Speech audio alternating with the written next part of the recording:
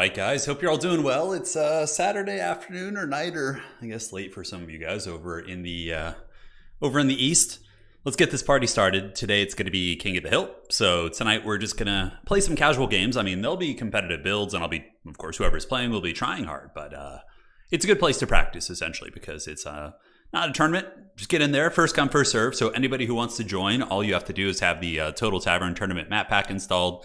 And first come, first serve as soon as someone loses. So if I lose this game, for example, then Fiesta will play the next player. And you also need to be in Discord, though, because we are doing the picks and bans via chat. So you'll need to communicate with your opponent and use the pick and ban tool, because we're going to be using the blind picks for today to get some weirder matchups, you know, because oftentimes if you just do pick 3, you're going to be getting more of the same kind of matchups. But with blind pick, you can get some wild stuff. So yeah, how you doing? Welcome. Yes, it is time.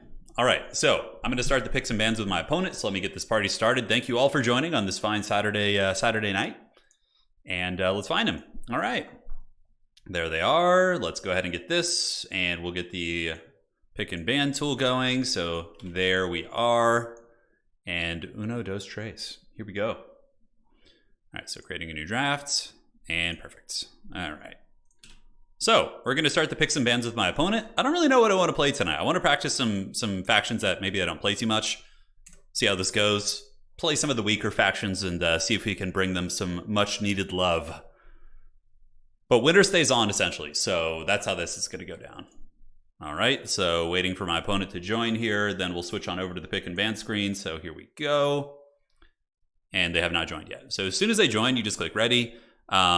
And then we just do our bans. So there's going to be global bans per player. So we can ban like the really overpowered stuff. This is very standard for like best of one tournaments. So it's kind of a cool way for people to get practice like in a tournament kind of style without playing in one. So pick ogres every single time. I will pick ogres at some point tonight. If I manage, I mean, I could just lose the first game. I could just end up, you know, picking Nurgle and paying the troll tool. But we'll see what happens, man. Yeah, it's going to be good. And worst case, I'll just cast games for the rest of the night. So yeah, hopefully you guys are cozy. Got a coffee or a tea or something. There's nothing like a Saturday night, Friday night, just having a coffee and decide on a ban. Oh, God. Okay, Slanesh. And decide on a ban. For some reason, like I think I have one of the old ones because I'm having to read it. All right, reading's hard. So let's go ahead and ban out the Tomb Kings as well, whatever. And now it should be 3. Oh, I think I grabbed the wrong one. I grabbed the wrong banning tool. Okay. I was wondering, because usually you're supposed to alternate, but I grabbed the wrong one. Okay, so we'll get this fixed in between games. So Tomb Kings and Warriors of Chaos. That's all I really care to ban. And then they're going to do some bans as well. Yeah. Interesting. Slanesh Legions of Chaos. Oh, he banned my Empire. How dare you, dude? How dare you? Okay, so I need to do this. Yeah, I grabbed the wrong tool, so hang tight. All right, one sec. Grabbed wrong tool. So go ahead. I guess it works. The bans will stay. We'll keep bans, but we need a pick tool. Okay. So let me find this. All right. So I just need to go to the website real quick. Hold on. That was from yeah, blind bans are cool. That was from another format. How's it going, Pone? Yeah, I saw you play him last night. Yeah, you guys had a little duel of fates. I was there. It was fun. All right, so let me go back into the website and get one of my pick and ban tools from ye old ages past. We'll find one. All right, so I think we used it for this. Yeah, this tournament I know we had the standard pick and ban format. All right, here we go. Okay, so let's fire this bad boy up. That was a new format that was used the other night, essentially. Yeah, for like local bans. Pretty cool. I definitely dig it. All right, let's host it and do this. And here we go. Okay, try that one. Try that one out. Tomb Kings? I don't know if Tomb Kings are going to get through the pick and ban phase. They might. I would actually not hate playing against them. So go ahead and do bans. All right, so now we should be all squared away here. So I'm ready. This should work just fine. So let's go ahead and do this. Yeah, now we're going to be alternating back and forth. Perfect. I'm not belittling it. It was a good duel of fates, man. It was. Yeah, it was a nice battle for sure. Do you guys hear the Chihuahua? She's barking at the door. She's very upset. Okay, so he did that. So I'll just do Warriors of Chaos. And I think my other ban was... do we want to ban out Tomb Kings? Probably. With what I want to play, I think banning Tomb Kings is probably prudent. I don't really care about playing against like vampire counts. Why is there no Kugath in Lord selection? He should be there. Yeah, he should be. Who do you guys want to see? I'm about to pick. I guess there's too much of a delay. All right, it's time to suffer. We're going to play some Nurgle, because Nurgle like never gets played. So let's just pray to the dark gods that my opponent doesn't pick a missile faction like Dark Elves. Oh God. All right, guys. It's showtime. So it's Nurgle versus Dark Elves. And yeah, this is one way to get eliminated in the first game for sure. All right, how the hell do we beat Dark Elves? I got to think of something real clever here. Okay, so Mortises probably aren't the way. I mean, I don't think. All right, so we're going to want that, most likely. Oh, that's kind of cool. Homeboy's got some, like, healing on him. I mean, of course, not terribly surprising, considering it is Nurgle. So we're on the Crucible, which is kind of a brawler map. Yeah, I see Kugath right now. I'm looking right at him, dude. He's there. So it's Nurgle versus Dark Elves. Mass Nurgle Knights? Ooh, I don't know about that, man. That doesn't feel too strong. That feels a little bit painful. All right, so we got you guys, and then we get some Marauders back here. I think this build's okay. Yeah, man, it's a tough one. This is a real tough matchup. Okay, so we obviously need Marauder Horsemen, or else we can't really compete in the mobile game at all. Rotflies are pretty terrible. Exalted Heroes on foot could be okay, but the thing is, Dark Elves will usually have Malekith, and Malekith can get in there and just karate chop them. Like, on the dragon, he'll kill them quickly, and Nurgle doesn't have, like, a whole lot of tools for contesting that, if you know what I'm saying. You kind of just have to pay the price. I have a couple schools of thought for this matchup that could be okay. Yeah, we'll have to see. So we'll start with you guys, and maybe like a couple of those could be okay as well. And on you, I think we're going to need this. Yeah, I don't want to bring too much that requires like a ton of healing. Obviously, we could do okay in the infantry game for sure. We have pretty good quality infantry. Ultimate Chad Turin getting eliminated in 5 minutes so he can cast the rest of the games from a neutral position. Yes, absolutely, consummate professional. That'll be my excuse. I have an idea of how to do this, though. I think I have a little idea of how to play this. All right, so let's get you here. When was the last time I played this matchup? I think I played it not long ago. I'm a huge fan of Soul Grinders. Soul Grinders are just like straight up one of my favorite units. But I don't know about against Dark Elves. This map might have some teeth for them. They might be okay here. All right, let's get the Icon of Eternal Virulence. I don't hate this build. Definitely gets the job done. And now, I think Plague Bears are one of the best infantry units. But again, like sometimes you need armor piercing against Dark Elves. It depends. We can get a couple Toads maybe. Yeah, the Toad Riders are okay. I'm always a little bit disappointed by Toads. Granted, they are okay at clearing out like Bleak Swords and, you know, probably not bad against Corsair type infantry. Yeah, so they got some options for sure. All right.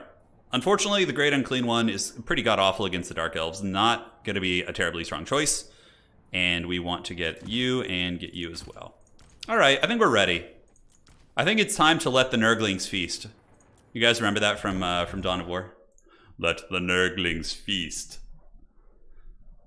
Well, Turn, we'll get to focus on casting, yeah. It's first come, first serve, Pug. Yeah, the only thing you need is the Total Tavern Tournament map pack, because we're not going to play on those old crappy maps.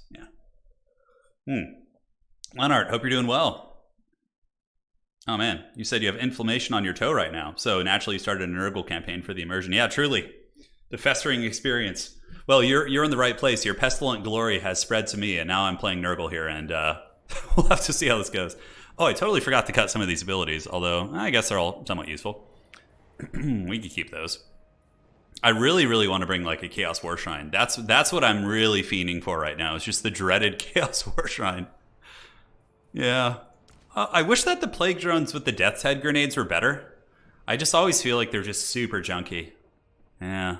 Like if they gave Plague Drones with the Death's Heads like blasting charge level damage, which would be totally fair considering they cost like 1,500 gold. I think that could be a really nice buff for Nurgle. Do you think Lore of Tzeentch should be stronger? No, Lore of Tzeentch is very good. Blue Fire is really good. Pink Fire is really good. They have a nice Vortex spell. Lore of Tzeentch is one of the best Lores of Magic in the game. Grandfather loves it. Hey, Dries, you know what's up, man. How you doing? Welcome to the stream, guys. Welcome. So yeah, King of the Hill. I'm playing first on Crucible, Nurgle versus Dark Elves. I felt like suffering tonight, so I wanted to play Nurgle. Yeah, Nurgle needs some buffs for sure, but like it's tricky. I'm always really kind of against the idea of buffing Nurgle, or not Nurgle, but units that are have yet to receive DLCs. Like, I really like the idea of going through the Empire, going through the High Elves, you know, all these factions that are probably finished for the most part in Warhammer, in Total War Warhammer, and like fine-tuning them. But factions that have yet to get DLC, you have to be really careful, because if you buff them too heavily, and then a DLC comes and gives them like 2 good units or a really OP Lord or something, then suddenly, you know, we're in the Dark Ages in terms of balance for like 6 months, right? So, no, Uncle for Uncle is basically my lose condition. If I'm like playing competitively and I'm, you know, I want to lose, just bring Uncle for Uncle and he'll get the job done. Yeah. Surprise stream? I know. I was looking. It had been a while since we had a Total War stream. I know we've been putting up daily videos, but it's not the same. We gotta get the action going. So, game plan here. We have a Cultist and a Plague Bearer who are going to fight on this objective, right? Soul Grinder is going to come up and do some fat bombardments. We have a Deathcaster on horse, because Buna and Spirit Leech are pretty good against Dark Elves, I would say. And we're just going to kind of try and swamp all the objectives a little bit. You know, give them a little something to think about here. So it's going to be tricky. We got a couple horsemen too. And yeah, see how this goes, man. The blocker is gone. I got it this time. All right, 1, 2, and yeah, you are going to go over here. Let's try and play that objective, and could always like rotate down to the middle, right? If need be. All right, guys, here's the build. I think it's okay. Have you already planned the continuation of the 2-head? Yeah, the head-to-head stream is tricky because there's 4 people, and one of the guys is on vacation right now, out of the country. So it's yeah, that's why we haven't continued it. It's not like we're gonna abandon it. We're gonna get back to it eventually when he gets back. So yeah, just look at it as a late Christmas present. All right, so we got you coming here. Let's get you guys moving up.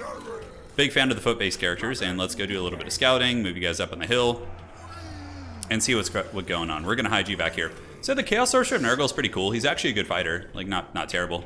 It's gonna be Corsair Infantry, which is why we mixed in the Cultists, because Cultists will sunder their armor down to 50, and then they get smashed. So let's get you over here. Homeboy can just kind of park right there. Looks like it's gonna be a Deathcaster with Spirit Leech and Buna, which is Spirit Leeching our you know, Soul Grinder here could be a decent play. We're gonna move up with the Horseman and say hello though. Let's see. I mean, yeah, maybe a Spirit Leech. I'm not sure if that's gonna go down. I'm definitely gonna be using mostly Bunas.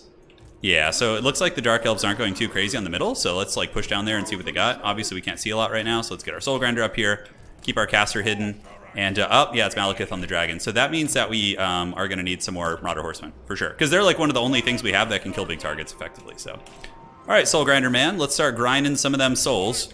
You got you here, and these guys are being shot by Scourge Hunters, which is not fun, but hopefully we could just tar pit like all these different objectives and get like a nice point lead, because we just have to basically eat the Scourge Hunter fire. There's not too many options, and it's I don't know why you're not shooting.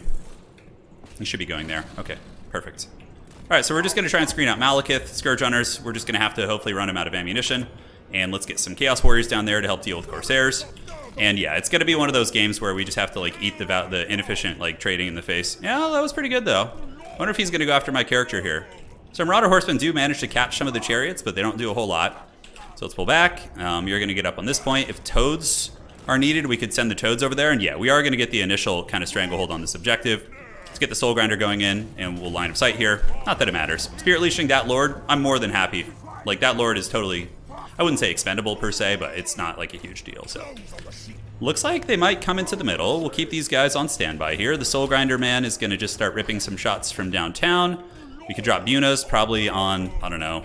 It's hard to say what the good choices are going to be, but at least we get all 3 of the objectives initially. And let's go ahead and get some toads, move them up here, and that should help us win that side. All right, so Soul Grinder, let's pull it back. Let's get Plague Bears up and Cultists up. Yeah, man, Scourge Hunters are so good against Nurgle Skirmish. They're so good. Well, at least we do have all 3 points, I think. Yeah, we're definitely going to get all 3 initially. And let's get the Plague Toads there to help out. Hopefully they'll get the job done. All right, so Malekith is here. He's going after the Soul Grinder. Let's go ahead and we can... Oh, that's Lokir Fellheart. Oh, shit. Oh, that changes things. That's actually way better for us. All right, so let's get you.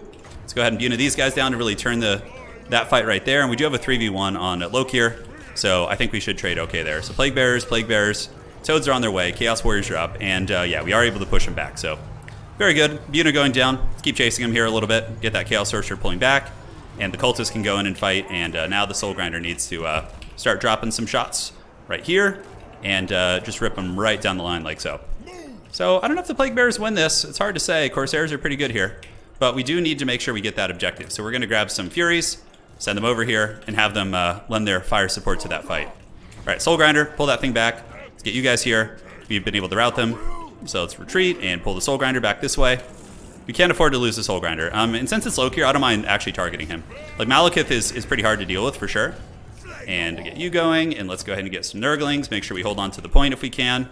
Move you guys up. Keep focusing there. And the Soul Grinder man can pull back. Let's get our caster going this way and just kind of keep working on this guy. All right, so the cultist can make his way down to the middle.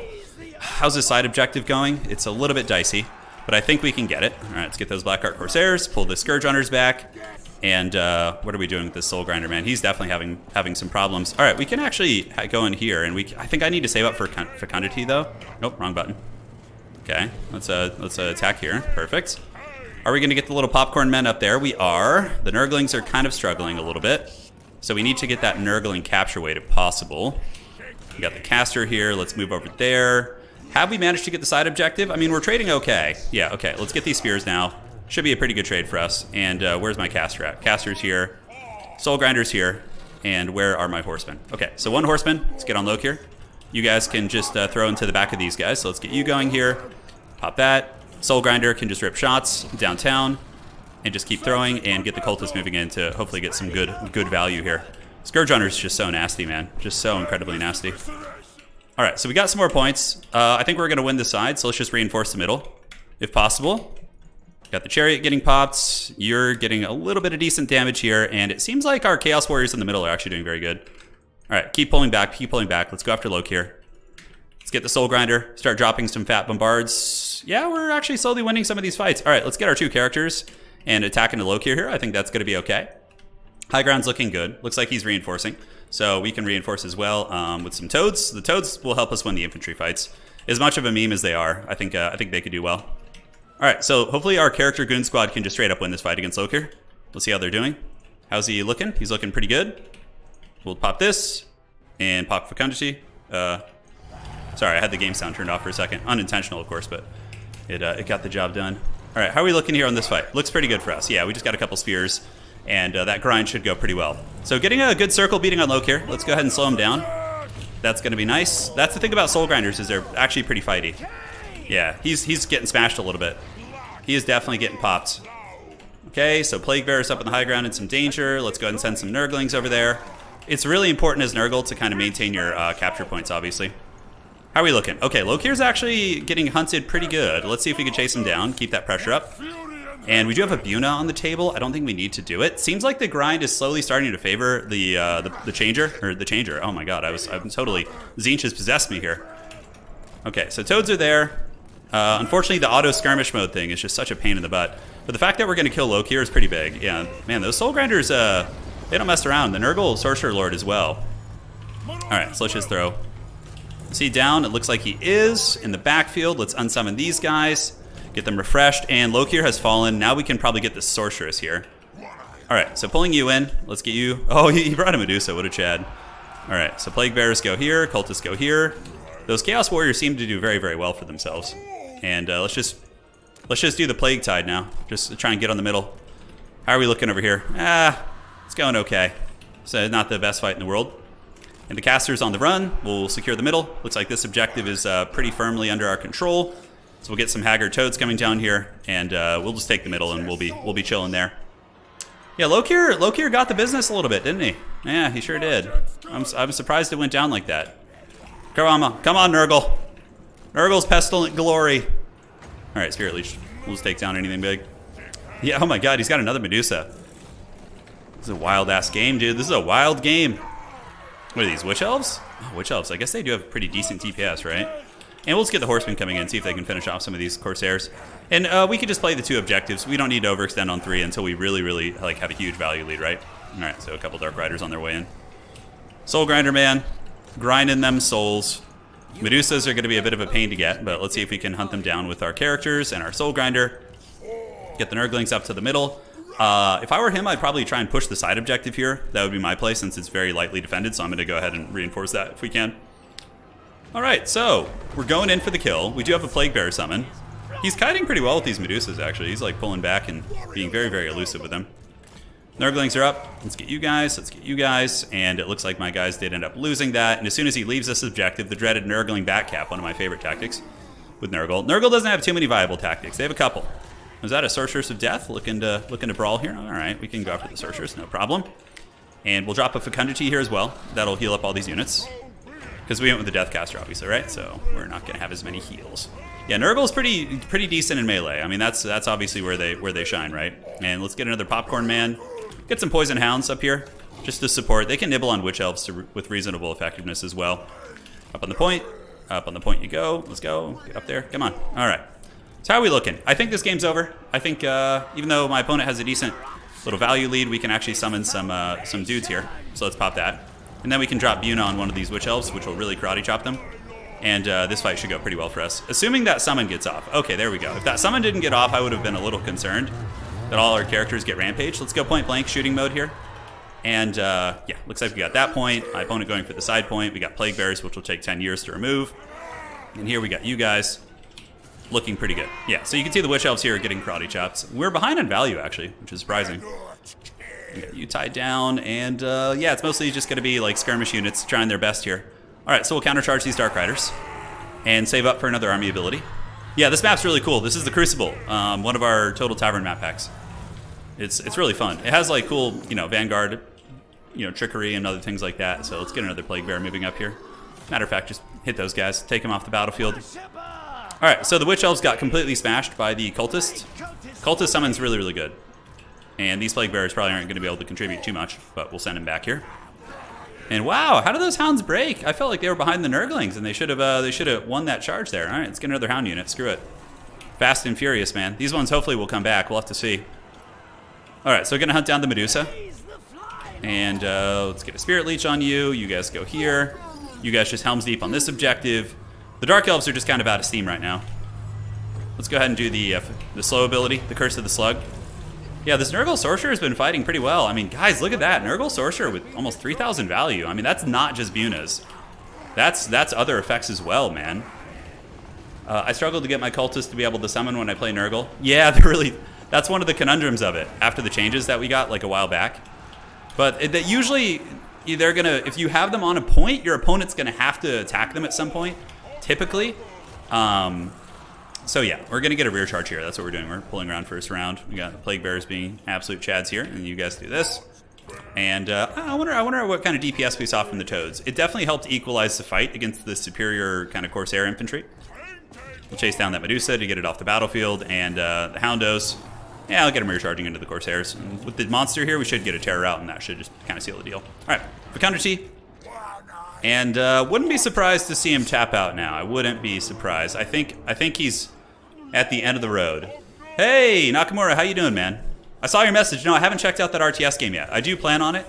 I've just been so heavy into playing Age of Empires. My old man hands can only play so many games, unfortunately. So it's like hard for me to play more than a couple. But yeah, I do plan on checking it out. And we should do an Age stream too. That'd be really fun, man. All right, so let's get over here. Just push the Scourge under Chariots. Doesn't really matter. We got the points. Got the Sorcerer. We'll let the Hounds feast. Let's pull back. No sense in chasing into his territory. We'll just kind of try and push him off here. He resummoned the Deathcaster. Oh my god, he's still going. Yeah, the Rot Mace isn't bad either. Like, I actually like the Nurgle Sorcerer. I feel like he's pretty good. Hey, Zach, thank you, man.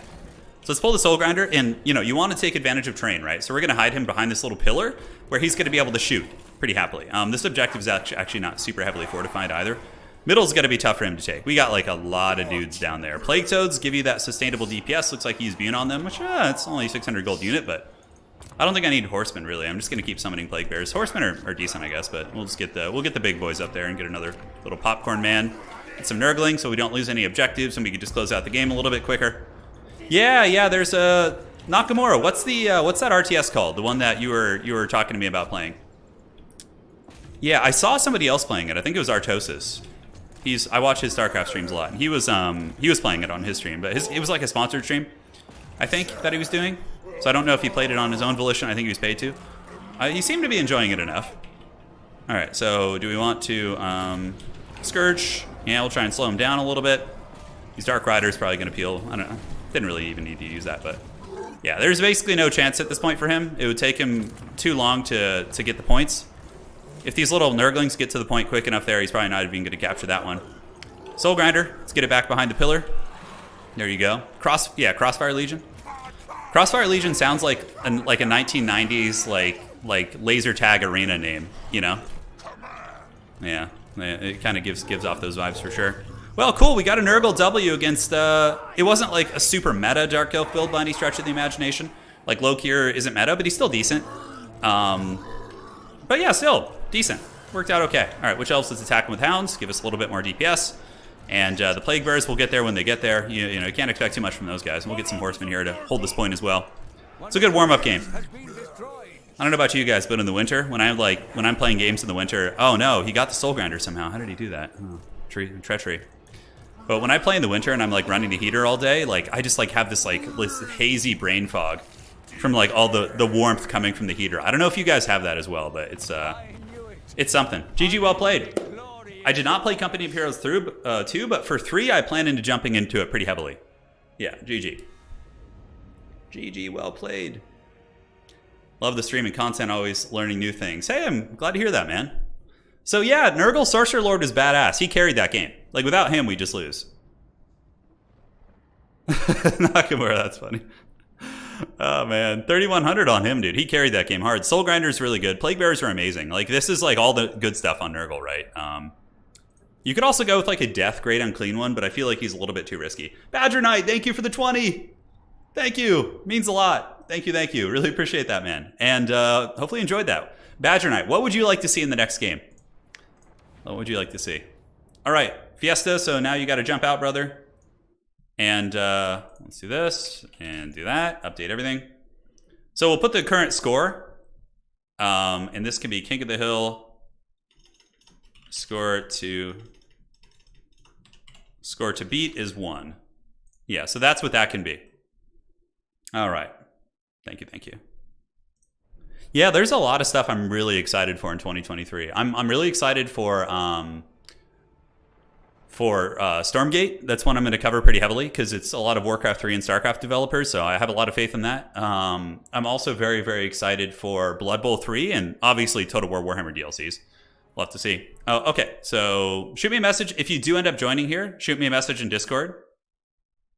All right. Let's see here. Let's get this going.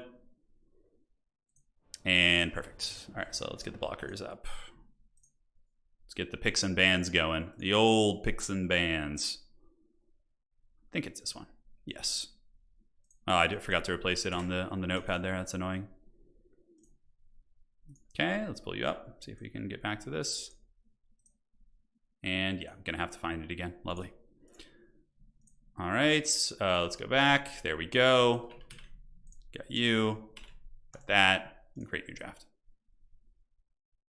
It's not letting me host as the captain here, which is strange. Let's refresh that. There we go. Okay. So for my opponent, it is going to be, how do you spell his name here? It is okay. And we'll get the map set up, and then we'll start the next match. Can you shoot me a message in Discord, by the way, if you're my opponent? I'm trying to find you in there. I don't know if you have a different spelling of your name, but we need to have some community. Since there's no game chat in this game. You gotta love it, man. You gotta love it. Just the dreaded no game chat. All right, so if you don't, you gotta shoot me a message. Okay. Let me see if you're in the stream here. You need to shoot me a message. I actually have a really good replay of using Khorne against what's it called? Vampire Counts, and using Scarbrand to pretty good effectiveness. He was a beast. We'll do Gates of Ekron next. Yeah, I'm pretty excited for those.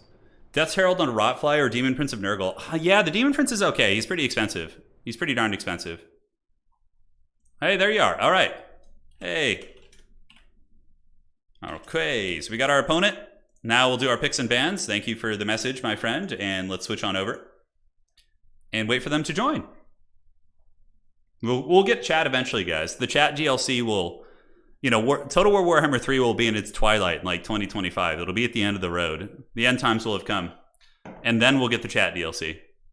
Would love to see Khorne at some point. Yeah, I love playing Khorne. All right, so here we go. So let's do our picks and bans. I always just get the overpowered nonsense out. It's not fun to play against or play as. Like, winning with them I don't get any sense of joy. Kugath, well, we already had a Nurgle game. We need to do something else. Yeah, Kislev's got some teeth. Even though they're one of the... I feel like I have more of a chance with Kislev. So he banned Vampire Counts. Okay. I'll probably just do Warriors of Chaos, honestly. So we were doing bans each series. The End Times DLC, yes. All right, Tomb Kings, Warriors of Chaos, and who else do we not want to see here?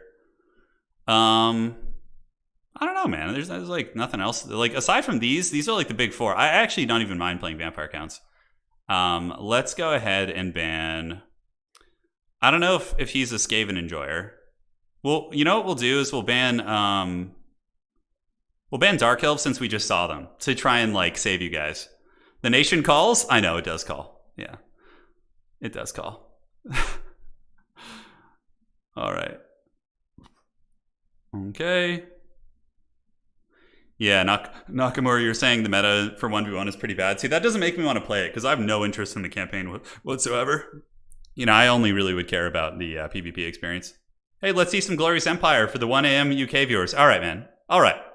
Sigmar will do you proud. Also, what Blood Bowl 3... What team am I looking forward to? Oh, Vampire Coast. Interesting. All right.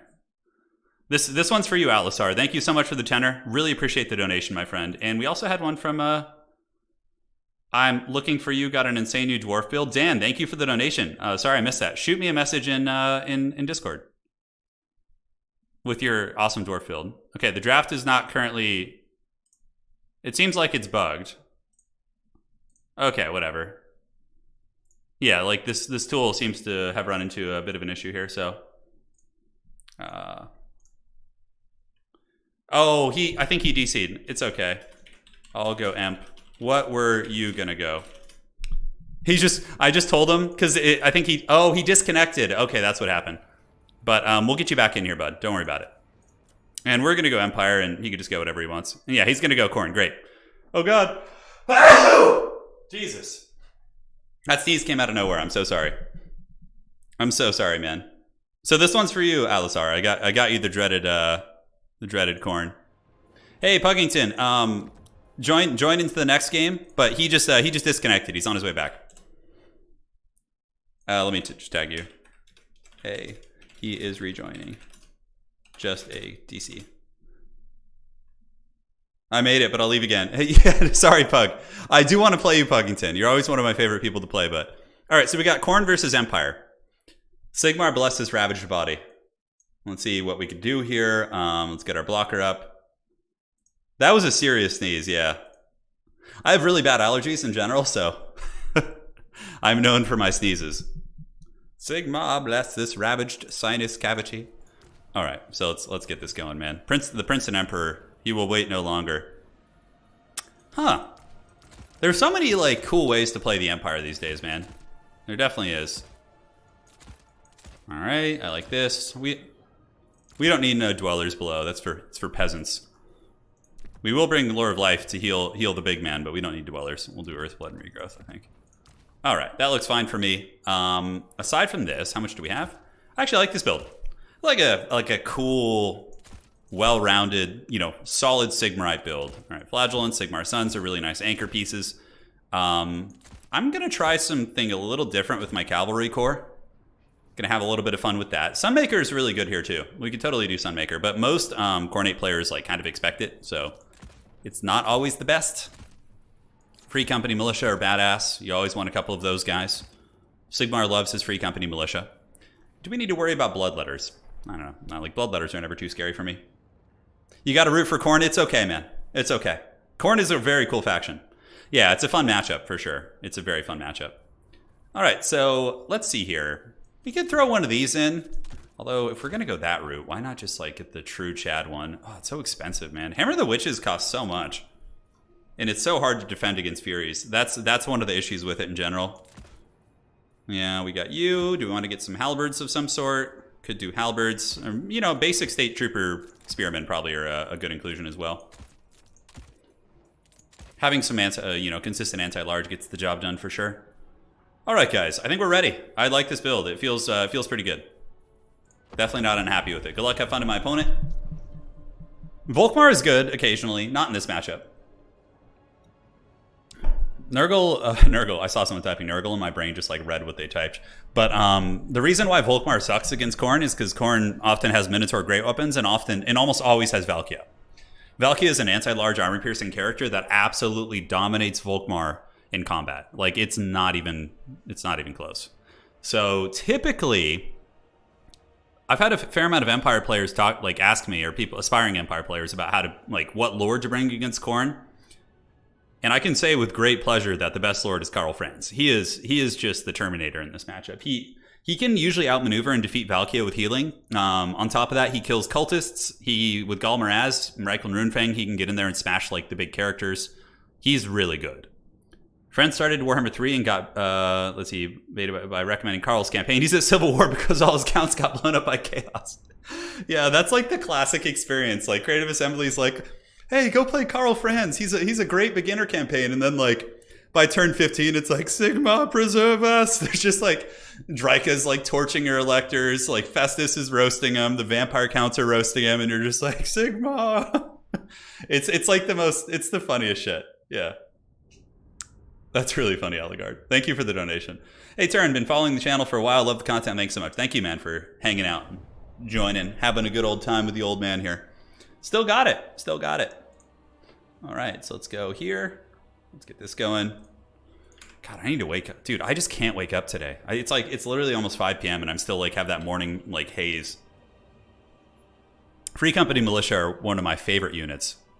I wish I could get them for tabletop. Where can I Free Company Militia models Warhammer? Do they actually have models that aren't 100 years old? Let's see. Yeah, Empire Militia. Yeah, let's see. They're probably so hard to find. Yeah, see, I think the cheapest one I'm seeing here, those are so cool. They're really old, though. Those models are really old. Oh, my God. We'll take a look after this. We'll look at the models together. Yeah. Sigma bless this ravaged campaign. I'm so excited for the old world to come out. I wish Games Workshop would just release it tomorrow so we could start that channel. So I'm going to start a second channel which focuses on tabletop wargaming. Heavily focused on Warhammer the Old Worlds. I'll still do Warhammer 40k eventually, but it will initially be starting off with Old World. And the game plan at the moment is I have a pretty much done Empire army that's fully painted and based. There's a couple more models I need to finish. I've been taking a break, and the wife and I are going to start a Dark Elf army after that. So we're going to get a full Dark Elf army. Then we're looking at a couple other ones. Hey, what's up?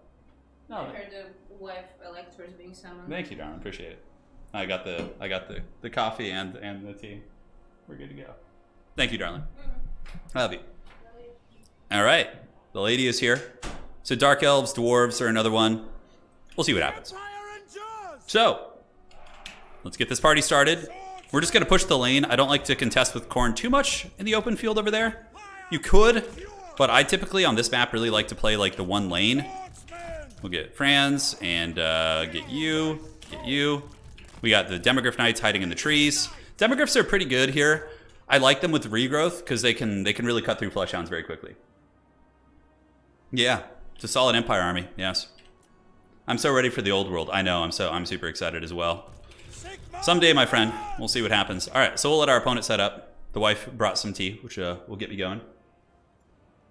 Remember when the Order Tide was a thing? Pepperidge Farm remembers? Yeah, no, that was never going to last. As soon as they added all these chaos characters, you just know it's going to go south. I enjoyed the Wookiee Claw model painting. Yeah, that was my wife painting it. Yeah, she's super talented. She's the best. I played Empire with the Steam Tank, won a few GTs. Oh, that's so cool. God, man, I wish I could have played in the heyday there. So yeah, he's got the right build. The double skull cannon is a counter against wagons. So he brought the correct build, 100%, which I really like to see it. It's something I've been preaching for a long time, is to bring the skull cannons here. We got Minos with great weapons moving here, looking scary. All right, so let's just go ahead and group you guys up. It's actually going to be hard. He brought a very solid build. I wonder if it looks kind of familiar. The build, it looks somewhat familiar. It's hard to say. So we're more about like value trading here. Let's go get Franz and just kind of explore up and see if we can find any goodies. The one thing about this map that's great is we have the tree line to protect us, so that's a very, very nice one. And we want to get the skull cannons to waste ammo on our state troopers, basically. That's kind of the game plan. All right, so let's get just a basic spearman, pull him up on the point. To hold that, Franz is gonna go looking for some adventures here. As the war wagons are gonna try and like bait, I'm gonna try and bait these minotaurs into attacking. We'll see if we can get them. No guarantees. Yeah, demis need healing to work, 100%. Without healing, they're pretty janky, honestly. All right, so yeah, Franz and the Demogryph Corps just kind of hanging out in the tree line. If he gets too close, we can definitely move up. And we're gonna just send the Man-Tide at him. So the Man-Tide is on its way. And what we can do now is also summon out some Free Company Militia. Let's get a couple of these guys and just push. And he made a bit of a mistake getting the skull cannons a little bit too close to the wagons to the point where I can shoot them now. So now we'll pull Franz out, we'll chase, the Man-Tide is gonna go take the objective, and we pursue. We pursue hard here because he has the range advantage. Looks like a little bit of a fun, cheeky ambush here. I do like that, but we also have the counter ambush for Sigmar. All right, so look, the demis emerge from the tree line. Oh, how badass is that? Although we should probably be careful. We should get back a little bit. Yeah, we'll keep going after these guys. All right, so Fran's gonna go in. He's gonna pop Galmaraz, and it looks like one of the pieces is done already. So let's get you, let's pull you back. And the demis are doing pretty good here. Granted, yeah, one skull cannon is down. Franz came in with the steel hammer and was able to give the business. So very, very good. Now we need some more heavy cavalry. Yeah, I don't have, I have Reichsguard in reserve. So Demogryph Knights, we need to disengage, get some spears going here. And let's go ahead and summon in some Reichsguard Knights, which are pretty good. I like them because of the armor. And, you know, we just have to fight these Minotaurs. But we're going to pull Karl Franz in and start popping some fat heals on these demis. Hopefully with Franz, they can actually win the fight. So yeah, Franz getting over there. We'll pop the Reichlin Runefang. Let's pull these guys over, get you, and we don't really care about the side objective. It's all about value trading in this matchup, in my humble opinion. Let's get the Reichsguard Knights to come in, clean these Fleshhounds, and the Prince and Emperor is going to buff up the boys with the Might of Sigmar. And let's pop a fat regrowth on these demis. Need to keep them fighting a little bit longer, and hopefully we can get the job done. All right, so Free Company Militia. Let's see what we want to shoot. Let's go here, pop this. Let's get these Free Company running over here. Reichsguard Knight's going to come in and hammer, and those demis are just fighting like absolute chads. Although Fran's getting a little bit smashed here. We got to be careful. Let's pop that Power Stone. Let's get Franz back. We want to take advantage of the cycle charging. And the Free Company Militia, let's get them shooting in there, and looking good. The home objective of Khorne could be faltering to us. The wagons are in position. Sorry, I see the donation. Thank you so much. I'm super focused right now, though. I gotta not lose this one for Sigmar. All right, so the Bulls on Parade did very good. Reichsguard Knight's able to crumble the Hounds. He's actually ahead on value right now, which is very, very dicey. The one advantage we have is the healing, obviously. All right, so let's get on these guys. Free Company Militia doing their thing. Swordsmen still fighting like absolute champions. Let's move up, and where are those Minos at? All right, Minos, chase here. Franz and the Lifecaster can go for the kill, and we got the demis back, which is awesome. So now what we do is a little bit of cheekiness. We come over here, start grenade launching those guys. Very, very strong stuff. We'll pop Galmaraz. And the Minotaurs are getting popped by the wagons. I know we're behind on value, but that doesn't mean a whole ton since we have a lot of healing. So yeah, those guys are doing some great work. Franz is just an absolute raid boss of a fighter too. Do we have any heals on him? We do. Let's see if we can yeah, what does he have activated right now? He's got the Horn of Khorne. Okay, let's get Franz back. He's actually losing the fight because we're in the trees and it's just an ugly, ugly situation. All right, so let's pop this. Franz needs to escape 100%. Looks good. Swordsmen keep fighting here. Keep these guys hunting down the Minotaurs. And yeah, we might need to use the wagons to buffer a little bit here. Save up for like a regrowth at this point. And let's go ahead and get the demis charging in there. All right, state troopers at the ready. Still fighting like champs. And how are the grenades looking over here? Looking pretty good. We got them pushed off for the most part. Let's send some state troopers there. And Franz, we got to be very careful with him now until we get some like adequate healing. Should be able to get on these guys. Swordsman pushing up. Free Company can shoot there. And we now have the Zentler's Reichsguard in the reserve. This is a really good game. This guy's very strong. Very, very strong player here. We're about to get another War Wagon, though, or another one of his equivalents, essentially. Franz, let's get a heal. Name a more iconic duo than Franz and his beloved Earthblood here. All right, Reichsguard Knights, let's get you up here. And it seems like the demis are doing pretty good. Let's bounce over, jump on you guys. And great. So we got another one of the Skull Cannons down. We pulled the value lead, and we've also taken the side objective. And with the value lead being taken into account, that's very, very good for us. Yeah, it's very, very good. Let's get his other cannon here. Let's pull the Zentler's Reichsguard to hunt down these Fleshhounds. I love the Reichsguard Knights here, actually. I think they're very good in this matchup. All right, let's get you guys going because they have a little bit more armor. so they can trade slightly better in some situations than the Knights of the Blazing Sun. All right, so now it's time for more Mantide action. So let's just summon the Mantide out and just get more bodies for Sigmar. And Franz is still going. You know, it's very like lore friendly Franz. In the lore, oh, did I send my Jade Wizard to go fight in melee? I love it. I'm so good at this game. In the lore, Franz is like always like wounded, and then somehow he like manages to rally a victory, which is super awesome. All right, so yeah, we need to get that point. I don't know what's going on there. Let's get these state troopers up. Keep the Reiksguard Knights grinding here. Get Franz back. Demogryphs doing some work. Let's get them around the back. Pull these wagons back. State troopers move up. And Franz needs to just kind of juke back and forth. And we can resummon the Jade Wizard if we have enough magic to justify it. I think we do, so looks fine to me. All right, let's get in here. Let's get you guys to go charge those Minotaurs. Free Company Militia can get in there and fight. These are Marauders of Khorne, which isn't great. And we can pull the grenades over here. And now what we need to do is just put someone who's like durable over here to hold this. All right, so let's just capture that firstly, though. So yeah, points are pretty close. Reiksguard Knights getting a nice little fight there. War Wagons doing what War Wagons do, which is win games. A very, very solid piece of equipment. Let's charge those throwing axes. Snipe the Lord a little bit, or actually see if we can get that Skull Cannon offline. Get these guys going in here. And France can fight with these Marauders. I think that's going to be okay. We got more Sigmarite bodies coming. All right, so unsummon, get you back in the pool. And we got the Lord a little bit trapped up. That Khorne Lord is really no joke, man. He's doing some serious work. All right, so let's get you guys moving. You guys moving. How are we looking here on the side? A little bit of a lapse in micro, and that's what happens, you know. You pay the troll toll, man. Sigmar's Son should be able to get that. I'm hoping. We need to get an objective now, though, because the trading is like closer than you would think. Although I think we're in good shape. Okay, so the heavy Empire Shock Cav doing great. We definitely need a Reiksguard. The grenade launchers did get chased, and let's summon in the Special Forces of the Empire. Reiksguard Knights dominate Fleshhounds of Khorne. Their armor mitigates most of their damage. So, all right, let's chase. Is there any housekeeping we need to do? I'm not one of those players who plays from like outer space. I just think it ruins the immersion of the game. But, you know, understandably from a competitive angle, it's very smart. All right, let's attack these Chaos Warriors of Khorne. Let's bounce over, keep those wagons shooting. Get the state troopers moving up. Steel Faith and Gunpowder, all that good stuff. All right, take you out. And how are we looking here? The Reiksguard Knights should get it. Looks like we'll get that objective flipped. And the Reiksguard did very, very good. Let's pull them back now. And grenade launchers are back. Perfect. All right, so let's loop them up here. Like so. How's our boy Franz doing? Franz is doing very good. I think it's time to resummon that Jade Caster. How much is he going to cost? Yeah, he's still kind of coming off cooldown here. All right, so yeah, he's coming for Franz. You can see he wants it, but we're not going to give it to him. And the wagons can just kind of keep rolling. Chaos Warriors versus State Troopers doesn't feel good, so let's pull back. Get those wagons shooting, unsummon you guys, and unsummon you guys as well. Got to do our housekeeping. All right, so this objective is ours. Fleshhounds should fall here. Looking good. Let's kind of pop that Lord down. Let's get the Jade Wizard coming up. He is back. Franz always brings a backup Jade Wizard, you know. Those Empire mages, they tend to die against the Blood God. All right, so let's move here. Move you guys around the side.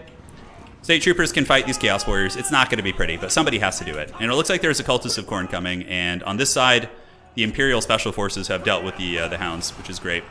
So yeah, I need to get Franz like just a fat, chunky regrowth, and then he can come in just like in the cinematic trailer and just like have that epic like for Sigma as he smashes the bad guys. That's what we need. Are these Marauders? Yeah, Marauders are a great target for these type of units. So Fran's gonna get a fat regrowth for the Heldenhammer. This objective is ours. Thank you, guys. Hey Patrick, thanks for becoming a member too, man. Jeez. I'll get to your donation as soon as I can stabilize here. This is a very sweaty game. This guy's very strong. All right, so let's get you guys up, and let's get more of you. We got the Reiksguard Knights. Let's move them through the tree line. I think that side objective's pretty safe. And now Franz is coming to settle the score with the mighty Chaos Lord. Let's hope he doesn't throw this one. All right, so here he comes. Franz is coming for it. You better run. All right, so we'll loop here. Grenade launchers looking good. Start grenade launching these guys. And the Reiksguard Knights doing the work of Sigmar. Is there any risk on this back objective? I really need to make sure I don't lose that, so what I'm going to do is send some Spearmen there. Spearmen will fend off Fleshhounds and those type of units pretty well. And yeah, the Chaos Sword is chilling there. He's waiting in the wings. All right, let's get you guys coming. Here it comes. Let's pop the Reikland Runefang, baby. And Galbrass, yeah. Give him the old Sigmar. Oh yeah, baby, let's go. Come on, Franz. Come on, Franz, Prince and Emperor, let's go, man. There we go. That's what I'm talking about. You know, Khorne might win in the brute force fight, but when it comes to the epic, you know, entrances, Franz is going to come in and seal the deal. You guys ready for the cinematic shot? Oh, the Chaos Lord banished by the Prince and Emperor as he waves Galmaraz. Very cool stuff, man. That's what Total War Warhammer's all about. Cool. So let's move you guys across. Looks like there's some big scaries coming to the objective here, so we're going to want to send some special forces over, but it looks like that's GG. Oh my god. So Patrick, man, thank you for the 50. Goodness, that's really generous. And thanks for becoming a member, man. I don't see any messages from you, but man, I really appreciate it. Welcome to the Dukes of Haggard, my friend, and cheers, brother. So yeah, that was a good build. Yeah, I liked his build. It was good. It was scary. That Chaos Lord of Khorne was like very much like a movie villain. Like he beats up the protagonist in the beginning, and then the protagonist comes back at the end and takes him out. Yeah, they got the same amount of value too, and that's a great deal. That Chaos Lord I think is a little bit cheaper. Wagons did good. I think with a little bit more cautious Skull Cannon play, he could have beaten me. But the fact that they kind of got overextended and picked off early really gave my Wagons a lot of agency. Yeah. All right, so shoot me a message in Discord if you can. Score to beat is 2, so that second column is the current score to beat, like before. What a round, nicely done. That was a fearsome battle, dude. Well played, dude. Martin, you're really solid, man. GG, well played. You're very strong. Okay, so let's get the notepad open. Let's do this, and let's do this. He says, no worries, love the game. Always enjoyed watching vids in the morning. Now I have a chance to subscribe and hey, thank you, man. Do appreciate that a lot. And let's play another Haggard faction this time. I played my main. Empire's my main. When I want to win tournaments, I go to Sigmar.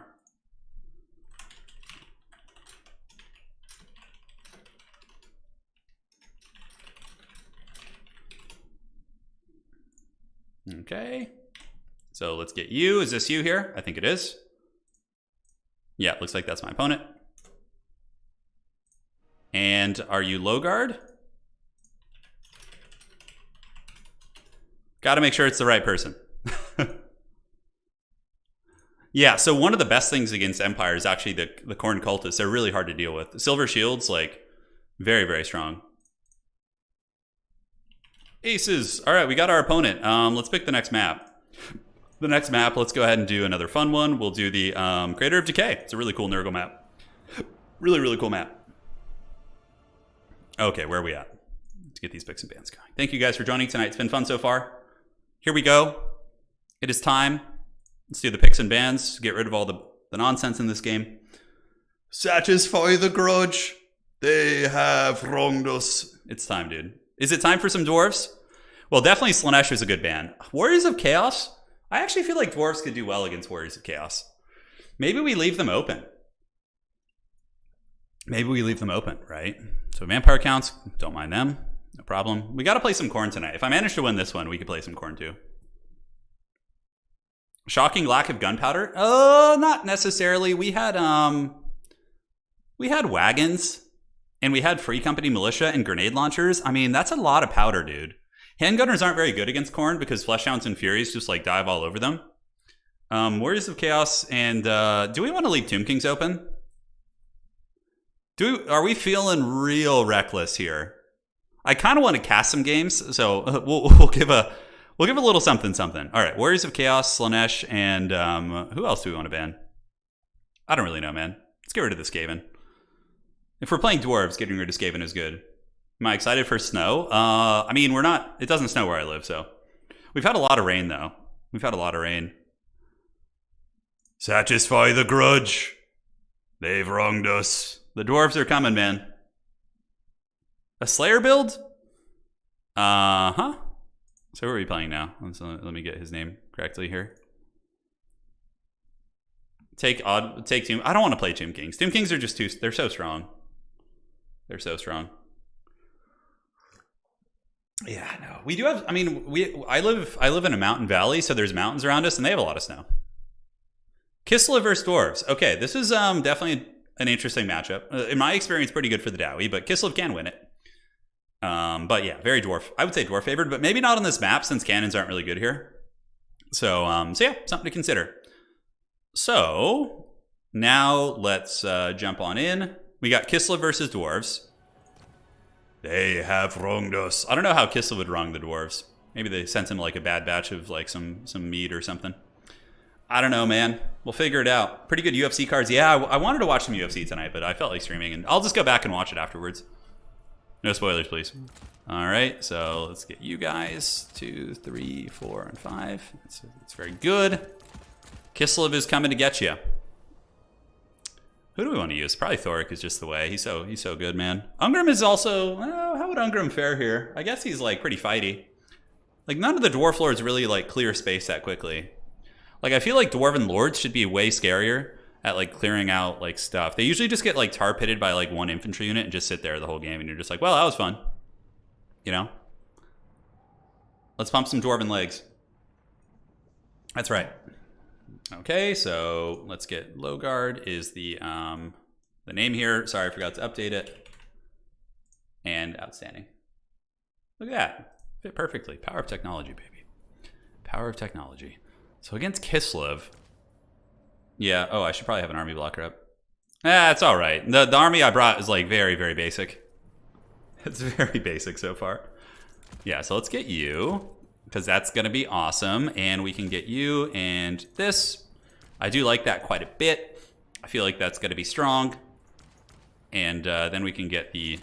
Oh, I actually like this build already. This build's pretty badass. So we need some sort of a character here. Slayers are pretty necessary. Kislev has a lot of cavalry, so... Giant Slayers here... I don't know, Giant Slayers might not be the worst tech. Giant Slayers could be absolutely decent. Yeah. Kislev, Streltsy can kind of put a little bit of hurt on you, but in my experience, it's not too bad. And we do need some blasting charges. And do we want Rangers? Rangers, I guess, aren't bad for vanguarding and for taking out Kossars, but Kossars are just awful against Dwarves. So the tech doesn't seem that good. Probably something like Ulthar's Raiders and like some Thunderers would be more prudent, I would say. Yeah, I think so. Yeah, Thunderers are always good. Iron Drakes are also pretty cool. Against like Kislev chariots and monsters and like bears, things like that, they can do pretty well for themselves. So, all right, so let's bring like an off meta Dwarf Lord, because it's kind of boring to just see Thoric every single game. So we are gonna go for you because he's just super cool, and we'll even bring the abilities just to get real crazy. Oh, bring that. We'll bring that at least. That seems like fair play. All right, so it's not the most competitive dwarf build in the world, but it's also not terrible either. Wow, Felix has... I didn't know that Felix has 70 armor. Yeah, Felix Jaeger is pretty tanky. He actually wouldn't be bad against Kislev, potentially. He could get in there and go fisticuffs. All right, so if only you cost a little bit less. So we got you guys. Yeah, this guy's a little bit of a price sink here. I feel like they're just a little bit janky. Yeah, so we'll cut that. And I do like Rangers with Grey Opens actually in this matchup. I feel like they have some decent applications for sure. Hammerers would be badass, potentially, against Kislev. Yeah, they can do some work, but I think this build's good. All right, you guys are going to like it. You guys are going to dig it. Grombrindle? No, it's not Grombrindle. No. UFC and Brews. You know, there's a lot of, like, podcast people who do, like, fight companions for, like, MMA. I would totally love doing that. I've been like, on the fence about starting just a fun, ridiculous podcast for a long time. I just can't get myself to pull the trigger, man.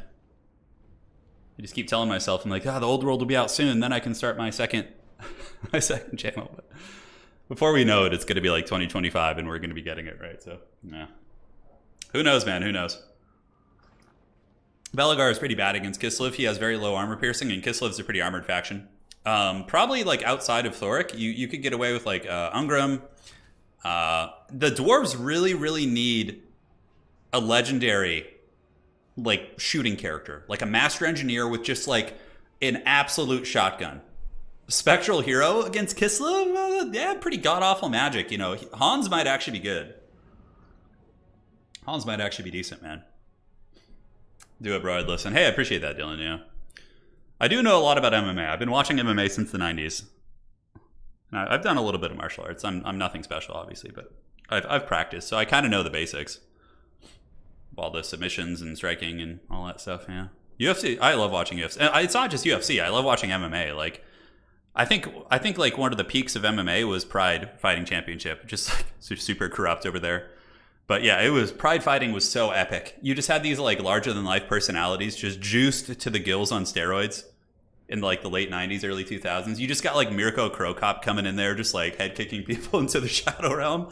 Like, dude, 90s MMA was wild as hell, dude. Yeah, it was wild, bro. Oh my god. Like, for those of you guys who aren't, like, into MMA, I could show you some stuff that's just so wild. Alright, so here's the game plan. Satisfy the grudge. That's the game plan now. We got Dwarf Warriors here. And they are going to be going up the middle. Because basic Great Weapon Dwarf Warriors are really good against Kislev. So Ungrim Iron Fist is going to lead the charge. We have 2 Grudge Throwers here.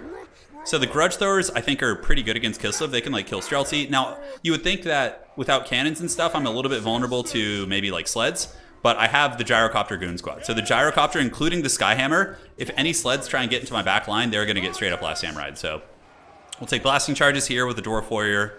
And that should be enough, I think. Oh, my God. UFC 1, yeah, UFC 1 is insane. There's, like, literally, Keith Acne runs an AC business. Oh, really? I think Keith was the one who did, like, the elbow to the guy's dong. There's literally an MMA clip of this, like, guy getting put in a crucifix position, or he's in some sort of a really compromising position. And this was before, like, groin strikes were outlawed in MMA, and the dude is just straight up punching him in the wiener, like, over and over, and you're like, oh my god.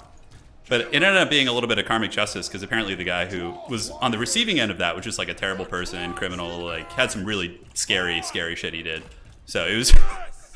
yeah, Don Fry versus Yoshihiro. Dude, that fight is, like... oh my god, somebody sent me a meme video of that fight, and it's like Don Fry with, like, Freebird playing, like, on blasted terrible speakers while he's just exchanging punches with this guy. Oh my god. Would you rather fight a guy called Cobra or Hammer? Definitely Cobra. Like, a guy called Hammer is going to just knock you out in one shot, but the Cobra, like, might, you know, strike, wear you down over time, but yeah. Yeah, no, dude. Anyways, I could talk MMA all day. I love MMA. All right, let's get you guys up here. Move here. Here we go. It's time to satisfy the grudge, man. So with dwarves, if you guys are aspiring dwarf players, you typically don't want to play more than like 2 objectives initially. You want to, like, find the 2 coziest objectives that you can, like, aptly defend and just kind of sit and chill on those. That's really how you want to live your life. So Slayers, we're going to summon some out really quickly in case he goes very Dervish heavy. We're going to hide behind this. Okay, Streltsy. So I was expecting Streltsy. Now we just bombard them with the Grudge Throwers, and we live our best life there. Blasting charges, we'll keep one here. We'll keep you on the back. Usually you want blasting charges in the secondary row so they don't get compromised and shut down. Horse Archers is probably not going to be great for him, in my humble opinion, but I could be wrong. We'll see. The Royal Dowie Air Force stands firm, and Ungrim and company are going to be heading up to the objective here. Yeah, Chemo Leopoldo dragging the giant cross to the ring. That's pretty hilarious, too, because that probably tired him out, you know? Yeah. All right, let's get some blasting charges moving up. We have the Grudge Thrower line, so that we're going to start working on the Streltsy in that way. Horse Archers won't do too much against our armor. I kind of want to go get the Vanguard point, or at least make sure he doesn't get it. So we'll go keep, like, a single blasting charge over there. All right, so let's rotate this way. And are those Horse Archers going to try and get in my backfield? This is why we brought, like, a little bit of shooting. Kind of keep them honest here. All right, so we're just blasting these guys down, no problem. And the Horse Archers could try a little funny business, but, like, my Slayers are very ready for them. All right, the Iron Fist is here, and have we taken out those Horse Archers? Just about. So let's get you guys, and then you guys can move around the side.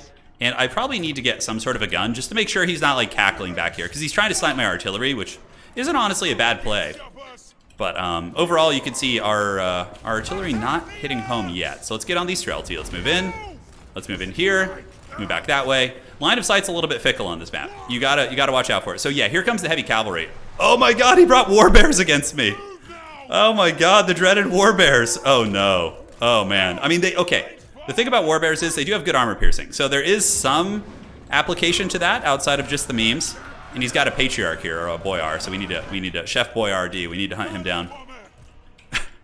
Okay, let's take up a defensive posture with our gyrocopters. We definitely need more Slayers out here. We got some guns moving up, and it looks like those Horse Archers are down for the count. And now we brace for the dreaded Warbear rush. I was not expecting that. I mean, look, they are armor piercing. And the Dwarf Warriors flanking there is pretty hilarious. Okay, so he's going to get the Vanguard point, which means he can summon in my backfield. Let's go get the Warbears. Let's get you guys here and get some Slayers kind of waiting in the brush. So we need Slayers like here, ready to help. The artillery is slowly wearing down Streltsy, and I think we got the middle objective for now. So we're going to start blasting these guys into the Shadow Realm. And the blasting charges have won their fight. Let's move him up. Ungrim, did he end up fighting that lord? He did not get him. Okay. He did not. Let's get some guns moving up. How are we looking here? Warbear Riders just getting absolutely pounded, as expected. Blasting charges against them aren't going to be great, but yeah, we're getting a lot of anti-large shots into them, and our artillery is sitting very, very comfortable. As a matter of fact, let's pull some guns that way. I think we're okay in the middle. Like, I think Ungrim and company are just doing the work of the ancestors here. And again, we could focus on value trading. It's not going to be a terrible idea. All right, so Slayers, looks like there's some dervishes in the backfield, not surprised. And we need to get the artillery pieces shooting again, so let's get them blasting at you guys. And those Warbear Riders are having a really, really bad time, though, 100%. All right, so yeah, we're not going to catch those dervishes, so let's get the Slayers up on the objectives. And we can summon out, we don't have any more Slayers, but we can get you guys to shoot those guys, do a little bit of crossfiring. Yeah, we could lose this middle objective, but like we're value trading really, really nasty. Our gyrocopters are slowly wearing down a lot of his really expensive units. We got guns online. Let's keep screening here. And yeah, we got the guns doing some work, and yeah, that's not bad. Not bad at all. So we need to get some dudes up on this point. I think we need some reinforcements. Ungrim is slowly losing ground. Blasting charges move up. Let's get you guys shooting at the Streltsy here. And yeah, the Royal Dowie Air Force is just nasty. Costfight Dervishes will do okay here, but nothing that, you know, a unit of Thunders can't fight off. So all the Warbear Riders are basically dead in the water right now. And let's pull you back. Let's go this way into the Winged Lancers. And let's get the blasting charges creeping around the side. And yeah, nice supporting gunfire. The dwarves stand ready. All right, let's get the gyrocopters back. It's time for a little bit of a Skyhammer action, so we're going to send it over here for support. He's pressing pretty hard, to be honest. I don't know what kind of damage that will actually do. We'll have to see. So let's get you guys finishing off the Warbear Riders. Let's just keep you guys moving here. The Slayers can push for his home objective, actually. And yeah, we are starting to falter here a little bit. So we need to get you here to start nuking down some infantry, if possible. Ungrim and company can do this. Do we have any more Vanguard? We do. So we got Ulthar's Raiders. Let's move them up. And Little Blizzard didn't do badly, actually. Did not do badly. All right. So yeah, these guys are in danger. We need to chase them off the battlefield. And it's time for the Hammer of the Skies. Let's go. Oh, yeah, baby. Let's go. Come on. Come on. Oh, yes. Oh, yes. Okay. I don't know if that was worth it, because we did get Last Samurai a little bit, so I'm going to pull this thing back. I forgot about that unit of Streltsy that were just, like, chilling right there. All right. Let's get those throwing weapons up. We can charge the Slayers up if we want to, I think. Let's just kind of move you guys, unsummon some of the really beat up ones. It's a very important thing to do. We got some more guns, so let's do this. The Skyhammer needs to stabilize here, and the two gyros need to finish off these cavalry. So we might lose this middle objective. I mean, he's value trading reasonably well, but yeah, this is where we get the Royal Force and we just take down these sleds here. This is what it's all about. They're gonna get just absolutely blasted here. Let's get some guns shooting, turn about face, pull the Slayers back, unsummon you guys. And I think Ungrim Iron Fist is fighting like a pretty Chad on that objective. So let's get some Longbeard Great Opens up. Look how quickly these sleds just get mowed down. Oh my god, it's brutal. And he's pretty far behind in value, so he's going to start struggling to... we'll send you to go cap that point. He's going to start struggling to field units. You're going to notice his army size is going to be pretty small. Yeah, Ulthar's Raiders getting caught in a nice blizzard there. Sled's getting absolutely pounded there. So, yeah. Oh boy!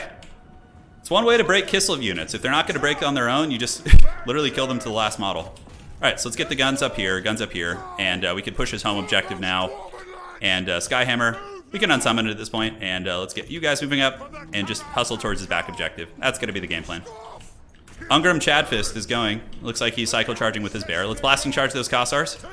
Move you up. Go here. Get the guns shooting there. The sleds are all gone, so Slayers can move up. Dwarves are very much like a defensive value trade, and then come in for the kill type action. And we don't want the Slayers. Slayers can actually bounce out and get that objective. I think that's going to be a little bit more cost effective for us. Let's get those Winged Lancers, Last Samurai them, and we can mark them by Ulthar, which is going to make them very vulnerable to shots. So here it comes. And now they're going to be quite a bit weaker, for sure. All right, Slayers, go, go, go. Take them down. And did we get knocked off back here? Interesting. Okay. Why can we not get back on this? Did the sleds, like, break us? Okay, well, we'll just unsummon it since it appears to be bugged, or maybe I'm just missing something. And we're taking his Vanguard point because we don't want any more of that. And this is where it becomes very stressful for Dwarves, is when Chariots manage to isolate you in open field. So let's go get some more Slayers over there. I guess we just play the two objectives. Just keep forcing him to take these ugly trades, right? All right, let's get you. Oh, Ungrim, the Axe of Dargo thirsts. They've wronged us. All right, come on, baby. Oh, one more hit. Come on, Ungrim. Finish him. Oh, he's down.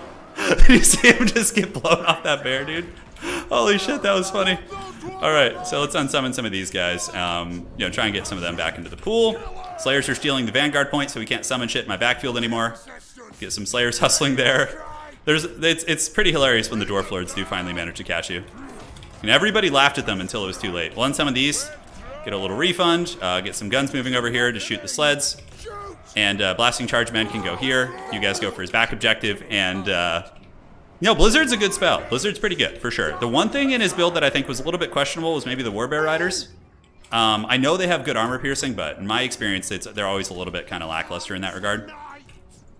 The sleds are good, though. Definitely sleds are a pain in the butt. All right, so... You remember that clip of Howard Dean? He was an American presidential candidate. It's so funny. So we go back to like the mid-2000s, right? You get a presidential candidate. I think he was a Democrat. I don't remember. But he was running for president, and he literally just yells excitedly, okay? Like at one of his rallies. Like totally like cool, just like WWE, excited to be running, like really passionate. He's like, oh, just like really crazy. And that guy literally gets like completely canceled by by his party. They just like karate chopped him. They're like, oh no, we can't have this unstable guy running for president. And now you look at what we deal with in modern politics and you're like, holy shit, man, okay. It's crazy how things change. Yeah, it's crazy. That guy like had people turn against him for just yelling excitedly, It literally destroyed his career. We're going now. Dude, I love how he gets like all WWE too, like Vince McMahon. His voice just gets all like heavy and he's just like, that's one of my favorite clips of all time. I used to watch that when I was like in high school and just cry. Was it maybe early college? And just cry like tears of laughter. And just, it's so good, bro. It's so good. Oh, that guy's a national hero, man. Whatever he's doing, if anybody could unify our country, it would be that guy, Like, just bring everyone together. Just him coming back with that glorious yell. All right, anyways, guys, I digress. You guys, that's how I talk. That's the extent to which I'll talk about politics here on the channel is Howard Dean yelling. Those were amazing times. You remember that? I know, it was pretty great. Okay, I should probably focus on the game and trying to close this out. So, Winged Lancers, it's fine. Let's bring the Skyhammer over here. Ungerman and Company, the dreaded Dowie push. Let's get one Slayer here. We just got Slayers all over the place. Get you guys with your throwing axes, you guys here. You guns there. Longbeard's over there. And now it's time for the... I think his voice cracking killed it. The voice cracking is the best part, though. That's like, if his voice didn't crack there, it wouldn't be that as funny. Like, that's what made it seem like extra insane, Which was awesome. we're gonna take out Dwarf, and oh no, that's so good. Okay, that a little bit of collateral damage there. He's gonna get a nice blizzard. Looks like the caster's going down. Let's line up for another juicy one here, shall we? Just oh no. Oh no. I will do a recreation of that. I can make my voice crack like that for sure. Like, we're gonna take out Dwarf and we're gonna go to Middenheim. Just like all crazy. Oh, that'd be so funny, dude. Just dress up like friends. I'll go to my local town square.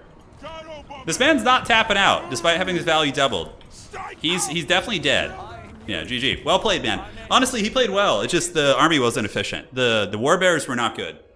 They were just, that gave me such a big value lead. Just sending these bear cavalry to their doom. They're just not good against dwarves. 400 value, like 500 value on each of these guys. Weez is gonna crump stunties, crump oomies, crump pointy ears. Whoa! Like, dude, that's so good. Just watched it. I totally forgot about that insanity. First results the scream that doomed Howard Dean. Yeah, I know. Dude, and you look at the amount of scandals that modern politicians get in, and they still, like, persevere and, like, get elected to office and stuff. And then you get Howard Dean just getting, like, canned for yelling excitedly. It's so funny, dude. Holy shit, times have changed, huh? All right, GG, well played. Honestly, he played well. If he cut the horse archers, cut the Kossars, get more sleds, more Streltsy, and you'll live a much better life. All right. So let's update this and update this. Ah, my opponent's very strong. I think they're a high leaderboard player, so this will be fun. Let's do the Lost Temple of Sotek. Yes, this is a cool map. So where are we at? Okay. Thank you guys for joining on this like late night stream, by the way. I always like feel bad because I know a lot of people miss this one, but you know we got to give our friends in other time zones a little action. All right, so let's get this. Let's party and create a new draft. Host, and let's find my opponent in Discord. All right, so let's get this going. Let's get the picks and bans going here and see how this goes. I am ready. I don't know where the... Oh, okay, it's fine. What are we going to do? Oh, let's get Slaanesh out of here. Nobody likes Slaanesh. And then we can get... I like how, like, literally there's been, like, several patches, Warriors of Chaos and Vampire counts. I like how people tonight are banning the actually strong factions. Like, nobody's trolling and banning, like, just random shit. Okay, so we got another ban here. I don't know, like, what do we want to ban on this map? Shooting factions aren't that good here. I'm going to play a faction I never play. So you guys are going to enjoy that, I think. Let's actually ban the High Elves. Based on what I want to play, I think that's going to be a good idea. Okay. Okay, that looks good. And what's it going to be here? Opponent is doing the bans. Although Empire can be okay on this map, for sure. Empire can be okay. Okay, updating the scorecard here. There we are. Yeah, I know. I mean, Slaanesh would be fun if they just weren't so stupidly overpowered. All right, guys. Exciting stuff is on the way here. Dark Elves, no. There's one faction that I almost never play. Like, never. And that's what I'm playing now. Like, one of my weakest factions, hands down. But I think I can pull off a W with them. Lizards? Ooh, Hayden, look at you, man. A little prophetic, I dare say. I leave Vampire counts. No Vampire counts. They're actually banned. I actually don't think Vampire counts are that bad anymore. After the leadership nerfs. Norska versus Lizardmen. Oh, yeah, dude. This is going to be fun. Norska is very meta. Like, Norska is top tier meta. All right. So, I mean, I have no idea what I'm doing here, but let's try and make it work. Okay. So, Norska, huh? We're playing on the Lost Temple of Sotek after all, so it's going to have to work out one way or the other. Norska! Norska is a pretty cool faction, let's be fair. They're pretty rad. All right, so what are we looking at? I'm going to bring just something so out there that nobody will expect it. So where are we at? All right, so let's get the Wookiee Claw. Thank you for helping out, little buddy. Yeah, so Norska is, I think, heavily favored in this matchup. Let me go look on Total Tavern. It's cool that we have this data now, man. I love it. I love that I can just go and look. So let's see how this matchup looks for Lizards. Okay, slightly favored for Norska. It hasn't been played that much, actually. So it's we don't have a lot of data on this. Heaven's Caster. Yeah, Heaven's Caster is pretty cool. All right, so let's go with you. Yes, my dinosaurs, yes. What does this even do? I'm like having to read these items for the first time. Like, oh, interesting. This looks cool. Yeah, Lizards are a cool faction, man. I think they're really underrated. They definitely have some awesome tools for you know, getting onto points and all that sort of neat stuff. Okay, that's probably not the way to do it. So let's go with you. Let's go with you. All right, I dig it. I dig it. Looking good. Got this ability, and we can keep the other ones. Oh man, I can't like get everything I want. It's just it's so hard. Okay, that's not what we want here. Missile monsters and beasts. Dude, Lizardmen have so much stuff, dude. It's crazy. It's crazy. They just have so many units. How does Norska answer chameleons? Oh, they just use shields. Norska doesn't give a shit about chameleons. They just bring in Marauder champions and like Marauders, and they just use their shields to screen them out. It's like, yeah. That's for sure how they go about that. Okay, looking good for my reinforcements. I dig it. Get a couple of you guys. Chameleon skinks are quite good, though. They definitely are very annoying. You still want to have a couple just to keep your opponent honest, but overall they're pretty good. All right, so let's get you and you. This build feels really haggard. This build feels really, really haggard. Oh, dear God. Okay, are those guys worth bringing here? I guess they are. I don't know, man. What am I doing? What am I doing with my life? I have no idea. All right, so let's get all these little rats on the field. Uh-huh. I think that looks okay. Yeah, that'll get us a little bit of a wider army, which I think is what we need. We got some clever girls, obviously, are very much a staple. And, yeah, you know what? Screw it. Let's bring these guys, man. Are they actually good in this matchup, though? Like, yeah, they have a little bit of range. They can do some work. All right, whatever, dude. Oh, these are the wrong unit. Shit, I almost brought a bunch of, like, the just straight up wrong piece of equipment. Okay. You guys are going to love this. You guys are going to love this build. I don't know if I can pull off a win. My opponent's a very strong player. I've played them in tournaments quite a bit. They're very strong. So I don't know if a meme build will work against them, but it might. It's still a meme build with teeth. It's not like a terrible one. You know, it's not terrible. Okay, looking good, looking good. And let's do it. Let's have some fun. Good luck, have fun to my opponent. Lizardmen apparently very favored against KOTH. I actually don't know how they do that. Probably Riperdactyls, I would guess. Like Riperdactyls and just shielded warriors and cohorts. Because KOTH is really bad at pushing, and Lizardmen have really good durability and leadership, so they can like kind of hold you back for a long time. Go like have fun. So this is one of my secret sauce builds back from Warhammer 2. I used to use this build in Warhammer 2 on ladder all the time as just a meme, and it was so much fun. Now, you have a chance of just getting absolutely wrecked. But yeah, it's pretty great. Oh, you know, I would like to see some Skaven today. If we could get like a Skaven game where they're not using that Lord unsummoning bullshit, that would be really fun. Can't believe CA didn't fix that in the last patch. It's like such an easy thing. Oh, it's probably just... It's so stupid. I hate that. It like totally ruins the Skaven's identity. It just makes them like a cheese faction. Like Norska does the same thing. My opponent might even do it. Like just unsummoning like a Marauder to avoid the Lord sniping penalty. It's so stupid. It's so stupid.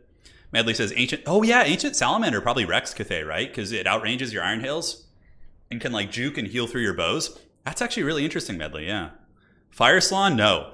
This is the dreaded Engine of the Gods Mazdamundi combo build. It is my favorite, and it's so bad, but it's really fun.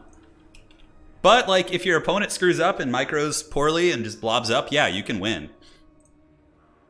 It's time, dude. Skink javelins, wreck peasants. Yeah, it makes sense. Oh, by the way, Turn, did you see the... no, I didn't. What is that, Chaotic Blizzard? You can share some details here. We'll take a gander. Stalking units and monsters is how, yeah. I'm happy. Lizardmen are doing good right now. They're actually, like, they were doing pretty bad last season, but I think a lot of people, like, discovered how to play them. So if you take a look here real quick. Norska, wow, Norska is the second strongest faction right now. Jeez. In terms of just pure win rate. That's not, like, the most accurate variable, but Slaanesh is obviously still BS. Warriors of Chaos down at a 50%, really encouraging to see. But Dwarfs doing great. Tomb King's obviously very strong still. Lizardmen sitting at a 54% win rate is really good. Really, really good. So the worst factions at the moment are Nurgle, Kislev. Not much has changed there. These guys are like, I think High Elves are still very viable. I think like Kislev and Nurgle are like in a realm of their own in terms of like haggardness. Yeah. All right. So let's do it, man. So Tech about to melt some Vikings. Yeah, we're going to see. So here's what you do. You get just some Saurus, you get Mazdamundi, you get a Rev Crystal, and then you get Engine of the Gods. You use the Burning Alignment after netting targets down with Mazdamundi and just absolutely one-shot them. It's hilarious. Although it often does like an underwhelming amount of damage, but it's still really cool. We got some Rippers, you know, usual stuff in reserve. I love this build. Have I played Dwarf Fortress? No. Yeah, it's like a city nation building game, right? Like I only like games like that if they have like a PvP element to them. So if I could like play against someone, it'd be fun. But yeah, people have figured out. Yeah, I'm really happy Lizardmen are doing well. They're such a cool faction. I mean, who doesn't like giant dinosaurs in a fantasy setting? I mean, come on. It's great. 14 units, probably going to be Mass Marauder Horsemen and just infantry spam, would be my guess. It's pretty strong. It's pretty darn strong. Yeah, High Elves are, I think High Elves are okay. I don't think they're, you know, a bad faction. We're going to put like one Saurus Warrior on this back objective and just go up for this one. Yeah, that's kind of the game plan. Yeah, Engine of the Gods. It's a fun piece. This ability is hilarious. It takes like 10 years to cast, so you have to like sink Net of Amnitok in, but like if there's a Marauder champion, you net it and nuke it.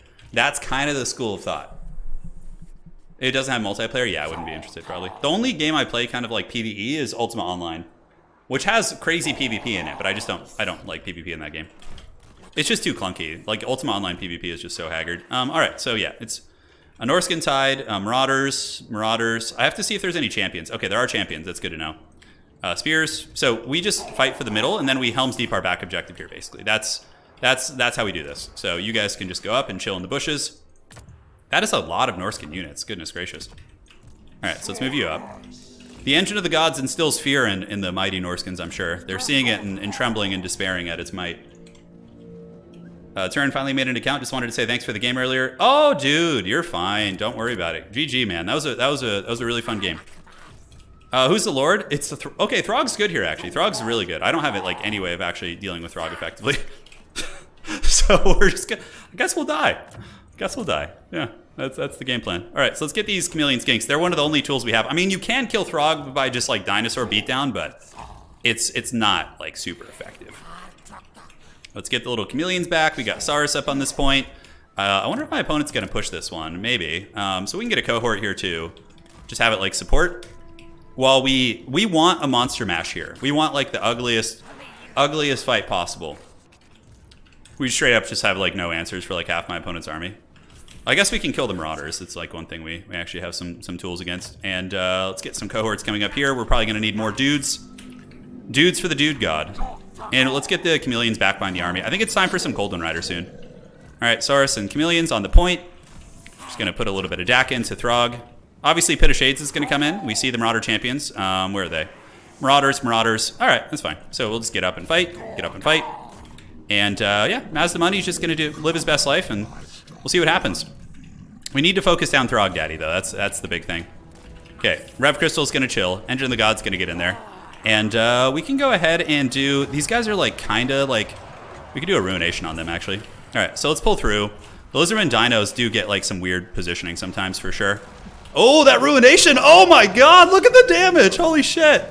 That did so much work. All right, let's get these chameleon skinks back. Get you guys coming up on the side. And yeah, we've actually broken through the formation here, which is pretty hilarious. And the Marauder champions are straight up hiding from us, which is hilarious.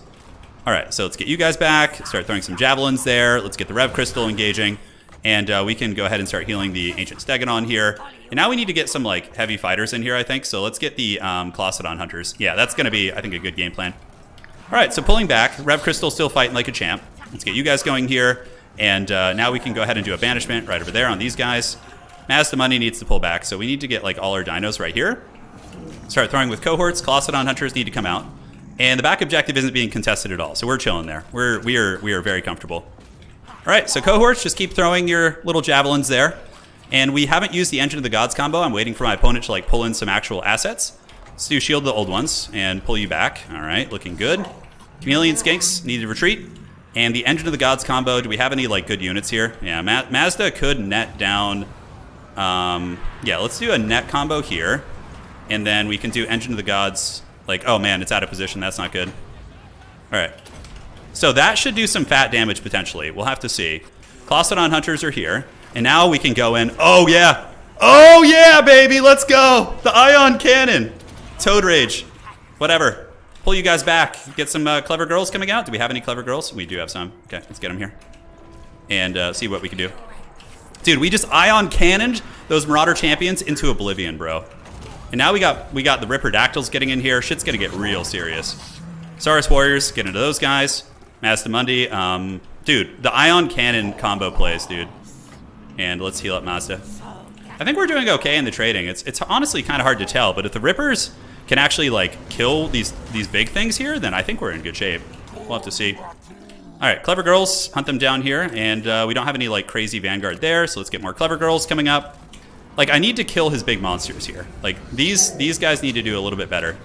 Ruination of Cities looks good. Let's pop it, and that should do some big damage potentially, depending on which way it goes. All right, nice. And Engine of the Gods is on cooldown, so let's get the clever girls on their way up. These Rippers aren't like killing the big things as much as well as I thought they would. All right, so let's drop the heals on these guys. We get a Rev Crystal healing them up too. We need to move into the spears. I have no way of getting back there, which is like kind of problematic. But like the Ripperdactyls are slowly killing my opponent's like assets here. Yeah, which is nice. All right, so yeah, oh, those are the Beasts of Tashnar. Okay, that's why they're doing so well. The home objective is totally chilling. Let's get you guys to like move over here. We do have a lot of healing. Shield the Old Ones here is going to be nasty too. The Giant's actually dying. Wow, look at that. The Colossadon Hunters are doing some work, man. All right, so do we have any like Engine of the Gods action? Not quite. Let's get onto the Javelins here. See if we can hunt them down. Shield of the Old Ones with the fat heals. Let's do a Banishment. Try and clear them off. Dude, just a huge, disgusting mouth-breathing fight here. This is hilarious. And let's see if we can get a dive back into those guys. Yeah, get onto those Javelins, dudes. I think we're actually winning this. Like, our Dino Monster Mash is doing very well, and we have so many heals. The Colossadon Hunters, let's pop the Toad Rage again. Give them some stats. And Mazdamundi's about to go ape. We're just about to go bananas. You guys are going to see in a second. All right. So let's net these guys down. And Engine of the Gods. Oh, yeah, dude. Oh, my God. That's going to just end the game, I think. Oh, yes. Yes. Oh, yeah, baby. Let's go. All right, let's get the other Ripperdactyls to come out. Oh, yeah. That's so cool. I don't care if I lose it. That makes everything worth it. All right. So the cohorts are chilling. Saurus Warriors are on their way. Like, is this fight going good for us? I think so. I think it is. Oh, I didn't mean to use Cold Blood on that guy, but whatever. It's going to happen. And, yeah, the Ion Cannon of the Gods, man. Okay, so let's get the engine back if we can. We got some Ripperdactyls in there going after the Horsemen. And they need to just kill Throg now. We need to just kill Throg, 100%. Let's get you guys in here. You guys in here. Yeah, and we need to just get all these guys getting into the Condom Wolves here. Where are the Condom Wolves at? There was a unit of them right there. I can't really see. It's very strange. Okay, Rev Crystal, on your way back, buddy. Let's get you guys coming up. We got Clever Girls on their way in. Throg is actually maybe going to be able to squeak away here. It's hard to say. We need some Spear Riders too, man. We need like some solid anti-large. That Ion Cannon was so fun, though. I can't believe it kind of worked. So my opponent's going to run out of ammunition here eventually. Shield of the Old Ones going down. Let's see if Homeboy can finish that off. We still have the Colossadon Hunters. And Throg is running for the hills, which is nice. All right, Spear Riders, is that an actual Manticore? It is. Wow, okay. So let's kill that thing with the Spear Riders if we can. Mazdamundis holding on like a Chad. Let's just heal up Mazda as much as possible. See if you can carry it. We still have Ripperdactyls in here. We need to kill this damn giant. That thing's just having too much fun at our expense. We're pretty behind on value, but with the healing being taken into account, I think we're okay. Come on, can we kill the giant, please? For the love of the dark gods. Or whatever, the lizardmen, the old ones at the moment. Come on, Mazda. Come on, Mazda. Carry us into the sunset. We got the engine back. That's actually quite big. And I think it's just more Spear Riders, to be completely honest. We can pull in some tallies. They'll be pretty good here. All right. So Mazdamundi is just taking it like a champ. The giant is actually broken. And but he stands alone right now, like straight up. There's just a ton of just beat-ass Norscan units everywhere. All right, so let's go get these Marauders here. Let's get the Engine of the Gods to help out there. Let's pull back Mazda. And yeah, Mazda's just going to get heals at this point. Looks like the giant's down. I mean, the whole Norscan army is just so beat up. But we're going to have to regroup and get like another solid push coming here. All right, so let's move you guys this way. Looks good. Pulling in. And we're able to kind of clean that out, which is nice. We have Norscan Skin Wolves on their way in, but we have Clever Girls and Spear Riders here. So we can go ahead and attack them. Mazdamundi can get in there. We can net them down. And let's get the Salamanders to start shooting into these guys. And the Ripperdactyls to go jump these. Actually, let's see if we can finish off these Skin Wolves here. Maybe we get another big push here with the big dinos. I'm not sure. Okay, okay. Can we afford anything else that's good? Yeah, some Spear Riders. Nice. That's going to be very useful. And the Ripperdactyls are just chilling. We can rear charge into these Skin Wolves here. And the Salamanders, oh, those are Beasts of Tashnar. Let's pull up. Okay, we don't want to give them that. And the Engine of the Gods, man. Yeah, that thing's causing some issues. You might be able to win this game on attrition. It's hard to say. Beasts of Tashnar are here. We could charge them. They're still going to do some good damage against us. We need the Spear Riders to get in there. We're starting to get some momentum back against them, actually. Shield the Old Ones, yes. Apotheosis on the Rev Crystal, looking good. You guys do that. And the Salamanders, we need to just get you here. Spear Riders into them. More Clever Girls coming up. Yeah, Throgs were generating, which is unfortunate. Oh, that was really shitty. That thing just overextended because of my poor micro. Yeah, now I'm going to just lose the engine. That would have been a pretty nice piece to have, huh? All right, so let's blast Throg in the face. See if we can get a little bit of work done on him.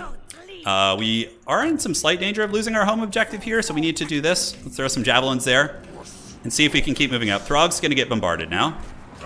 Marauder champion slowly folding. Spear Riders here doing good. And let's just shoot into these guys and get the Rippers to move in. I think my opponent's actually running out of steam a little bit, to be fair.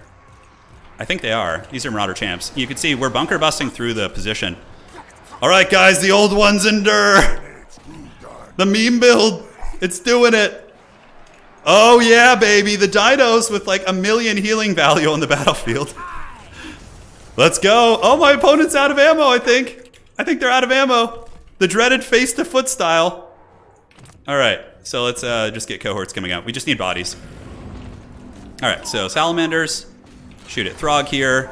You guys shut down the javelins. Okay, the giant's back. The giant is back, but I have so many spear riders. I don't think that's actually going to be that useful. Rev Crystal. Big Mazda Money, dude. The big man. Or the big toad, whatever the hell he is. Okay. Okay, so let's get the spear riders. They can slam into the giant. And it, guys, it seems like we're kind of stabilizing here. Look at this. I think we still win on 2 objectives too, which is really, really the big variable. And we have better mobility than them. Yes. We have broken their position. Go forth. All right, let's get the Norskan giant to get salamandered here. Yeah, we still win on 2 points. It's close, but we do. Okay, so let's move here. Get the cohort going here. You guys go there. And now we need to get some, this. Oh, didn't mean to get chameleon skinks, whatever. It was supposed to be a SARS, but the little tooltip kind of switched up on us there. Let's get a little bit of nice firepower here. You guys chilling. We have to be really careful now. And let's get these Cold One Riders to move in. I kind of want to just attack Throg here. Let's see if we could like wear him down, like break his leadership. Force like a blob fight. It's kind of risky, but we do win on 2 points. So I think we just chill out and let like that kind of play out as it will. Okay, salamanders, get back. The Rev Crystal still has heals, which is insane. And let's get these Spear Riders to attack into these. We don't have enough for a net or like anything straight up. Okay, it looks like they're actually coming to fight. Interesting. Interesting. I think we still have, what are these, javelins here? Where the hell are they? Oh my god, the models are so like funky and out of position. All right, so yeah, we're pretty damn entrenched. We're catching up on points. I don't want to overextend and throw the game. So we're not going to do that. We're going to keep these salamanders back. We're going to keep poking, keep skirmishing. Thankfully, my opponent's not unsummoning like important things. We can just waste a little bit of ammo into the tree line there. Should be fine. And the Rev Crystal, let's unsummon the Rev Crystal and bring it back with more heals. I think that's going to be nice. We'll also get Colossadon Hunters out. And yeah, we'll shoot into the tree line, whatever. Mazda's in good shape. We got some SARS here chilling. And Norska's going to prepare like a big wave 2 push, basically. Okay. I could bring the Engine of the Gods back out. Doesn't feel like a great idea. Let's get the Colossadons here. I guess our position here isn't as good as I feel. So let's get you guys here, you guys here, you guys come over here. And the Chameleon Skinks can just sit here in skirmish mode and chill out. And we'll redouble down on our kind of side objective here. Let's keep these cohorts here. All right, Salamanders are here. We're going to pass them in points soon. It looks like Marauders are on their way back. Dude, this is like a survival mode. Survival challenge. Okay, Colossadon Hunters got to be absolute beasts. Of course, I don't know if Norska is going to go and try anything on our home objective. We do have 2 cohorts there, which is pretty good. And Clever Girls versus Marauders seems okay. Mazda Money also can get some work done here. So we need to just hold on to this point if we can. So Saurus, make your way up. All right, let's get in and attack. And you guys can go attack here. Colossadon Hunters at the ready. So we want the Spear Riders to fight the other guys there. Chameleon Skinks just poking on the periphery. Colossadon Hunters waiting in the wings with their anti-large. And Big Mazda can do his thing. Let's get the Colossadon Hunters to rip apart this guy. They'll kill it in like literally a second. All right, so yeah, that guy's gonna die, 100%. Salamanders in the back, chilling out. Spear Riders, yeah, okay. Spear Riders into Condomolves is actually a very good fight for us. And it looks like that Manticore is down for the count. Great. So we got the Manticore. We can move towards Throg now with the Colossadons. Pop Toad Rage there. Mazda Money needs to chill. Let's pop Shield of the Cold Ones. Shield of the Cold Ones. I did not mean to say that. All right. So yeah, perfect. Now we just basically are spamming units into that point here. Lizardmen are so cool to play, man. They're so fun. Okay, we need to pull you guys back. Need to get you guys back. Those Colossadon Hunters being alive is like is very, very important here. The objective actually flipped. Yeah, Norska got the capture weight. Shit, that's not good. Okay. Let's move up here and steal this one. We're going to have to act very, very quickly. Because I don't know. I might actually lose this just on the capture weight stuff. Yeah, so let's send the Ripperdactyls over here. Go get that Bale Fiend in the forest if we can. And just try and value trade here, essentially. All right, pull you back. Get Saurus grinding in there. And Mazda's in trouble. Yeah, okay, that was actually a pretty big Norskan army. That was pretty big. So we're going to go try and steal the home objective here. So let's do that. Run you guys over here. I think I might have thrown... I think I didn't entrench enough here. I don't think I did. Regardless, it's good, because we'll finally get to go cast some games, which will be nice. All right, so let's get the cohorts fighting. You guys doing your thing, do your thing, do your thing, move up, and pull you guys that way. And we can also get the Chameleon Skinks to run up, get a little bit of capture weight here. And in the meantime, we just keep trying to value trade. Yeah. I don't think we're going to be able to flip this one. I really don't. But we'll try and keep their army here, if possible. Mazda Mundi going to do his thing. We got Clever Girls. Let's get him in there. You know, Mazda's not going to get anywhere. So we basically just have to go all in on trying to capture this objective. Yeah. Oh my god, the auto skirmish! No! No! Not like this, dude. Not like this. Yeah, Norska just infantry swamped us. They just infantry swamped us. They're ahead on value, but with healing, I think the value is actually quite even. I think it's actually quite even. Well, it goes to show, you know, I understand some principles of Lizardmen, but there's many things about them that I still have yet to master. As, you know, turning off skirmish mode is obviously a big one. Can we get anything else out there? Ripperdactyls would be good. But yeah, we're pushed back pretty heavily now. Not killing Throg, I think, was a big variable for sure. Like, him getting away and the giant, like, lasting as long as it did, I think was a big problem. All right, these guys can go after the Norskan Ice Wolves. We'll move you guys up, and do we have any sort of, like, cab we can bring out? Yeah, we do have these Ripperdactyls. Ripperdactyls seem to be, like, really the big breadwinner for you, though, in this matchup. They seem really, really good. There's no way we're going to uproot this blob here. Yeah, auto skirmish, I don't think we would have gotten that objective, but it could have helped us. Like, it maybe could have helped us potentially flip it. I don't think so, though. I think my opponent had enough position and timing and everything. But that was a really good game. I mean, we used the complete meme build, and it still almost worked against a pretty good Norskan build. So very happy with that. Very happy. All right, so Ripperdactyls, get in there. Fire Salon could be good here, too. I don't know how much the Engine of the Gods combo did. How's Mazda doing? Mazda's at 2,300 value, so he didn't do that much damage, but he tried. Come on, Mazda. Get to the side point.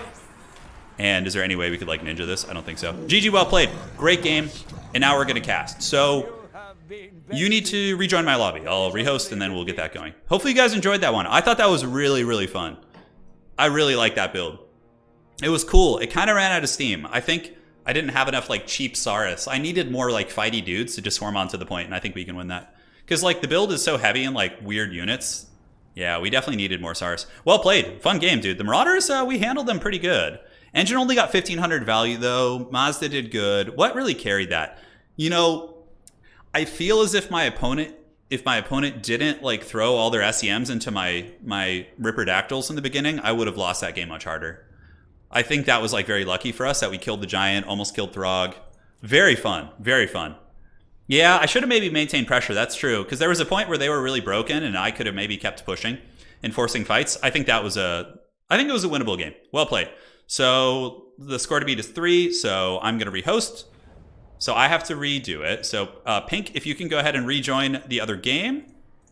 Let's do it. Turn King of the Hill. Do it. And I will host as a spectator. Here we go. So Pink, you need to rejoin. And we'll get it going. Great match. Yeah, it was fun. Yeah, that combo doesn't do as much damage as you would think. It looks really cool, though. It definitely sends a message. So Pink, you need to rejoin.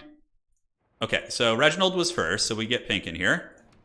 So guys, don't join right now. We need to get you in there. All right, get in there for next games. All right, all right. Oh, Medley, you'll need to jump out, unfortunately, because we need to get our king back in here. Okay, so let me set this up. So this is Reginald versus Pink, who has 1. Score to beat is 3, so they just got to beat my score. You have to be so quick. Hey, it's okay, Medley. There's plenty of time. So for you two, we need to get you the tool here. Good luck, have fun. That build for lizards, dude, lizards are fun, man. They have some crazy healing. Like, I was taking so much damage. But the amount of healing you get is pretty bonkers, man. You go pretty bananas. All right, so the map is going to be, let's do the Glade of the Everqueen. You love the Haggard scoreboard. It's a staple here on the channel. It's been like that since the beginning. You want to see really terrible scoreboards? Go look back at my first big tournaments I used to run. Those things were abominations. Yeah, Lizardmen are fun. I mean, if we don't bring Engine of the Gods and bring like actual good units, I think that's very winnable. Like against Norska, it didn't feel bad really. You're a little bit too late. Oh man, I survived Turin's purchase. Well, you were the first one in Pugington, so yeah, you were the first person to challenge here. So, Pug, you need to communicate with your opponent. What's there at? Let me go ahead and tag you guys. So I'll connect you guys in tournament chat. Reginald, Pugington, and there you go. I just tagged you two in Discord, so you should be able to find each other. So just do your blind pick. Try to keep it under 5 minutes, and we'll do it. So, what were you looking at before? We were looking at the Free Company, I think. So Empire, Free Company, Militia. Like some of the Empire models look pretty good, but a lot of them are very, very like outdated. Let's see what they look like. Okay, we're gonna pull up the old school Empire Free Company right now, guys. All right, let's do it. Oh yeah, look at these guys. Wow, those are just so retro looking. This is like, yeah, oh my god. Look at the guy with the flintlock pistol and oh, that model is so cool. Dude, look at the guy with like the cape on. He's got like, okay, these models are pretty sick. I mean, I know they're really haggard, but there's definitely a charm to these old guys. This is like the concept art for them. Like Free Company Militia from like the old Warhammer book. Look how cool that guy is, dude. God, they're so hideous. I love it. I just love how ugly they are. All right, what else do we got? Yeah, here's another one. Yeah, those are some retro models. Those are some really retro models. Wow. That's fun. That's really fun. All right, so we're back. It's the faces are the best part. The faces are the best part. So Glade of the Everqueen is going to be the map. Players doing their picks and bans. And we'll see what they pick. Good luck, have fun. Yeah, they're pretty hilarious. Those models are great. Troll Trader is like one of my favorite places to go when we're in between. That's where I get all my fantasy armies. Let me show you guys. And again, they don't sponsor me or anything. I just really like their business. I think they sell affordable minis and yeah, they're great. Okay. Let's find it. And here we go. So this is where I go and look at Haggard fantasy minis. So like looking at Dark Elves guys, like a lot of their minis are still pretty decent. Okay, that's like in converted like Demon Prince or something. Like yeah, the Hag Queen here is really good. I mean, obviously the metal ones are going to be really janky, but let's see if I could find like some of the newer ones. The Dreadlord on a cold one, that's cool. But look at that Avatar of Cain. Look how cool that is. Oh, that's rad. Yeah, they have a lot of minis on here, actually. Let's see what else we got. Yeah, Cold One Chariots, those look fine. A little bit haggard. The Velociraptor Cav are also kind of janky. Harganeth Executioners still look pretty nice. And you can see the Bleak Swords, like, it's not the craziest paint jobs, but like these are nice models. They're actually really easy to paint too. So these have different heads though. He didn't use the cool skull head. Yeah. But these are the Harganeth Executioners. Those models still look great. Totally playable, I'd say. Some of them look really bad. Like Marathi, I have to be careful about showing Marathi on stream because one of Marathi's old minis I think is bearing a little action there. Yeah, some of the really retro ones. Oh my god. Malice Darkblade on a dark... Look how terrible Malekith looks. Like, look how god-awful he looks. Oh, look at him, dude. Look how terrible that mini is. Oh, it's so bad. Look at the dragon. Look at Seraphon. They did him so dirty. This literally looks like a really shitty Fisher-Price toy. Like the dragon. Yeah. Oh my god. I feel like when Old World comes out, they need to give Malekith like a straight-up makeover, dude. He looks so bad. Oh, dear god. And then you got Malice Darkblade on a Pegasus. That's going to be an awful mini, too. Okay, let's see if we can get his face. There's the... I like how he's like on that. It's pretty cool. Oh, the cloak's pretty nice. They did a nice job with the cloak. Man, those old, like... I feel like that's really what G-Dubs needs to do. Here's the Slaughter Queen. This is Hellebron. This is Hellebron's model, I think. Yeah, see? Yeah, it's not like, you know, the craziest paint job, but you guys get the picture. It's still not bad. It has that very classic, like, old school stance. Charybdis are sick looking, though. Look at the Charybdis. Like, dude, this Charybdis is straight up ready to go. Like, I would buy this and use this in an army. Like, it looks nice. Yeah, a little, like, touch up here and there with the blue. Like, this is only, yeah, it's a nice Charybdis. The base needs some love. Give it, like, an aquatic base, and I think that would be really cool. The dragon struggling to lift its head. Yeah. Like, the Black Ark Fleetmaster, this model is awesome. Like, look at this guy. This thing, I think, is from 8th edition. Like, yeah, that's a really good model. Like, with a little fancy paint job, that thing could be looking good. The Sorceresses for the Dark Elves look really good. Like, Black Ark Corsairs, their models are quite nice. The Dark Elf Cheerleader from Blood Bowl, yeah. The War Hydra also looks pretty good. But yeah, here's the Fleetmaster. Oh my god, did somebody give him a peg leg? Look, they gave him a peg leg. Oh, that's cool. That's really cool. It's Hiles versus Zinch, by the way. It's Hiles versus Zinch. Yeah, the old dragons they had like a certain charm to them. They had a certain charm to them. You guys want to see really haggard models? The really haggard ones are looking at the orcs and goblins. Oh, look at the Skarsnik paint job. Oh god, the pain. That's Skarsnik, by the way. This was probably before washes were around, so that's why they don't have any like sort of depth to them. But like, yeah, that's a really nicely painted war boss. Jeez, that's a really good job. Like, oh my god, somebody must have sold their army. Yeah, they like all these war bosses are really nice. Oh my god, a big Stabba? What the hell is this? Have you guys ever seen this many? It's like two dudes holding like a giant shank. Imagine if orcs got that as like an anti-large piece in their army, like two savage orcs carrying like a giant prison shank. That'd be hilarious. Yeah, the orcs are great. These savage orcs look really good, actually. The savage orcs are totally cool. And I really love the Age of Sigmar goblins, because I think you could totally use them in Old World. They're not that different. Like, they look close enough. They look close enough for sure.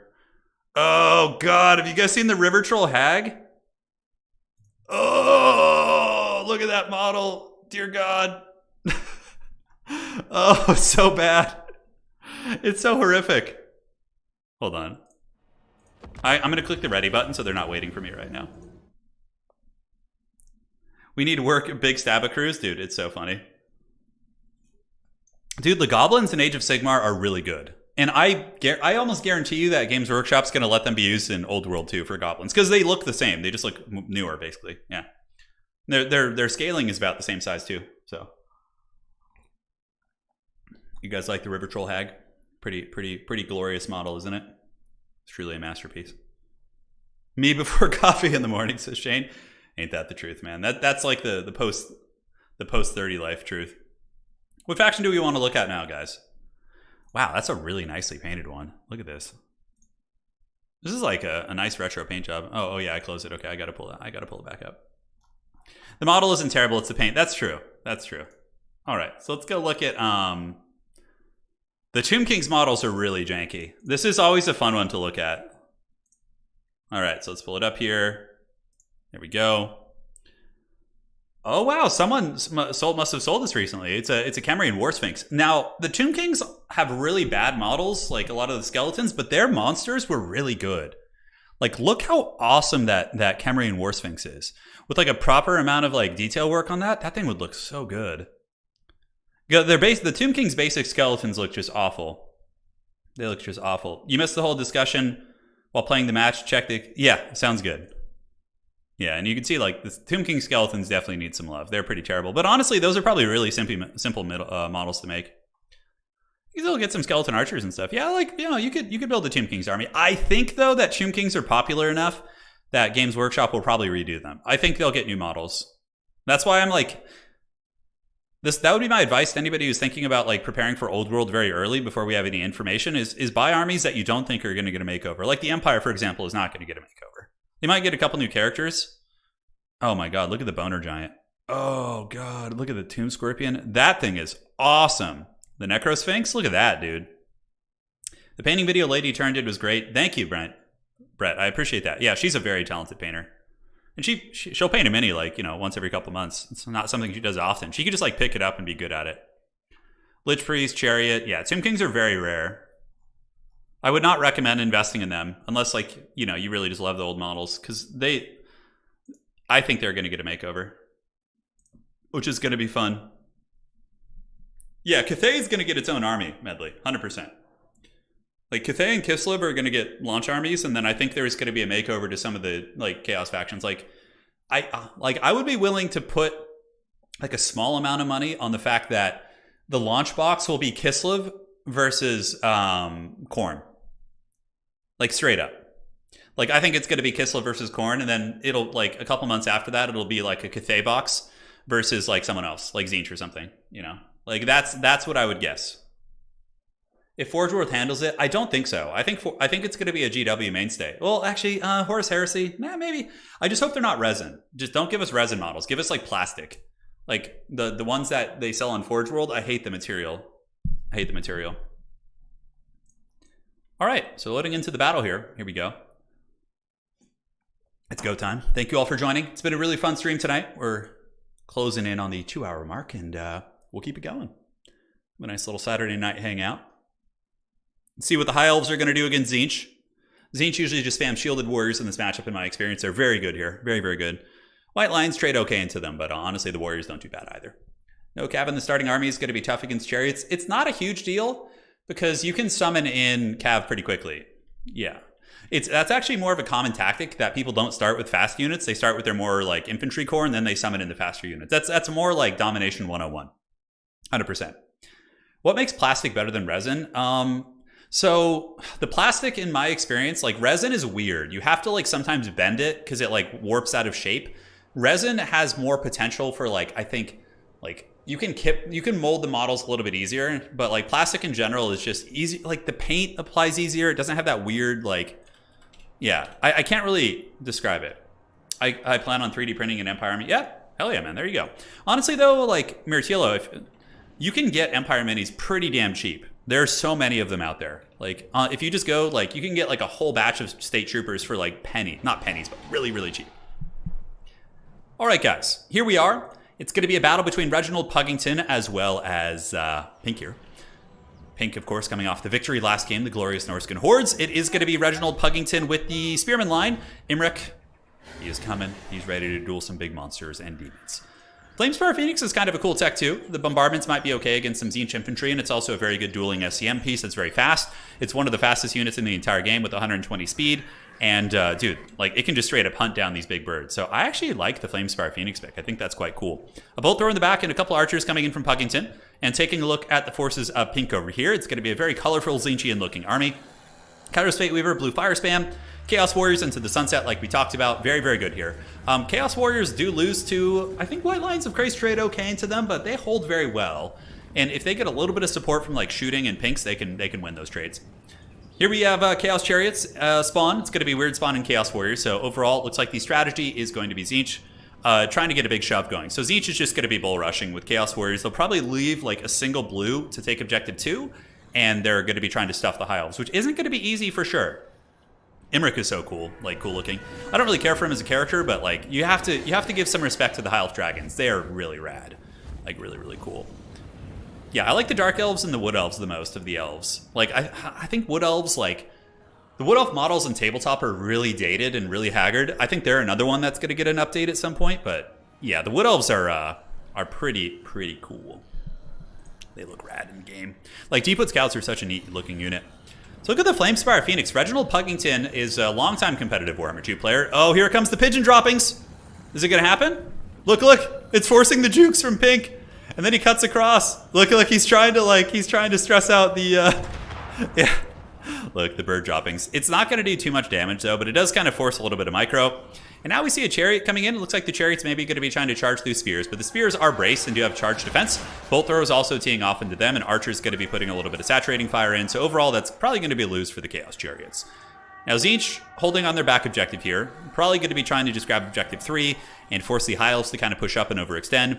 Flamespire Phoenix isn't going to be attacking in there. It doesn't look like it, but man, that single High Elf Bolt thrower just sitting on the hill there is generating some really, really good value. Here you can see the Chaos Chariot's going to be getting attacked by the 120 speed Pigeon. Pigeon does get a little bit detached from that engagement there and doesn't quite get its attack animation going. Reaver Cavalry on the way, and Blue Fire spam is going to be coming in, but Blue Fire against Reavers isn't that punishing. Reavers are a very cheap unit, so it's not a huge deal, and those Chariots could be in danger, but it looks like they get away. On the other side, we do see Chaos Chariots moving, and Narnia Lions being summoned. Okay, we get the War Lions of Krace, which of course are armor piercing, and if they are allowed to stay in combat with Chariots, they will kill them. So the Chaos Chariots are going to retreat, which is certainly very smart. And overall, it looks like the Hiles might actually be the ones knocking on the door here and taking the 2 objectives initially, as we do have double Spearmen moving up in tandem here with the White Lions of Krace. In response, Tzeentch is going to be sending out some Weird Spawn. So we got Weird Spawn and Chaos Warriors, both of which are going to be moving up and grabbing that point, or at least trying to. But I think the Elves are going to have the fighting advantage here with their 2 big fighting monsters. Do they have healing, though? The Elves really need a healer, some sort of a mage. And the Mage of Life does come out, which is good.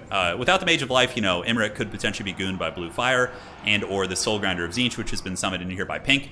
On the other side, we see a very cheeky, sneaky play. We do see Pink summoning in some Chaos Furies, and those Chaos Furies are going to be beelining for the artillery piece, which is very strong. And if Reginald Puggington doesn't notice that flank play, then, that could be a big win for the Changer. Spearmen in the front, holding it down. It looks like there's going to be some sort of a spell going down here. I'm not sure what. Looks like there's something being cast, and it is a Dwellers below. Very, very good Dwellers. That's going to be punishing the Weird Spawn as well as the Chaos Warriors. Also, I don't think it quite got the Chariots very well, but Breath Attack coming in from Imrik. Nice one. Star Dragon Breath Attack melting the Weird Spawn, melting those Chaos Warriors. And Imrik, the Lord of Dragons, stands at the ready. Kairos Fate Weaver kind of hiding in the shadows. The Bolt Thrower isn't going to be compromised. It looks like the Bolt Thrower is attacked by the Furies, but a very quick response from Reginald Puggington. His Shock Cavalry or his Shock Skirmisher is going to get in there. And the Bolt Thrower crew should be safe. And Reavers are one of the best, the kind of sweeper units. They're really, really good at doing that type of stuff, like cleaning up and making sure that their backline is safe. Over here, Illyrian Reavers with the Dragon Horn active. Imrik's entire army getting absolutely sauced on melee attack. And Imrik is just absolute raid bossing it in here. He's just fighting, he's tearing apart Chaos Warriors, he's killing Chaos Spawn, and looking very, very stylish while he does it. On the other side, we got White Lions of Krace battling against Chaos Warriors of Tzeentch. Should be a pretty good trade for the White Lions of Krace. Basic Spearmen pushing up into the Tzeentchian formation, and more Furies are being sent out by Pink. But overall, it looks like the Reavers are doing an excellent job of taking them down. And man, I really do enjoy seeing good high elf play. It's very awesome, especially seeing the War Lions of Krace being used. That's very, very unusual. So more Reavers screaming across. Screamers of Tzeentch are very good in a one-on-one situation when they get the jump on you, but if Screamers of Tzeentch are kind of being the ones charged by multiple units, they have god-awful melee defense and no armor, so they can actually die to something like Illyrian Reavers. And it looks like the Elves are taking over the fight, Puggington dominating the objective fight with the Weird Spawn and Chaos Warriors going down, and the Reavers have been able to aptly defend all of the backline pressure, as Chariots do get a nice charge into the Unbraced Spearmen, but man, Puggington is... You might not see Puggington a lot in some of these like really, really big tournaments because Puggington, from what I've talked to them a bit, they're very, very busy with school and other stuff in life, but could easily be a top 16 leaderboard player if they had the time to play in tournaments. So it's really cool to see Pug show up for these streams here. Kairos battling up in the sky versus the Flamespire Phoenix, and it looks like there's going to be a blue fire going down.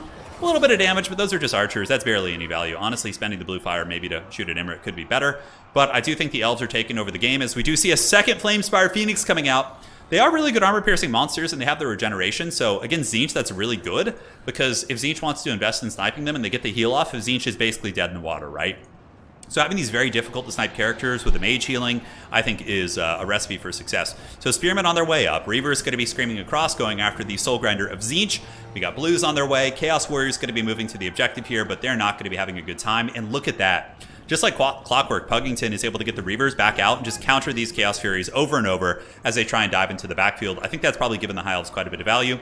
And the Elves are just pressuring nonstop. We just get Reavers and Spearmen, big scary dragons, and cool phoenixes moving in from all directions as Imrik is going to be burning through the witches. Oh, nice blue fire there. Yeah, you can see the blue fire finally getting some work in from Kairos. But, Kairos can't really fight any of these characters. One Flamespire Phoenix lending its armor piercing to these Chaos Warriors, and the other Flamespire Phoenix probably going to be going after, the other Chaos Warrior unit, and it could potentially get a terror route. The Vuvuzela is down, so the entire High Elf army gets the Dragon Horn, and Tzeentch looks to be kind of dead. I don't think there's going to be any comeback here. Kairos isn't like a comeback character. He's good at gooning and sniping, but he really hasn't had much success. I mean, Kairos sitting at 500 value, being like a 2,000 gold plus investment, is going to be tough for you. Spearmen obviously lose the Chaos Warriors, but it takes a while. High Elf Spearmen have 50 melee defense. They are really good after the changes to the martial prowess to be proccing up until 25%, which is great because High Elves used to lose it at 50%, but then it got changed to 25, and the basic High Elf Infantry in tandem with the cost reductions they got to Reavers, and Lothar and Seaguard made them a much stronger faction. Soulgrinder of Tzeentch here could die. If Puggington starts to really pay attention here, gets Imric and the Phoenix and just collapses on that Soulgrinder, which is getting hit by a Bolt Thrower, that will probably seal the deal. Now on the other side, Reaver Cav going to be screaming into the back. It seems like both players microing very heavily on all sides. And Forsaken hate getting shock charged. They only have 20 melee defense, so even like crappy skirmish cavalry can really take them apart. As up in the sky, we do see Imric, Lord of Dragons, going after the big bird, which in my experience is always a mistake. I think that going after Kairos is just a waste of time because he just runs away and regenerates his shields. Unless you have some way of really like snaring him and sniping him, or he's like trapped on the ground. But if he's up in the sky, Kairos is just going to run away. I think the correct play would have been diving that Soulgrinder right there, but again, it's not the end of the world. So these Chaos Warriors for sure are going to die. We got Narnia Lions coming in. The Narnia Lion tech is really interesting. I mean, they are in theory good against these type of units. So they are an armor-piercing anti-infantry unit, and these Chaos Warriors are routed off by the Flamespire Phoenix. In the back, we do see Chaos Chariots, and we are going to get some Dragon Princes coming out. So the very elite units are on their way, and we will see how that goes.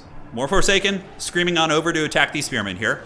In the meantime, the Elves are completely routing the forces of Tzeentch, as we do see Kairos is basically just sitting here watching his forces being massacred by the Elven Cavalry Horde. And the Dragon Princes obviously will take down that Chariot very quickly. Not that they're designed to kill Chariots, but you know they still have really good charge bonus and good stats. So the Chaos Chariot is broken. That Bolt Thrower has been going the entire game, generated 800 value. And I think that Pink is probably going to be tapping out here very soon. So a short-lived reign, but still a very solid game. With Norska, solid game here, but Puggington is certainly no small feat. A classic OG player. Top-tier player in Warhammer 2 as well. And there's not too many of those guys left. I guess there's a fair amount of people who are pretty good at Warhammer 2, but you know, there's not a whole lot of them. It's a different game, but having, you know, familiarity with the units, like I've seen people who are mainly Warhammer 2 land battle players, and they come in and become good at domination very quickly because they understand how the units work. But understanding the macro perspective of summoning units and playing objectives and the nuance of that, you know, it takes a little bit of time to learn for sure. But yeah, Dragon Princes looking extra cool. I really like this paint scheme. It's the Polish paint scheme on these Dragon Princes here, as I love painting red and white models. Like my Empire army is actually like painted in that scheme. But yeah, that's GG. I'm surprised we're not seeing Tzeentch leave the game. They literally have nothing. They have like a couple tattered units. They have some Screamers here who will probably straight up lose to this Arcane Phoenix. I don't know, maybe they'll have a chance. Probably will lose. And they have a couple units on the objective. They have some, you know, Chaos Furies as well as a Soul Grinder and Forsaken, but Dragon Princes are just going to give the dirty to everything here. They are really like a good late game hammer. They get the job done. Yeah, making Kairos run isn't a bad idea, true. But like Imric could have used that time to have killed the Soul Grinder, for example, right? I usually just ignore Kairos unless he compromises himself and puts himself in a bad position. He's really hard to finish. Unless like, and again, on that same point, if Kairos' like shields are down for some reason, then I'll take a stab at him because that's permanent damage, but you can see his shields are just back up. And Pink is a very strong tournament player as well, so they're going to make sure to get those, you know, shields back up and take care of everything here. So Soul Grinder's down for the count. We got some Screamers of Tzeentch moving around, and that is going to be it. GG, well played. Triple capped by the High Elves. We were just talking about the High Elves, right? You know, we noticed their win rate wasn't super good this season, but I think in the hands of the right players, High Elves can be a very strong faction. And yeah, Imric's obviously going to show this thing to his boss. Not according to that attack animation, but it's gonna go pretty bad. This Soul Grinder's gonna get wrecked. Nice Tzeentch army ability going down on the Dragon Princes. Really good combo. Gaze of Fate plus Tzeentch army ability is like a one-shot. It's really strong with Kairos Fate Weaver. And looking in the backfield, Tzeentch is going to be summoning out some Chaos Warriors, which are going to take 10 years to get to the objective. Basically dead in the water. GG, well played. And that is going to be Reginald Puggington jumping on the King of the Hill position, taking it over. So the score to beat is 3. So if somebody's able to beat my score, they will, of course, be the King of the Hill, essentially, which is good. Pink didn't hear no bell. Pink's a really good player. Really strong player. I played them in tournaments countless times. Very strong. So too is Puggington. Really cool high elf play. We got the double Phoenix. We got the Narnia Alliance with 1,000 value. Dude, I mean, sign me up. Really cool, innovative play. Now, Puggington will be here. Let's update this. First come, first serve if anybody wants to join. And let's get this party started. All right, lobby's up. The next map is going to be... Mordheim is a cool map, but it's I haven't, like, tested it. Oh, we have the dreaded Flying Taco! Oh, we're going to do Stonehenge, baby. Yes, Stonehenge is coming. Dragon Princes do not take much fire damage. That's why they're good against Tzeentch, correct? It's Flying Taco, ECL champion in Warhammer 2. Amazing player and a really good person. This is like the battle of, like, So these two players are like two of the best players in the history of Warhammer in terms of like Warhammer 2 and like historically speaking, but they're also like two of the best people in the community, just like good human beings. It's the battle of the good boys here, yeah. All right, so Flying Taco. Flying Taco. We got to take away the G to make it really, really fancy. All right, so here we go. That was a fun game, wasn't it? Yeah, that was a good one, huh, Seth? By the way, so we're streaming in a bit of a different time zone. Where are you guys from? Let me know in chat. What realms of the world do you hail from? I'd be curious. Normally our streams are very heavily focused on, we got a lot of Europeans, which is great. But I'd be curious to see where all of you guys are from. Well played to you, Pink. Great games. Certainly had an awesome Norska game, and that was a good fight. Good try there. Well played. Hope to see you back. All right. One sec here. So double.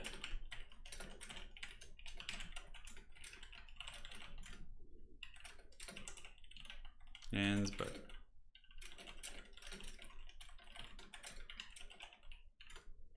All right, cool. We're just answering some questions here. And let's do this and get the preset. Harold Puggington versus Flying Taco.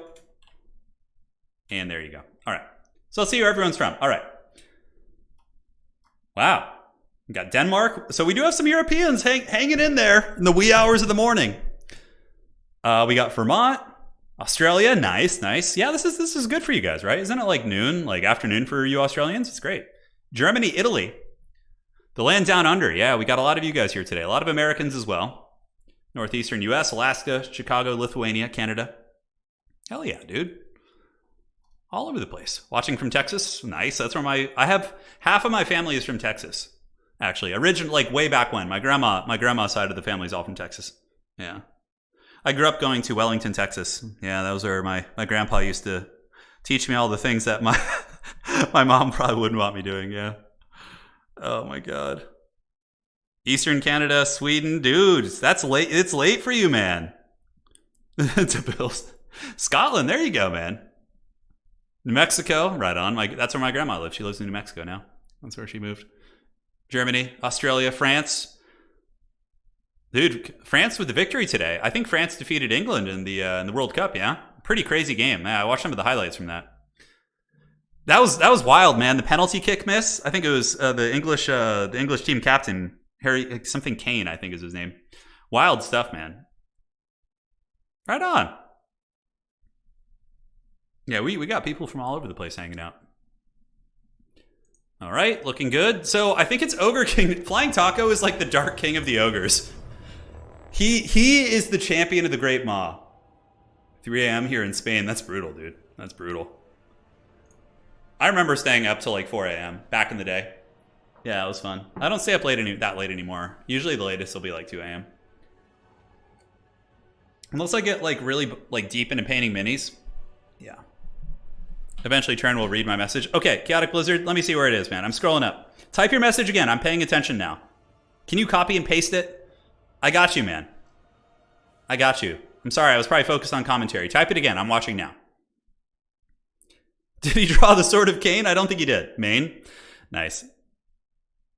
Yeah, nice. Yeah, World Cup's fun, man. I'm excited. I'm actually going to watch the finals.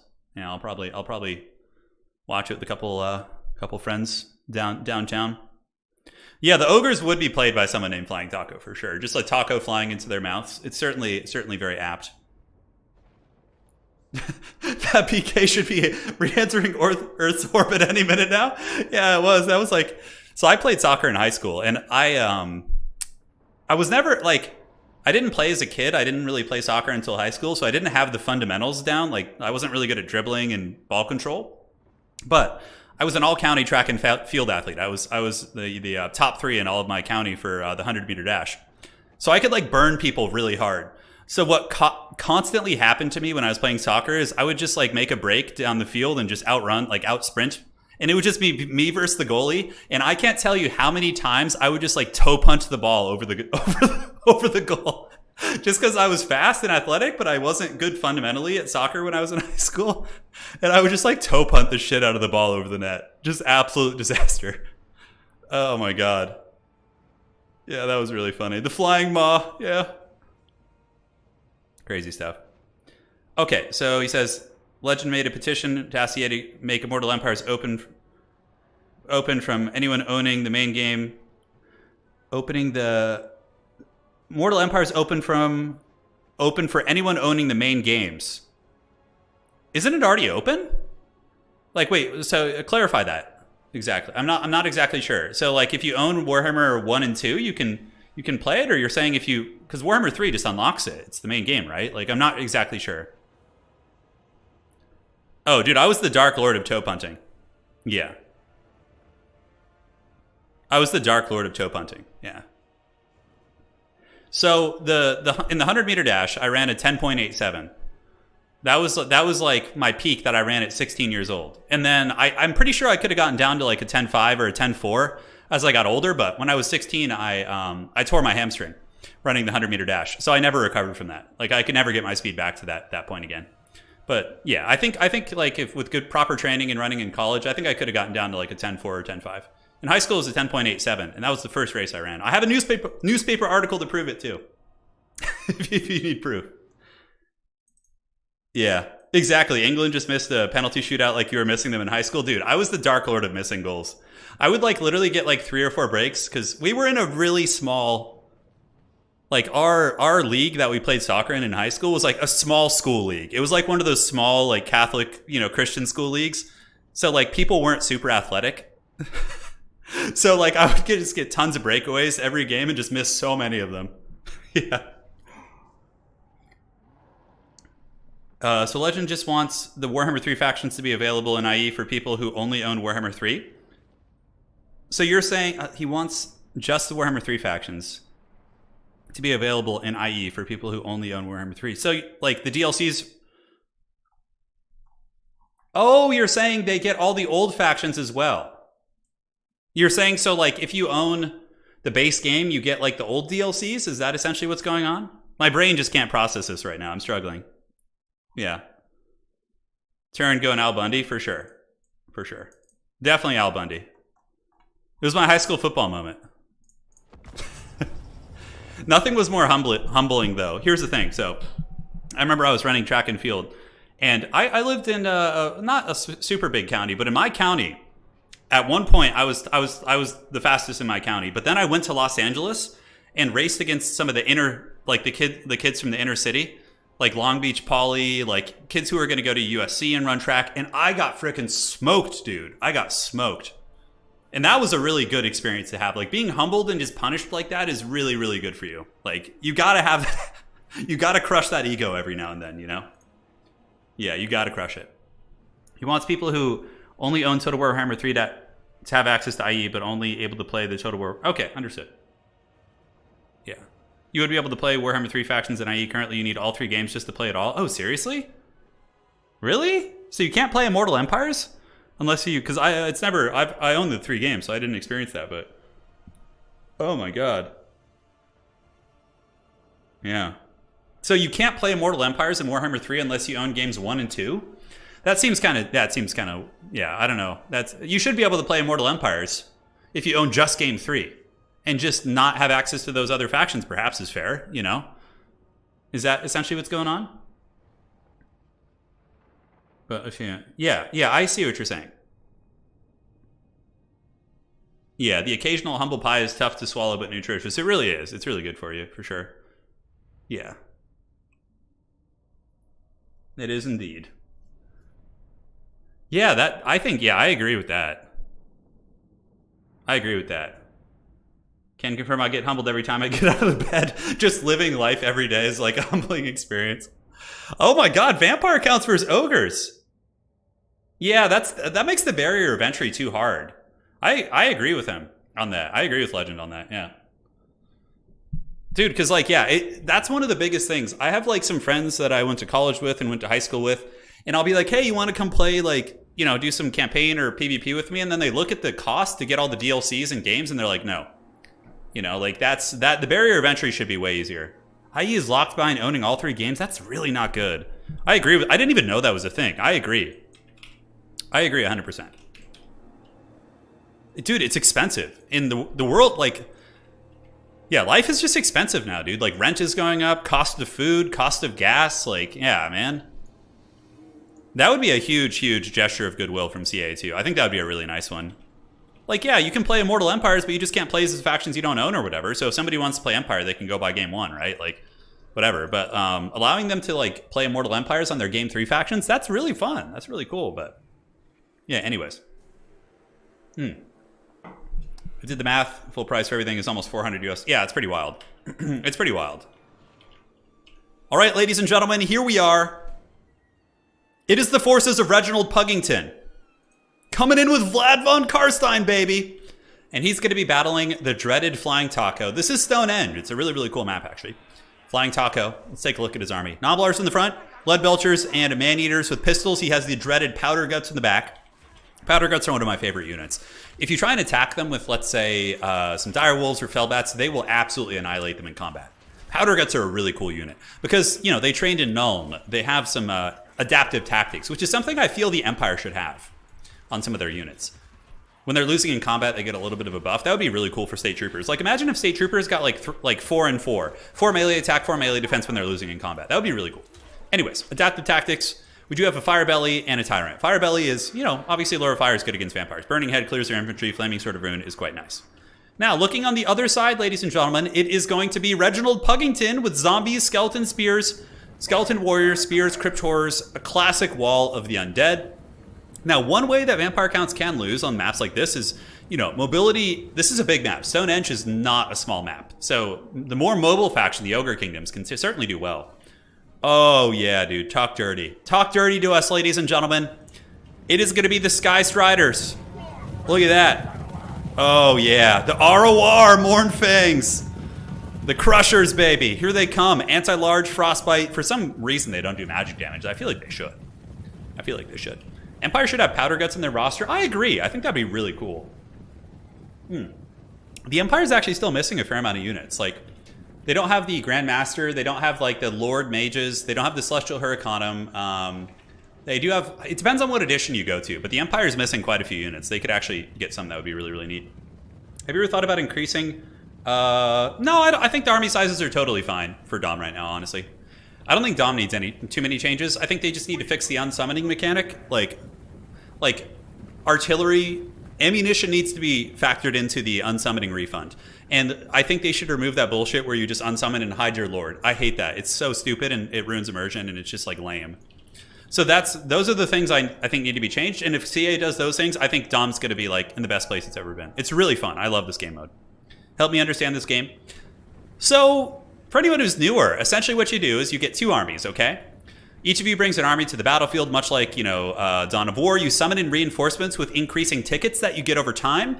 And there's 3 objectives on the battlefield. Each objective is going to be giving you 5 requisition, essentially, or victory tickets per second. The first to 1,500 wins. So you can either, you know, value trade and sacrifice units to get objectives, or you can, you know, a bunch of ways to play it. But just kind of look at it in a very similar fashion to, like, you know, kind of those relic RTS games. It's very, very similar to that. So the Powder Guts are going to be moving up. We have the big Ogre boys. They got their pistols out, and they're going to be shooting at Vlad. Vlad, this is bringing like nightmares for me. Like my campaign, having to battle Vlad von Karstein as he like literally like I have all my shitty tier 1 Balthazar Gelt units trying to kill him is like the worst experience you could possibly have. Like that is the most miserable early campaign character to fight, especially on higher difficulties, because he comes back in like 1 turn. It's so absurd. So objective 3 is going to be taken by the Ogre Kingdoms, and now the Ogres are going to have to push the vampire counts off the side point here, right? So vampire counts got skeletons, they got crypt horrors, they got some direwolves and zombies, a corpse cart back here, which is going to be providing AoE buffs as well. And how are the Ogres going to get them off here? I think Gnoblar Trappers are kind of part of the secret sauce. The Lead Belchers aren't that good against like chaff units. The Ogres are going to have to find a way to uproot Vlad. Because currently, you know, the vampire counts are on the defense. They're just going to sit here and control 2 objectives and force the Ogre Kingdoms to move up and deal with this, which isn't going to be easy. Powder Guts have used a bit of ammo. They do get the White King a little bit lower, but the White King does have silver shields, so he will mitigate 55% of incoming damage, which is pretty cool. But look how badass these guys look. I feel like the Man-Eaters are really underrated. Oh, they killed one of the Crypt Horrors. That was so cool. But now Vlad's coming in. He's going to be looking to drop a zombie summon, most likely. Liddell, hey, Turin, thanks for all the positive vibes. I had a super horrible December so far. Hey man, I'm sorry to hear that, and hopefully it gets better, and we'll be here for you. We're going to be streaming a lot this week. I know we were a little bit low key on the streaming the past 2 weeks, but we'll be getting back to doing it more. Gnoblar's moving in. Gnoblar's versus zombies. I think Gnoblar's actually win that fight, and Vlad and the White King are chasing pretty heavily.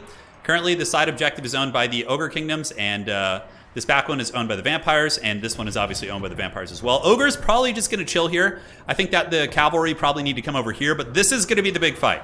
The Vampires look to be pushing up on the objective now, and now we get the Ogre Tyrant coming in. So the Ogre Lord is here. And I mean, Ogre Tyrants with their big kind of, butcher's hammers are pretty good fighters. I don't know how they'll do against Vlad. I think in a vacuum they would lose, but Felbats moving in, zombies summoned in the back, and now we get some big ogres coming in. So Ogre Bulls and Ogre Bulls. Vlad, of course, very tanky, going to be obstructing quite a few of these units, and now we're going to get a Fire Belly, Winds of Fire, or Burning Skull. So that spell coming down from the Ogre Caster there. Going to be crumbling those skeletons most likely. Obviously, the undead crumble quite a bit easier now after some of the changes. So not quite as impressive as they once were. Felbats here being taken apart. Ogre Bulls, of course, able to clear out the chaff units very, very well. And it looks like the Ogres are going to be focusing on this side. You see most of the Ogre reinforcements are coming this way. And I guess they're posturing here a little bit, but this is going to be a tough one to remove. Flying Taco is kind of like assembling units to attack a couple different angles. He does have his Leadbelcher shooting into skeleton spears here. Not terribly cost effective, but still very, very neat. And will the Ogres be able to win this fight? Currently, the value trading is favoring the Ogres, but Vampires have a lot of healing, so they can mitigate some of that value differential. And Vlad might be in some danger, guys. That Fire Belly actually has really good armor piercing, and Flaming Sword of Ruin was going down here. Vlad does use some heals, and the Tyrant needs to find its way over. I mean, Vlad could straight up die here. With the Tyrant and the Fire Belly beating on him, plus the Powder Guts, who've gotten the passive Ogre Army ability, or not passive, the activated, it's going to be the Butcher. So Butcher's really good. It gives a ton of healing. It's one of the biggest heals in the entire game. So yeah, Vlad can straight up die. Like, with really, really good focus fire, if the Fire Belly and the Tyrant 2v1 Vlad, I think they could actually end up winning that fight with proper control. More Ogre Bulls going to be screaming in there. Gnoblar Trappers using their little ninja stars to go after the Direwolves and the Cryptors that are running. Over on the other side of the battlefield, we see a bit of a two-pronged engagement here as the Gnoblars are defeated by the Skeletons. No surprises. Gnoblar Trappers throwing their little ninja stars in there. And now we get Ogre Bulls with dual weapons. These guys are awesome. Really, really good at clearing out chaff. That's their forte. Butchering and charging into those skeletons. Skeleton Spears will be very cost-effective against them. They really do want that Gnoblar buffering. We do see Leadbelchers for the Ogre Kingdom sitting back here and taking big shots at the Cryptors, trying to wear down some of the elite units. And it does seem like Flying Taco is kind of taken over in terms of value. However, the healing is quite strong, and the Vampire counts have been able to kind of hold on to two objectives. So currently, the Vampire counts are sitting on 400 points. See, the Ogre Kingdoms only have 213, and Saber-Tusk packs being summoned in to deal with the flanking Direwolves in the back. Now it's going to be Vlad versus the Tyrant once again. Tyrant looks like he's running away from Vlad, so he doesn't want that fight. The Powder Gut's also going to be retreating here. Maybe trying to lure Vlad to a little bit of an overextension. We'll have to see. Cryptors being used to counter push into the chasing Saber-Tusks. So that's going to be a bit of a loss here for the Ogre Kingdoms. Basically a 500 gold unit being overextended. And it's going to be rampaged and killed by the Cryptors and the Felbats. Now back on this side of the battlefield, it looks like a really, really good Leadbelcher play. I mean, those Leadbelchers are unleashing their full salvos. We do have these Sky Striders trying to find the Cryptors. And Saber-Tusk coming in. All right, this could actually be interesting. Sternsman being barraged by the Leadbelchers here, so check it out. We do have the big firepower coming in. The Sky Striders could probably deal with anything except maybe like a fully erect Blood Knight charge, but even then they might beat Blood Knights. They're really, really strong. Oh, we're going to get to see. All right, guys, the Knights of Red Keep. Lance's couched for, I don't know, for the Knight, for the Red Keep, whatever. This is really not good for Taco. He needs to get some support here for sure. Saber-Tusk coming in. Oh, that's a really good play. He's using the Saber-Tusks to break the charge of the Blood Knights, and now he's going to be charging back in, but they still get the charge. Big anti-large fight going down as these awesome units of the old world going to be doing battle here in the backfield, but the Saber-Tusks might make the difference. Having these little lions here to attack and provide some extra damage. Dude, these Blood Knights are getting absolutely hammered by the Sky Striders, and look at that. Flying Taco with the MLG play, dude. He uses the Butcher, which heals a massive percentage of HP.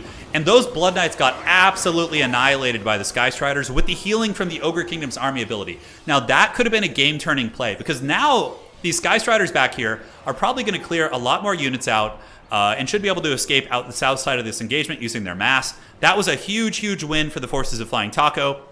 as these guys have accrued 1,800 value, and you can see they're able to use their mass to get away. Huge MLG Ogre Kingdoms play. However, ladies and gentlemen, the Vampire Counts are playing the objective game very well, and it looks like they're going to have the triple cap right now, as the Tyrant as well as the Firebelly are feeling the wrath of Vlad, who's had his healing cap actually.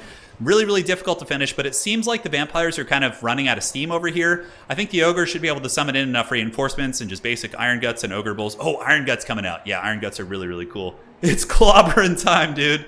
It's clobbering time. It is. And these Sky Striders were able to escape almost unscathed, and now they can move back in here. This objective is owned by the Vampire Counts, but the Ogres could certainly take it. Those Blood Knights being killed was a big, big momentum shift. Absolutely massive momentum shift. On the other side of the battlefield, guys, we do see the Tyrant going after Vlad once again. Vampires kind of get worn down here. Ogres do hit hard, man, and they can kill Cryptors. I mean, Ogre Bulls are very similar to Cryptors in terms of functionality. And the Vampires are tar pitting with zombies and holding on to the objectives, but you know what? The Ogres need to make sure that the Vampire Counts don't get to the point where they can Helm's Deep on one objective, because that could be very, very tough for them to crack. The value differential is substantial, but with, you know, Vlad being healed, it kind of mitigates a lot of that value lead. And are the Ogres going to be able to wrestle this middle point? It kind of looks like they might eventually. Cryptor is going down here, but still Skeleton Spears, Corpse Carts, you know, a lot of really, really annoying sticky units to get rid of. The Sky Striders charging back in, hammering into the Corpse Cart, you know, battling Fellbats and trying to clear out the Sternsmen here, which are no joke. But yeah, these guys are awesome, dude. 2,200 value on the Sky Striders. I've seen them used quite a bit. I mean, Flying Taco, I think, has been one of the people who've made them work pretty well, but overall, very, very neat stuff. Now, on the side point here, we do see the Vampire Counts starting to lose the objective. It's starting to flip a little bit of lag coming in here. Hopefully that will subside in due time. One of them's probably rocking some serious Wi-Fi action here. Somehow, the Powder Guts are still going. Look at that. The epic slow motion Powder Gut punching that Cryptor in the face. That actually was kind of a cool moment to have a little bit of lag. So something coming down here. I don't know what the hell that was. That must have been some sort of a ability from Vlad or something. But Vlad's healing caps could potentially die. I mean, the Tyrant and the Firebelly, like I said, both are hard armor-piercing characters. And this objective is going to be flipping to the Ogre Kingdoms right here. It's going to be flipping as we get more Man-Eaters with pistols coming out. Man-Eaters are really cool. They're awesome in armor-piercing in melee as well. So they can kill things like Graveguard. They can shoot Cryptors. Really, really good, ubiquitous applications, I would say, in this matchup. Iron Guts finishing off zombies. This objective is going to be flipping for the Ogres. This one on the other side belongs to the Ogre Kingdoms as well, so the Great Maw has feasted quite well this day. As we do see the dreaded Sky Striders getting the Butcher ability again. Oh my god, the amount of healing these guys have received is insane. And what do they even do that's special? They have missile resist, and I guess they just have better stats? Yeah, I guess that's it. Ogre Kingdoms here, holding on. Nope, they lost the objective. Vampire Counts are able to flip it. All right. It's getting a little bit dangerous, guys. Vampire Counts are almost over 1,000 points. Ogres only have one objective here, guys. So they're going to have to hustle this one. I mean, they're basically going to get this one for free. We do see the Iron Guts moving over, the Man-Eaters. Still got to kill Vlad, though. Vlad is probably going to die to the Tyrant. Yeah, it looks like the Tyrant's getting in there. He's an armor-piercing beast. Tyrants are actually really good fighters. And they also regenerate in combat with the I think it's called snacks or something like that. So they can heal when they're kind of running around. I think they have to be in melee for it. Yeah, they have to be in melee. But yeah, Vlad is probably going to die. You can see this is campaign catharsis for all of us who have ever been tortured by Vlad as an Empire player. Although, what happened? Did he get unsummoned? I think he did. I think Vlad somehow got unsummoned. That's so cheesy, but whatever. It's this. He was like literally just in combat. It's so strange how that works. Nonetheless, I mean, now the Vampires are leaderless, right? We do see some Blood Knights coming in. So Blood Knights, after their absolute bully beatdown that they got earlier, are going to be making their way over. Currently 700 value, but they are not going to win this fight against this like sheer amount of Ogres, I don't think. Well, maybe. I don't know. They might work as enough of a sweeper unit. The Sky Striders are still back on this objective. Ogres are going to be trying to flip this one, but the Sternsmen are going to be very, very tough to remove here. Might be able to get it, though.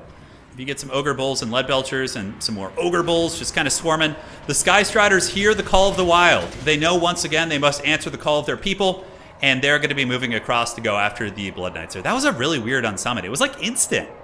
Unless he just bugged and like transformed and sunk into the earth. I don't really know how that went down. That was very, very strange. Turned into a swarm of bats and just flew away. I know, that's kind of what it looked like. Excuse me.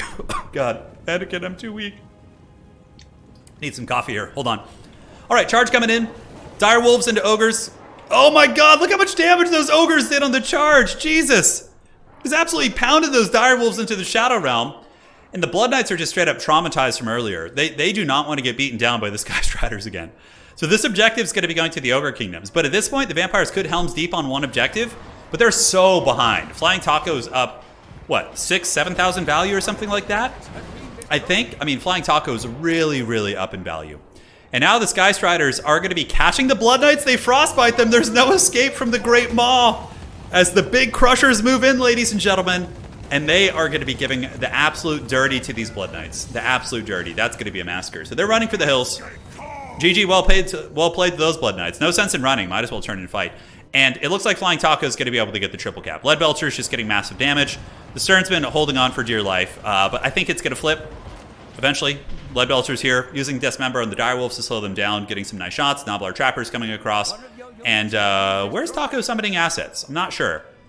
Dude, look at this. Another Blood Knight is summoned out. So it's a second Blood Knight. So they're going to wrap around. They're going to get a charge, but they don't get their charge bonus because many of them were in combat. So they're probably just going to kind of waddle into them. And dude, these Sky Striders with Massacre now. So their stats are just jacked. Just absolutely jacked. And they've gotten 3,200 value. As the Ogre is going to surge across, try and lend some support to their Crushers there, which of course pretty much healing capped. This objective flips, and everything here that you see, which is undead, is going to be dying here. And we do see the Blood Knights being dragged down into the Shadow Realm. And there you go. GG, well played, most likely. I would wager we're going to be seeing a tap out here as the Iron Guts just doing the work of the Great Maw. And this is really cool to see, right? Like, Ogre Kingdoms are not a bad faction. If you're somebody who practices them, you know how their units work, you can beat top-tier factions like Vampire Counts. Because Reginald Puggington is a top player. He's really good. A little bit maybe out of practice because he doesn't play a ton in terms of tournaments, but his micro and fundamentals are very, very good. Perhaps Vlad isn't the best pick. I don't know, on a big map like this, yeah, like a Flying Vampire Lord probably could have been much more impactful, but it's hard to say.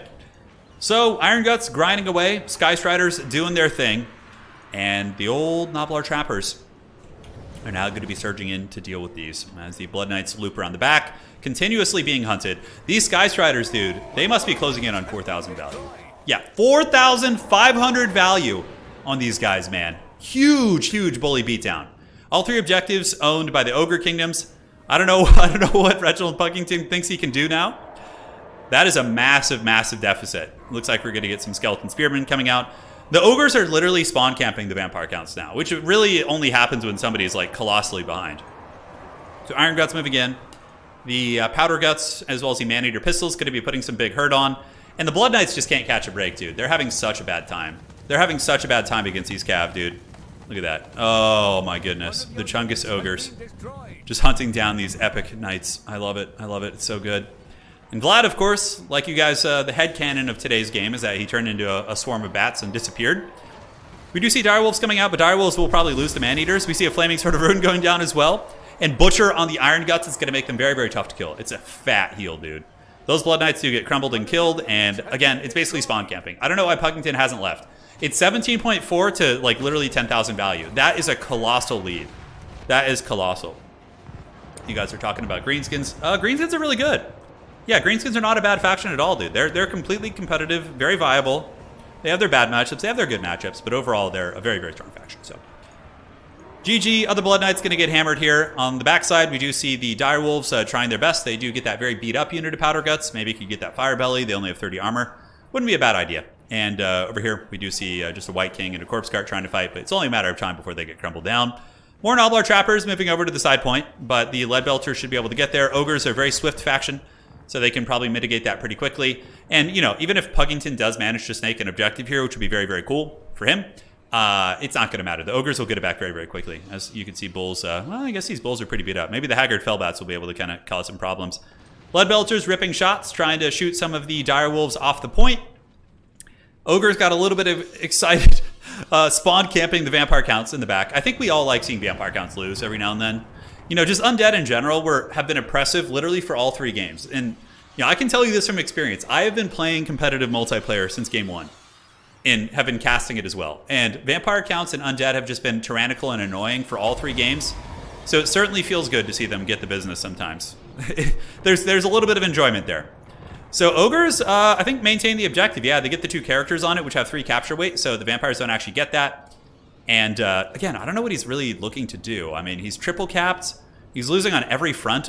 You know, maybe he's just in the zone. He's just having fun running around with these units. But that's going to be it. GG, well played, guys. Vlad should have a Mournfang mount. Yeah, like an Undead Mournfang. That would be really good.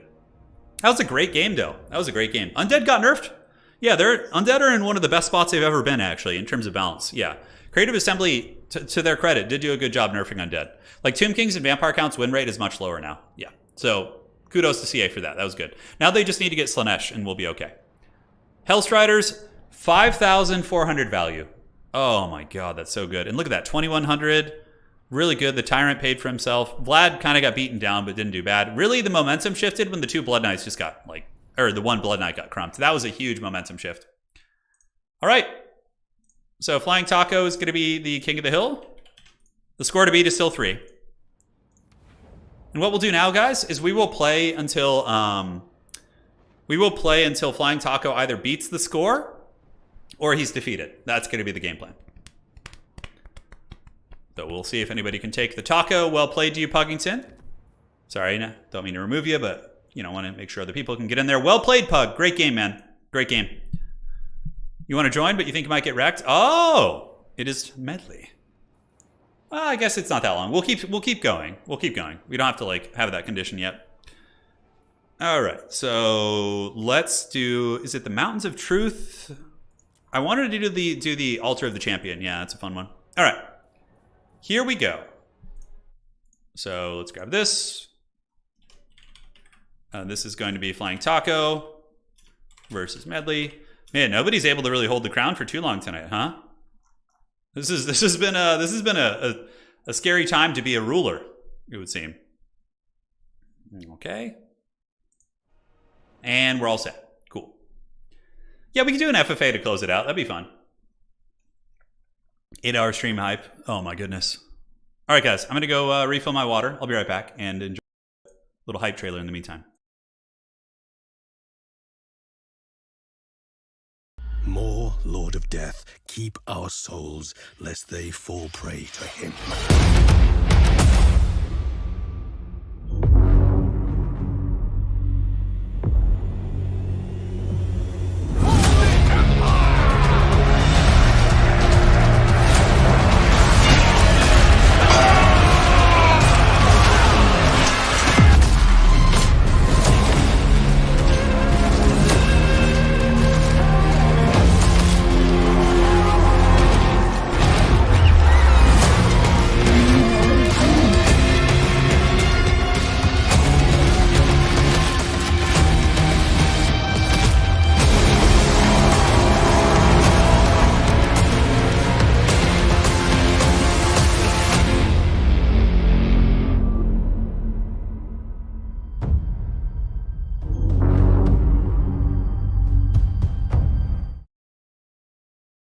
All right, guys, we're back. How's everyone doing? We need the Dark Lord of FFA.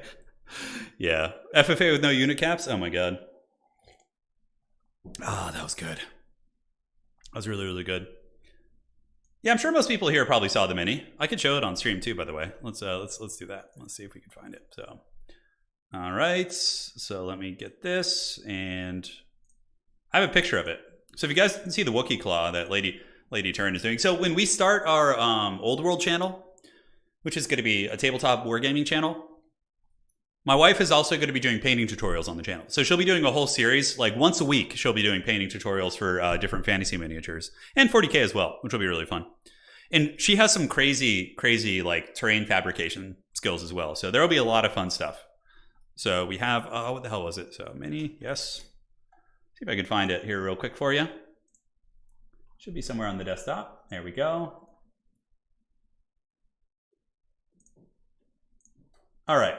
I'm literally eavesdropping on the compliments. She was eavesdropping on the compliments. There's the mini, guys. I'm showing off your mini right now. Well, please tell me more. What other skills do I have? She's the best at everything. Whoa. Yeah. Jeez. I know, the big stuff. And here's Wookiee Claw. So that's our beloved pooch. And my wife painted that recently. So if you guys didn't see the video, make sure to check it out. It went up a couple days ago. You need anything? I'm good, darling. Thank you. Right. Love you. Yes. This could even be our blocker. We could use Wookiee Claw. Yeah. That's a pretty good one. Okay. Thoughts on the petition? Yeah. We talked about that earlier. I think that'd be great. I think you should be able to play Immortal Empires with just Game 3. Yeah, I agree with that. Yeah. Isn't that cool?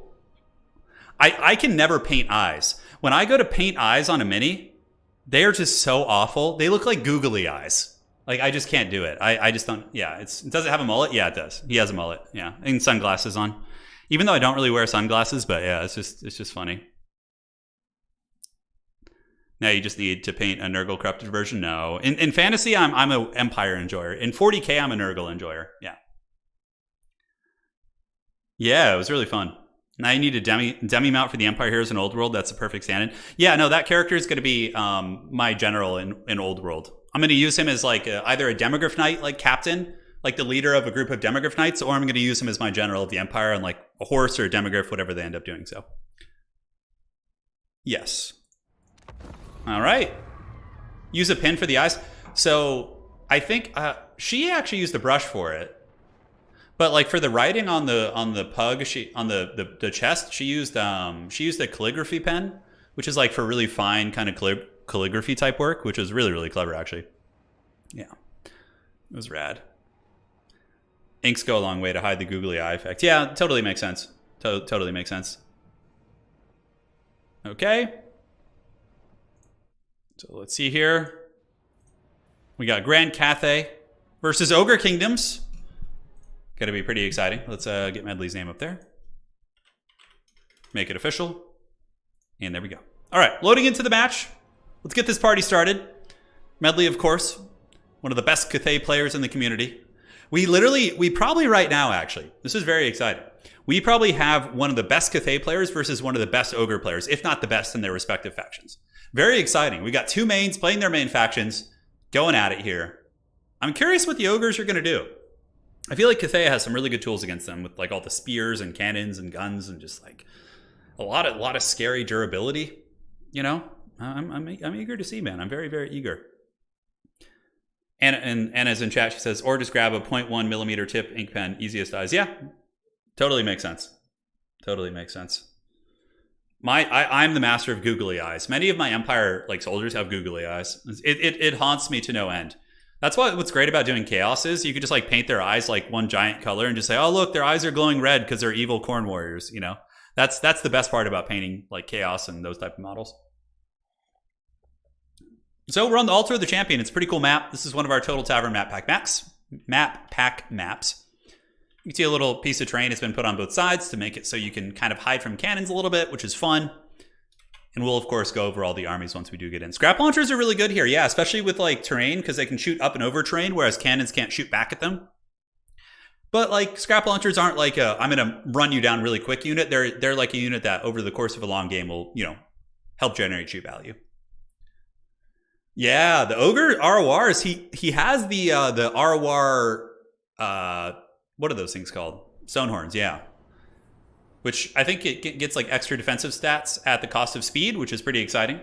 So we'll have to see. We will have to see. All right, ladies and gentlemen. So for the forces of Medley, it is going to be Spears, Halberds, and Jade Warriors. Very standard. Spears and Halberds really good against Ogre Infantry. Iron Hill Gunners will pretty much last Samurai anything that gets into range of them. They hit incredibly hard, and they also provide harmony to the melee line. We are going to be seeing cannons.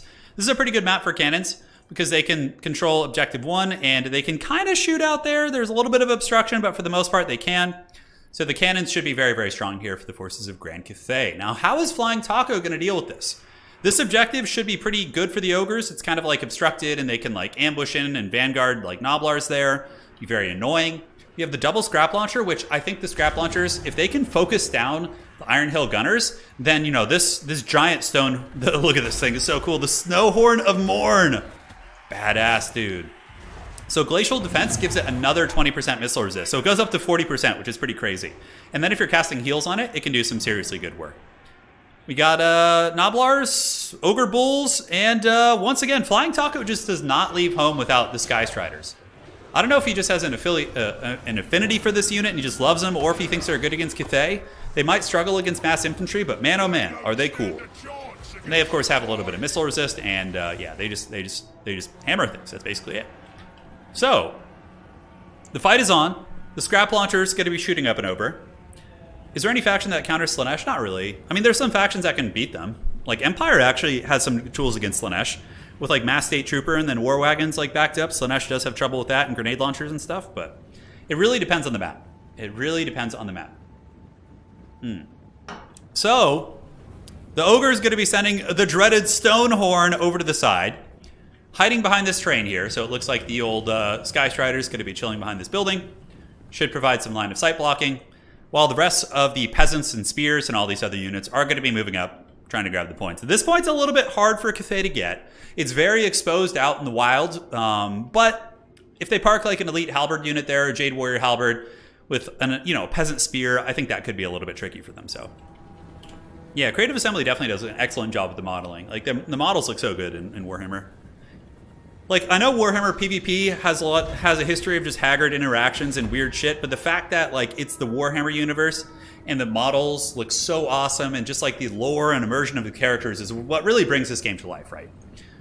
Absolutely. We push through the jankiness to just enjoy all of those things. So Noblars moving up to the point. Noblars versus Spears. Noblars will lose. Their stats are worse, but they'll do okay. I mean, they cost less. They're quite a bit cheaper. We do see the scrap launcher shooting into the peasant long spearmen here, and yeah, they're getting wrecked pretty good. I'm surprised we're not seeing the Iron Hail gunners being focused. I feel like they're going to be one of the biggest things for sure. They're going to be very, very tricky. And yeah, the Ogres actually managed to get some Noblars out to the side point. KOTH is not good with mobility. I mean, Jade Lancers are okay. Cannonball's going to be going into the Slaughtermaster. Ooh, direct hit. Slaughtermaster takes quite a bit of damage there. That doesn't feel good. And it looks like Flying Taco is going to be gathering his goon squad here. So he's got the 2 scrap launchers. I really like this positioning, though. The scrap launcher just shooting down the line against these KOTH units seems to be generating some good value. With these Ogre Bulls, Medley is going to be able to just get absolutely nasty gunfire here. So these Iron Hail gunners are just going to be brutal if they're not shut down. Like, the Ogre models will just go down, like, so quickly. So this objective being taken. Oh my god. Look at the backfield, guys! The Noblar Trappers! The secret agents! Flying Taco is just such a fun player, man. Look at this. They're trying to sneak around and get onto the cannons. If that happens, Medley's going to be so confused as to how they got there. So middle objective is going to be going to Grand KOTH. You guys ready to see some suffering for these Ogres? Oh, this is not going to go good. Charging into spears. Iron Hail's just mowing them down. Cannonballs bringing down the Ogres. Oh, God. These Ogres are having such a bad time. Look at that. Instantly routed. But the Saber Tusks do get through the battle lines, guys. And they're able to jump on top of the Iron Hail gunners here. More Saber Tusks coming around the side. Is Medley going to be able to kind of handle all this pressure coming in from the Saber Tusks? We'll have to see. So value trading, somewhat even. Side objective owned by the Ogres. Noblar Trappers were able to kind of sneak around, but it looks like they were caught by some of these sentries. The Celestial Dragon Guard in the back. One cannon is going to be taken down by the Saber Tusks, but is going to be countercharged most likely by these Jade Warriors here. So we'll have to see. And the Saber Tusks do get on top of those Noblars there, while the Snowhorn of Morn with the Storm of Shadows on it, slowing it down, getting popped by these old Iron Hail gunners. And the Haggard Sky Striders, I have no idea what they're doing, but overall, pretty good pressure. Flying Taco able to get both cannons. So the Saber Tusks here do knock down one Grand Cannon, and the other one does get jumped on by Saber Tusks as well, who are rampaging. Ogres coming in to help Ogre Bulls. So honestly, both these Grand Cannons going down is a pretty massive win for the Ogre Kingdoms. And the old Snowhorn of Morn is getting a Troll Guts Glacial Defenses popped, which is going to be giving it extra missile resist. And now Noblars have abandoned the side point. And they're going to be swarming. The Noblars came from around the back. And they're going to be hammering into these units. Look at that. Oh my god, the Iron Hails are just getting routed. They're going to get fully sandwiched here. And KOTH is not going to be happy. However, the Jade Warriors and the Celestial Dragon Guard will trade very well. And it looks like Medley is able to salvage the cannon. So one cannon here is salvaged. The other one is salvaged as well. And, well, the other one might actually go down. It looks like Noblars and Ogre Bulls, or Ogre Bulls and Saber Tusks are right on top of that. So, outside objective is currently owned by the Chungus Kingdoms, but there are 2 Jade Warrior units on here, or a Jade and a Spearman, who should be able to take that unless the Ogres send more units. In the meantime, Medley's going to be going for a flank, so we do see Medley sending some Peasant Long Spearmen and some Cavalry over. But the Ogres are going to be responding with the biggins, the big boys. Sky Striders could probably kill these Peasant Spears. They simply don't have the armor piercing to drag them down. Granted, it would be effective for Grand KOTH. So middle objective is still held onto by Grand KOTH. Medley is maintaining a little bit of a value lead, but it's also getting messy. And you have to remember the Ogres have healing. We do see the Snowhorn of Morn getting back here, but being attacked by Celestial Dragon Guard is not what it had in mind. But both cannons are shut down for now.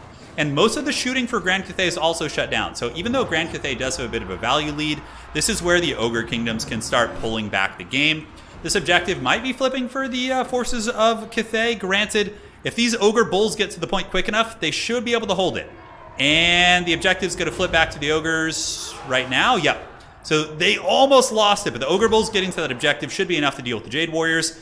And on this side point, it looks like this objective is held by the Ogres as well, as the old Sky Strider is able to chase down those Peasant Horsemen. Should be able to rout them off the side of the map. And the backfield's basically just anarchy.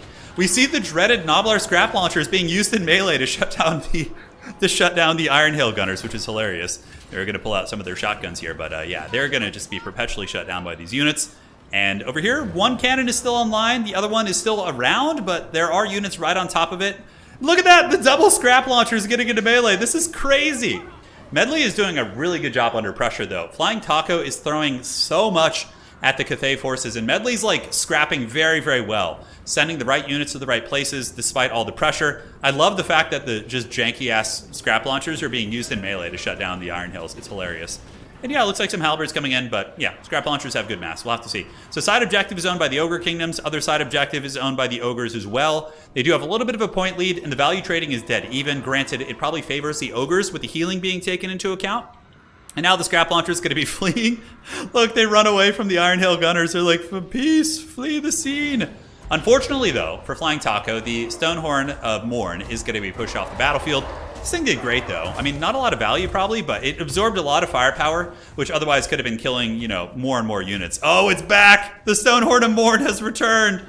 Flying Taco is going to be getting ready to party. As now we get Lead Belchers moving in. Lead Belchers are a really good answer against Halberds, and with the cannons being shut down, Lead Belchers will counter a lot of the KOTH army, like a lot. So here they come, ripping fat shots from downtown into the Jade Warrior Halberds as we get more Ogre Bulls screaming up to the point. Obviously, just avoid the Halberd units. Over here, Medley might be in some danger. This KOTH caster is down in the trenches with the Ogre models in the Slaughtermaster. They could potentially kill that character if Medley isn't careful, but it looks like Medley does have Celestial Dragon Guard. This is a really good play by Medley. Really, really strong. Celestial Dragon Guard moving up onto the point. They might be able to push the Ogres off. We're going to have to see. We will have to see, ladies and gentlemen. As this objective held by the Chunguses, the Dragon-Blooded Lord, though, getting the wrath of the Slaughtermaster. Nobblar is going to be buffering off those units. And in the backfield, we still see these Nobblar Scrap Launchers being used in melee, which is hilarious. Look at the corner of the map. The Snowhorn of Morn is finally broken. It took a lot of effort for KOTH to get that off the battlefield, 100%. So this objective, currently owned by the Ogre Kingdom. Celestial Dragon Guard going to get rear charged by these big boys. And they were not facing the right direction. So, man, look at the damage on these Sky Striders, dude. With the Butcher active, getting a big heal. Look how much damage they do to the Dragon Guard, which are essentially an elite unit. We do get the Ogre Bull dual weapons moving into the Iron Hail Gunners.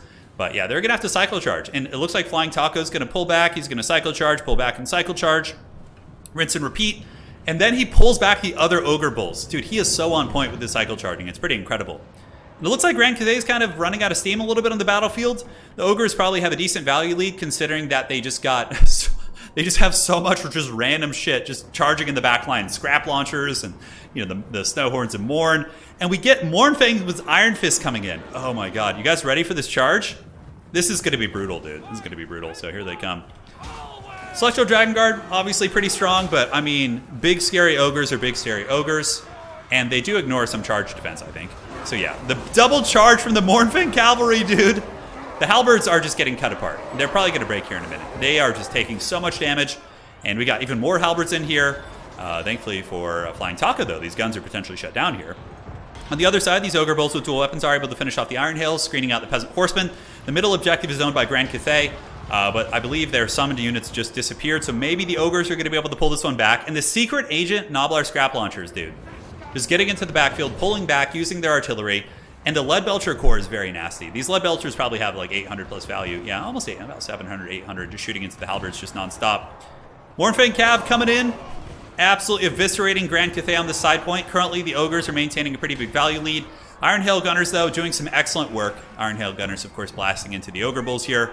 It's very, very cost effective as Medley's going to be summoning out a lot of guns. So guns, guns, and guns. Going to be trying to slow push the Ogres off the side objective. We'll have to see if they're able to get the job done.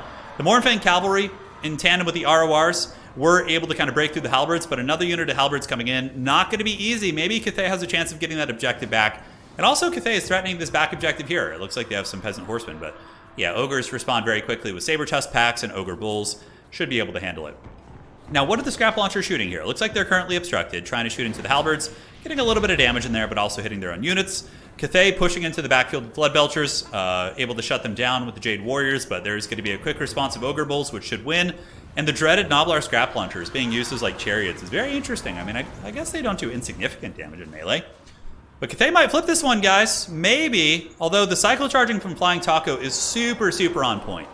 Back and forth, back and forth. And the Jade Warrior Halberds without their harmony bonuses, obviously just getting hammered by these super elite Ogre units. I mean, Mornfang Cav, even against like pointy sticks, that's kind of the thing with Ogres. They have the, what's it called? Not Wall Breaker, but yeah, they do pretty good against even brace units. So the Iron Hails here, very bunched up. This could be some brutal Last Samurai, but it looks like they're going to go for it. These are the Iron Fists, so they do have the shields. But oh man, that's a lot of firepower coming in. They need to like somehow tag all three of these. Oh my god, they're just corralling the Iron Hail Gunners like sheep. That's brutal. Medley should have had them spaced out a little bit more, but it's easier said than done. Trust me, there's so much going on here. But all three Iron Hails are essentially shut down. We got Saber Tusks coming in, which are going to be feasting like the Heathen Kings of old. And currently, the Ogre Kingdoms are maintaining a double cap, potentially a triple cap here. And Medley tries to get some shooting going, but the Saber Tusks are able to get on top of those. And we're seeing why Flying Taco is the king of the ogres, man. He is the Ogre King.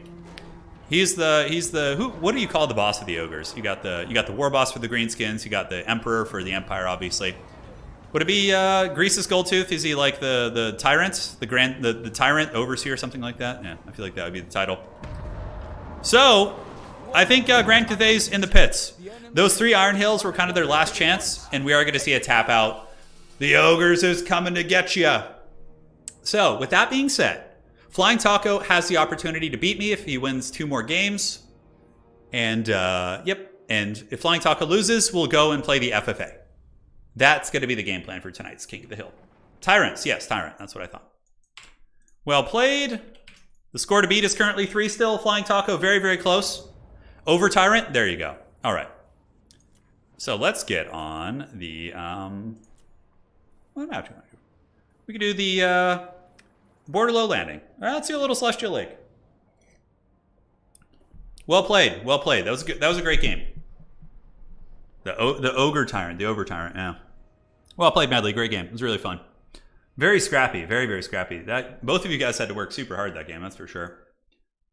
All right, so who's it going to be? It is going to be Ryan Harrington coming in, showing no mercy. And Celestial Lake is the map. So Ryan, go ahead and shoot a message in Discord if you can. All right, so let me go down here and go to the tournament chat. So Ryan, I need to know your name in Discord so you and Taco can do your, I see you. All right, I tagged you, so go ahead and do your picks and bans with Flying Taco, and we should be good. All right.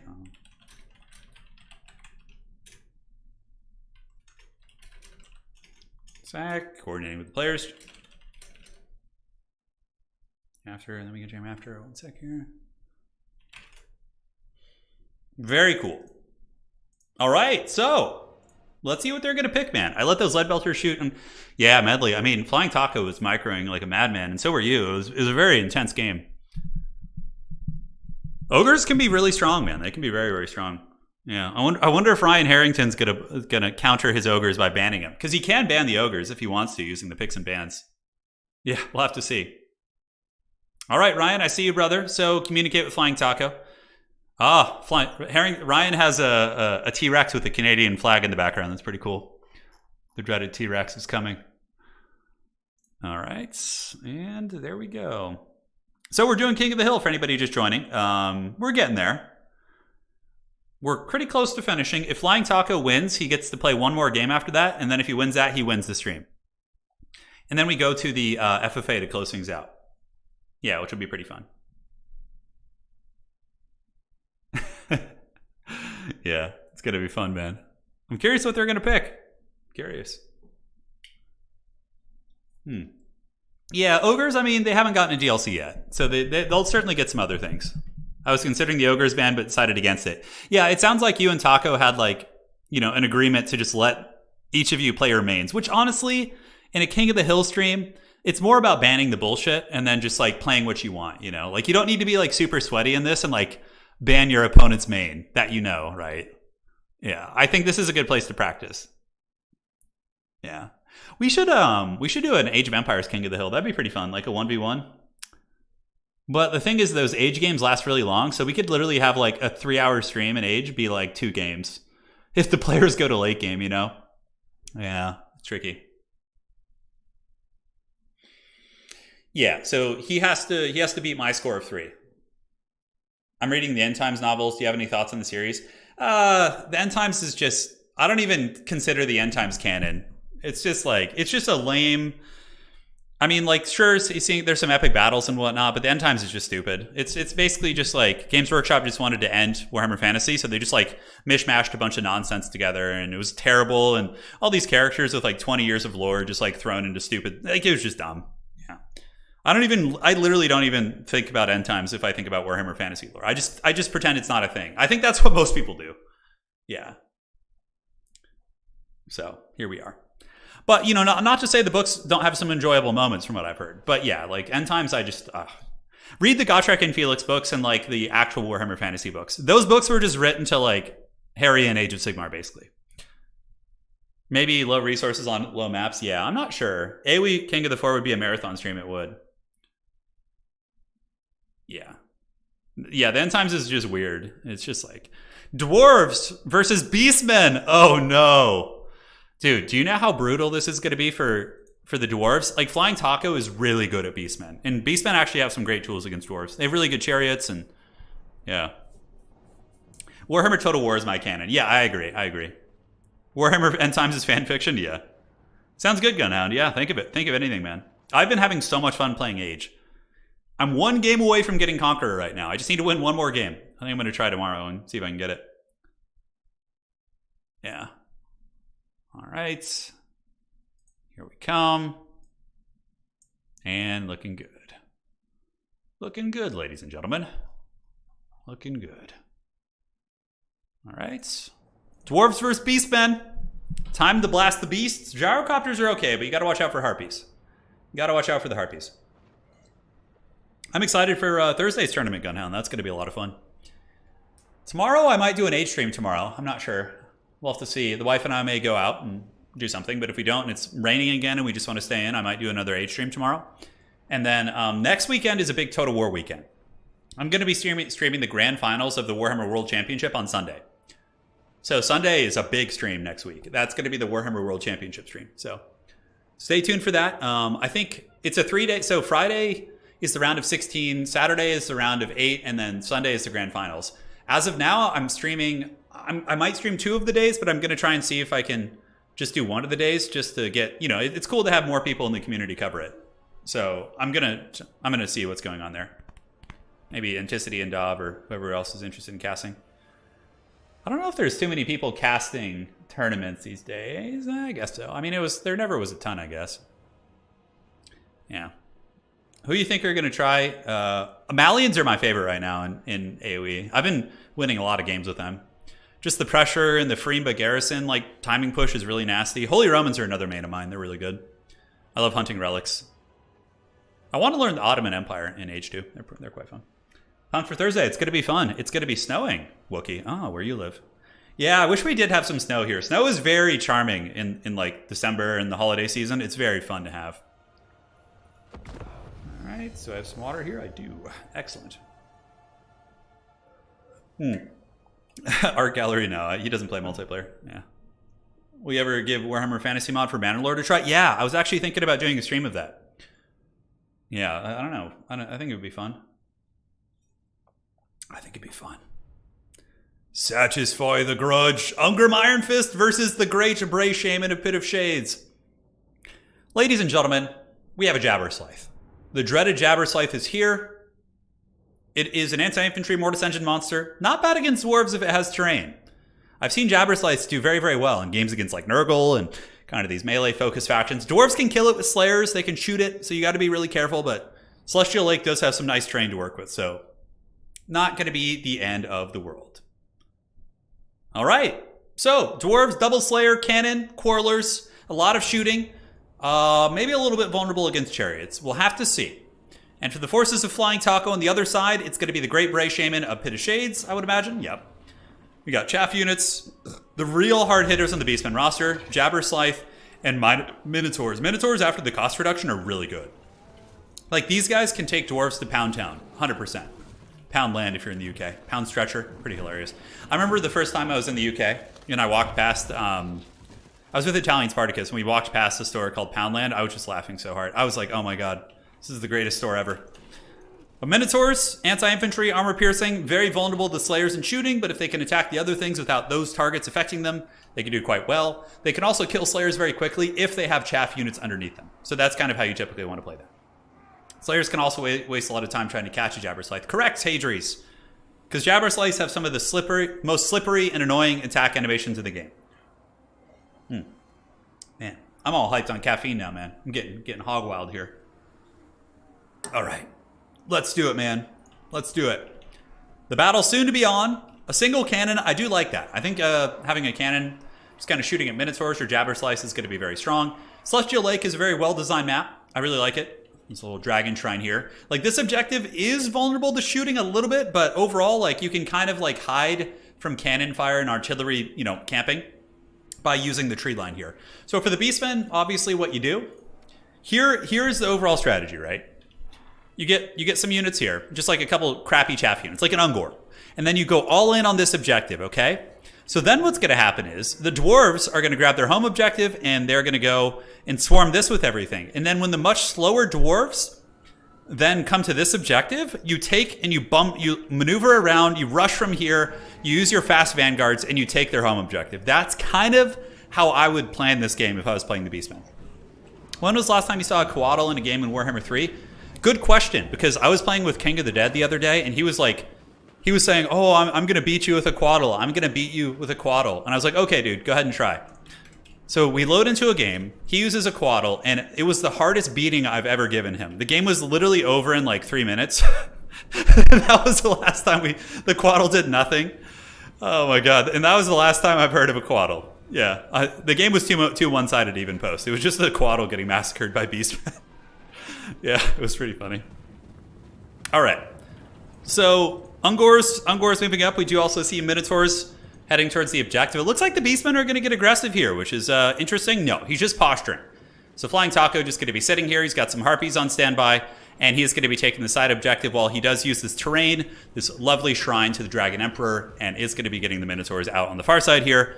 Maybe he'll move across. We'll have to see, ladies and gentlemen. And we do have a Beastman ambush in the works. So Ungors, I feel like there's some factions that Creative Assembly just absolutely nailed their playstyle and their theme, and the Beastmen is one of them. Same with Dwarves. Like, when you're playing the Beastmen, it just feels so accurate to their lore. Like ambushes, fast moving, not necessarily the best in head up fights, but they can really brute force you down if you're not careful. It's so perfect. The Beastmen are often aggressive, but you have to be careful, because being aggressive into an entrenched dwarven position, you could just straight up lose the game. So Flying Taco has a full semicircle. Look at this. He's got a full RTS concave, which is ready to just collapse. Look at this Beastman position, dude. He has the dwarves enveloped so hard, man. So hard. And we're going to see what the dwarves can do here, man. They're going to have to push out. You can't win on just one objective. I feel like the Beastmen are going to be really good against the dwarves on this map. I feel like the Dowie maybe banned the Ogre Kingdoms pre-game. Now, if I were in the dwarf position, here's what I would do, all right? I would just do a straight push and use the cannons to trade, and then I would create a defensive screen right here and just lane push. Because going for this objective here is really bad. The Beastmen, for the dwarves, the Beastmen have the forest ambushes, they have line of sight, your shooting's going to be terrible. Just forming a shield wall here and just literally playing the most linear kind of straight push game, I think is 100% what you want to be doing here. And it looks like that's what Ryan is going to be doing as well. So the dreaded Ryan Harrington is going to be moving, but Goreherds will heavily outtrade Slayers. Slayers will win one-on-one, but they cost 400 gold more, and it's not a cost-effective trade. The Slayers will be brought down to near death. So will the Dwarves be able to prevent the onslaught of the Beastmen? We do see a Gyrocopter Brimstone gun coming in after the Jabberslythe, which has taken a couple cannon shots, which is nice. But Flying Taco is going to be responding with Harpies very, very quickly. The Harpies will be able to wreck these Gyrocopters. So Ryan is going to want to run the Gyros back to his army and support them from the ground using the Quarrelers. Otherwise, the Harpies are just straight up going to kill it, and that's going to be a really bad trade for him. So we'll have to see. In the backfield, we see a Beastman ambush. Blasting charge is coming out. Nice play there. That was a really slick summon there by Ryan. He summons some blasting charges in, he nukes down some of the Ungor herds, and holds back the Beastmen flank. So overall, very, very strong. Now, as far as this objective goes, we're going to get Slayers versus Gore herds, which isn't great. Longbeard's moving up with blasting charges, and maybe he's going to be able to grab that objective. But now we got Centaurs moving in, and this is the problem. Beastmen on these like big kind of open-esque maps are going to be able to swarm me really effectively. So they do get on top of the Thunders. Granted, Ungrim Iron Fist is there, should be able to fight them and do okay. Here we do see more Centaurs jumping on top of Quarrelers. Ryan is about to feel the wrath of some very, very scary micros. Flying Taco collapses. The Beastmen ambushing from every angle, dude. This is like the most lore-accurate Beastmen battle ever. However, the Slayer is obviously going to be able to kill the Ungors here, and we do have Longbeard, so this objective is going to be flipping to the Dwarves. But the Beastmen are going to be going apeshit in the back line here. Absolutely bananas, as they just swarm all over the Dwarves, and many of the missile pieces are shut down. We do see the Gyrocopter up in the sky being killed by Harpies, and now the Minotaurs and the Great Bray Shaman are on their way in. So the Bray Shaman's going to be causing some serious issues. I would wager we're going to be seeing a Pit of Shades right here on top of these Slayers. So he's going to get the Slayers fighting the Chaff units, and then he's going to Pit of Shade them. I think that could be it, or a pit right here. But this objective's looking very precarious. We have Ungors and Chaff units all over the Dwarf army, and now the Jabberslythe is on its way out. Oh yeah, dude, look at the dreaded Jabberslythe. Oh yeah, here comes the big man. Dude, Jabberslythes are so cool. And yeah, the Jabberslythe's going to be mortis engineering some of the Dwarves down because their leadership is probably below 50% considering they're fully surrounded. As far as this objective goes, looks like the Dwarves have gotten that one. Beastmen going to be summoning out some Bestigors. That's a really good play. Bestigors will be able to clear out Slayers pretty effectively with their high armor. And now the Minotaurs are rushing on, and it looks like the Beastmen are going to just absolutely overwhelm the Dwarven defenses as Flying Taco starts to take over the game, getting a big envelopment. I mean, I can tell you I would not want to play against Flying Taco's Beastmen on this map with Dwarves. If we're a more like smaller, more lane-focused map, yes, but a big open field map like this, like, you know, honestly, Ryan's not doing a terrible job, but like, dude, the Beastmen envelopment on this map is going to be so brutal, dude. It's going to be so brutal. So the Beastmen just running rampant, Chariots running over the Dwarven reinforcements. It's only a matter of time before the Dwarves lose this fight too because of the Chariots and probably the Bestigor herds on their way in. Flying Taco pulling a substantial value lead, not even defending that point. He's very confident. Dwarves are very slow, so you don't need to defend points against them. If you see them coming, you can then react. And now Ungrim stands alone. He's listening to a little bit of Godsmack. He's, I stand alone, as he's just surrounded and most likely going to get the beatdown. We'll have to see, although maybe just ignore it as well. Minotaurs on their way back. Flying Taco is now going to be looking to get his home objective as the Chariots really cause a lot of disruption. And Bulls on the Parade. Here they come. That's such a good song. The Bulls on Parade is a great song, but what the best part of that song is the end. Like that last epic breakdown is so metal. So Minotaurs on Parade coming in. The dreaded Flying Taco lag is here, giving us the good old cinematic shots. As he pours in, you see the Dwarves being tossed about. Certainly not going to be fun, and nobody tosses a dwarf except the Beastmen, as they're certainly doing that. Bestigor herds, great weapon unit, going to be collapsing into the miners with blasting charges. With their charge bonus and super high melee attack, they are going to give these dwarves the business. And hey, you know, on the bright side, for any of you guys who are dwarf fans, at least these Slayers are getting to fulfill their oath, right? They're not going to leave the battle unhappy. They're going to be, you know, they're feeling great. Dwarves, this is what they want. They want to just get, you know, well, Slayers at least, you know, they have the death wish. Kind of like, that's what's so funny about Gotrek, right? He just like can never get it. He just never dies. So he's like, he even lived through the end times. Yeah, it's pretty hilarious. So Dwarf Warriors here. Miners with blasting charges being run over by Chariots. Probably GG. I don't know if Ryan knows it yet, but that was a crazy envelopment. Flying Taco, dude, he literally had a massive semicircle around the entire map and just concaved in. I mean, that is like RTS 101, man. It's just so good.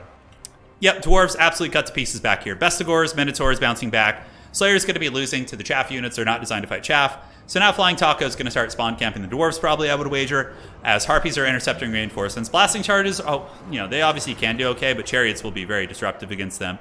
And blasting charges don't really do much against the Minotaurs here.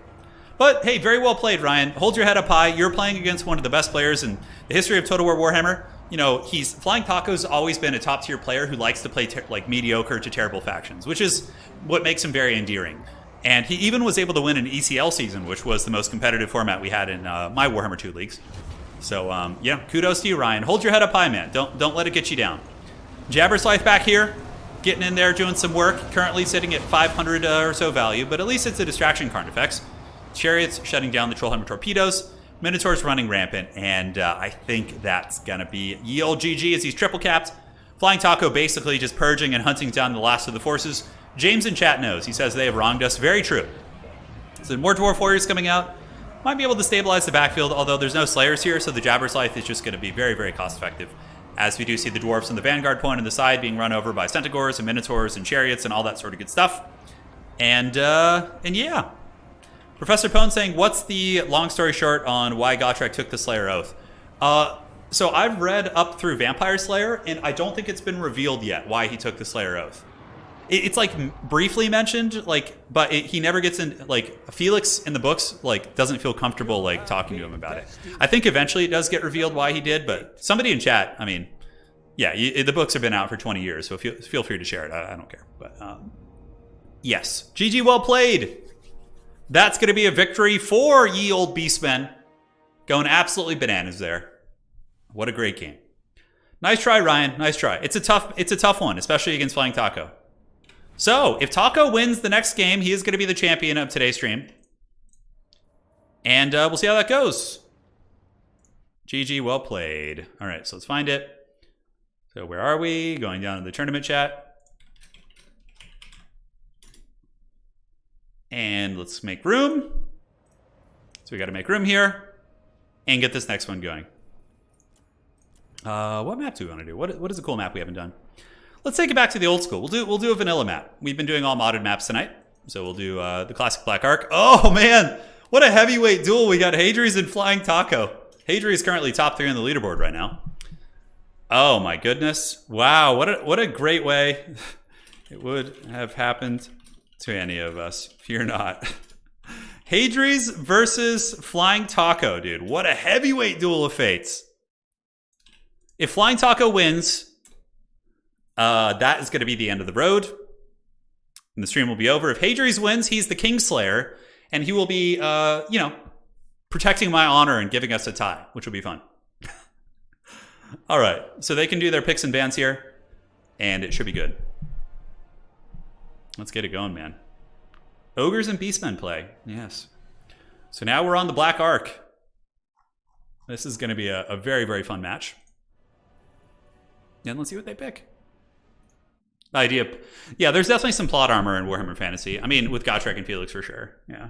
But they're, that Gotrek and Felix books are so fun. They're such easy reads. Like, they're such easy reads. If you guys want to get into Warhammer Fantasy and you just want something that's like, easy and pleasant and not too deep, it's like it's a great one. You don't have to think too much. It's just fun. It's just fun. Yeah. Hadri's might do Skaven. I'm not sure. Yeah. On this map, I think Skaven are okay here. Flying Taco will try and get his ogres for sure. Prefer random factions. To be honest, we've been getting really good faction range tonight. It's not like people have been playing meta at all. Like, I played Nurgle, I played Lizardmen. I'm terrible at Lizardmen. And then we've had ogres and we've had beastmen, dwarves. Like, it's not been super meta. It's not been super meta at all. Yeah. Every character has plot armor. It's certainly true. Not every character. The bad guys don't have plot armor. They always just get wrecked over and over. That's classic. And it's like in Warhammer 40k. You get like Rabute Gilliman, like literally fighting Mortarion. Mortarion is so much stronger than him in a dueling scenario and in tabletop. Like, Mortarion annihilates Gilliman in tabletop in a straight fight, but like somehow he manages to survive. It's just like, or anybody who fights Abaddon, it's like, Abaddon will be kicking their ass, and then they like some plot armor, like something separates them and they manage to escape. There's always just that haggard shit, That's what was really fun about Game of Thrones. Like, early Game of Thrones, Eddard Stark sure as hell didn't have plot armor. Neither did Robb Stark. That's what I loved about early Game of Thrones. Yeah. Oh, that's pretty cool, Eagle Guy. I didn't know that. That's really neat. Yeah. Imagine dude, if dwarves got like halberds, that would be really brutal. Oh my god. Ironbreakers with blasting charges and halberds. If the dwarves weren't so stubborn, they would learn to use halberds and then nobody could conquer them. They wouldn't have to rely on slayers. They could just like mass ironbreakers and just roll up. Blasting charges would kill any infantry and then halberds would kill the monsters, right? Yeah, the Emperor literally had to take over. Yeah. So in the books, Mortarion is like absolutely kicking the butt of Rabute. And then, like, literally the Emperor possesses the body of Rabute. And that's, like, the only way he's able to fight off Mortarion. Just straight up plot armor cheating. You know? Well, the problem is with Games Workshop is they can't just kill Rabute or, like, any of their main good guy characters. Because, like, the problem is then, like, they're selling the mini. And that character has to be in the setting. Like, you can kill Mortarion over and over because he's a demon and he just goes back to the warp and then comes back. It's like, that's what's so great about the demon Primarchs. You'll just be like, oh, yes, Mortarion killed thousands and thousands of the Grey Knights until he was overwhelmed by the chapter master, and then he'll be back in a year. You know, it's just like, it's just dumb. Yeah. It's Looney Tunes, yeah, basically. Yeah. Yeah, it's wild stuff. It's wild stuff. There's a Dwarf Halberd mod. Yeah, that would be, I feel like they'd be pretty OP. That would actually be kind of a fun video to test. Are the dwarves OP with halberds? You know? That'd be really interesting. Yeah, the setting to sell game pieces, guys. That's true, yeah. Cries and Yarok, yeah. Well, I can... You know what happened with Yarok is he got squat. He basically got, like, the end times treatment. Because Games Workshop's, like, updating their Imperial Guard line. So they're just like, all right, sorry, old shitty models. We have to get rid of you and replace you with new shiny ones. Yarok literally got the end times treatment from G-Dubs. Yeah. Yeah, it's pretty hilarious. So, Kislev versus Ogre Kingdoms, guys. It's on. It is on. I think in 40k, I think Mortarion is my favorite model. He's so badass. Like, that's the one model. My wife and I painted it together. I did all the armor and everything, and she did the base and his wings. And it looks so good. Like, I love the Mortarion model. It's so badass. Yeah, it's awesome. Yeah, halberds would be great for dwarves. Oh, yeah, 100%. Dowie on bears? Yeah, I feel like the Norse dwarves, the ones who like live in near Kislev lands, they should learn to ride bears. Although, yeah, they would probably... I wonder how they would ride it. Like, they might have... The thing is, like, the Kislevites are pretty giant. If you look at them, they're like huge. Like, I don't know about the height. I guess you could say, like, the average Empire State Trooper is probably, like, anywhere between 5'7" and 5'11". And, like, it looks like... It legit, when you look at Kislev models, I guess you would probably say they're, like, 6'5". Like, the Zargard are just, like, middle linebackers. Because, like, I think in the lore, the Kislevites have, like, some heritage with, like, some of the, like, northern tribes who are really big. So that's why they're kind of, like, ginormous. So, like, yeah, Kislevites riding a bear makes sense, but I don't think a dwarf would be able to, like, saddle a bear prop. I don't know if their legs would, like... they'd have to, like, have some sort of a different mount, you know? I don't know. Or a different way of riding it. I have Conrad Kurz's Primarch model. Yeah, a lot of the Forge World Primarch models are pretty awful, but Conrad Kurz is pretty cool, actually. Yeah. He's pretty cool. It's pretty cool. Dwarves riding goats would be even better. Like rams.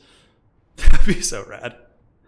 The Space Marine 2 trailer, yeah, that game looks cool. I'm not going to play it, but I like PvP games and multiplayer games. Like single player games, I just can't get into. Unless, yeah, it's got to be something with friends. Shout out to Lady Turn of the Warpug. Hell yeah. I'm so excited to see what she does with when we start the tabletop channel. Like her painting tutorial she's going to do every week. I'm so excited for those. Dwarf mounts would need to be like Cornhound size. Yes. Dowie can ride goats. There you go. Dude, yeah, why aren't there like some... Imagine if Khorne had... Yeah, Forge World Alfarius is amazing. I agree with you. Imagine if Khorne had like flesh hounds that were being rode by like little demon imps, like miniature bloodletters riding flesh hounds. That'd be so cool. They could also ride direwolves. Here's the thing: direwolves are big, but dwarves are also massive in Warhammer Fantasy. So like you look at dwarves, and yes, they're shorter, but in the books, when you read about Gotrek, he's like this. He's so wide. Like Gotrek's like shoulders and like the width. He's like just super jacked and wide. So like a dwarf would probably crush, and they're super heavy too. Like I don't know exactly, but like there's a scene in the Gotrek and Felix books. Okay, we had a little bit of a desync maybe. I'll just reload it, whatever. They'll get back in there. Okay, maybe we got to remake the lobby. I'm not sure what happened. Let's check. Let's check. Let's see what's going on. Yeah, so we gotta remake the lobby. So I'll just remake it. Hadri's versus Taco. And host game of spectator. That back in here.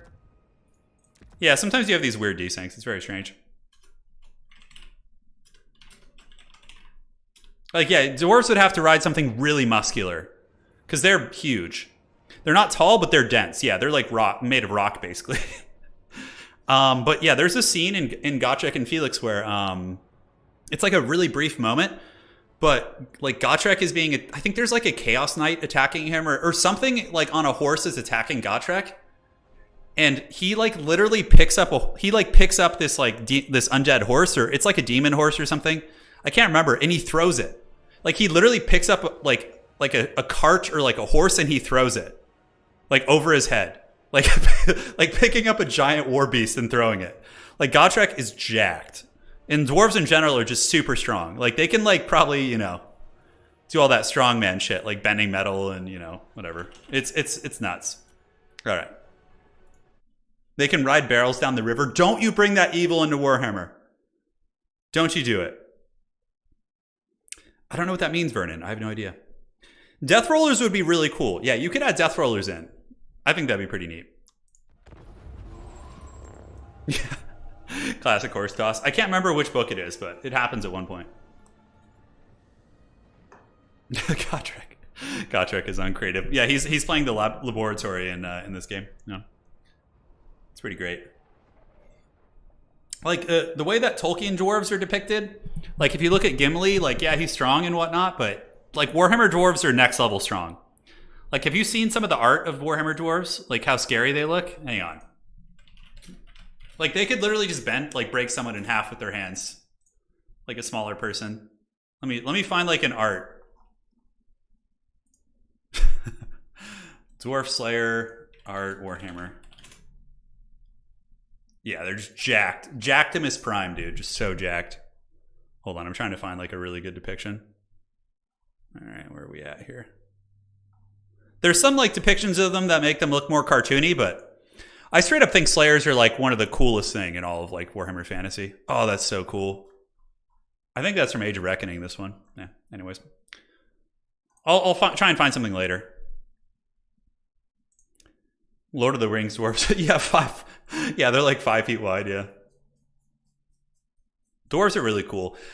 Something I really like about the Warhammer Fantasy books is how they like, the dwarves have like good relations with humans, but like when you see them interacting, you can kind of feel how dwarves, like their culture and their personalities are a little bit alien to humans. Like they're very different. Like so they don't like Gimli is much more relatable. Like Tolkien dwarves are much more relatable, but Warhammer dwarves and their like extreme culture in terms of like tradition and like honor and like it's very like, and their desires, they're very different than humans. Which is something I've always liked about Warhammer Fantasy. It's like, they feel a little alien. You know what I'm saying? Jacktimus Prime. Yeah, it's a good one. That one we haven't used before. All right, guys, taking a look. This is the final battle of the stream. Will Hadri's be the Kingslayer or a Flying Taco win today's King of the Hill stream? Everything is on the line here for him. So he's got the Sky Striders. Once again, Sky Striders against Kislev are pretty good. They can kill the Kislev cavalry and infantry. He's got double scrap launchers. So what he's going to do is he's going to move the scrap launchers up here and shoot that way and shoot that way. I think that's going to be his game plan. Now, looking here at Ye Olde Flying Taco, it's going to be 1,000,000 Gnoblars and 1,000,000 Ogre Bulls. Just straight up pushing. Bulls on parade, dude. So he's probably going to go for this objective. Just chill here. You know, shoot the dwarves off this one with some blood belchers coming in, or not dwarves, excuse me, the Kislevites. We'll have to see. Now, taking a look over at Ye Olde Kislev, it's going to be Boris Ursus, baby. Double Little Grom. Little Groms are just like so good against ogres. They just annihilate ogre models. They hit super hard. This one has Italian Spartacus riding it. That's literally Italian Spartacus right there. Yeah, well, that guy's probably a little taller than him. Hard to say. We do have the Streltsy, as well as Boris Ursus.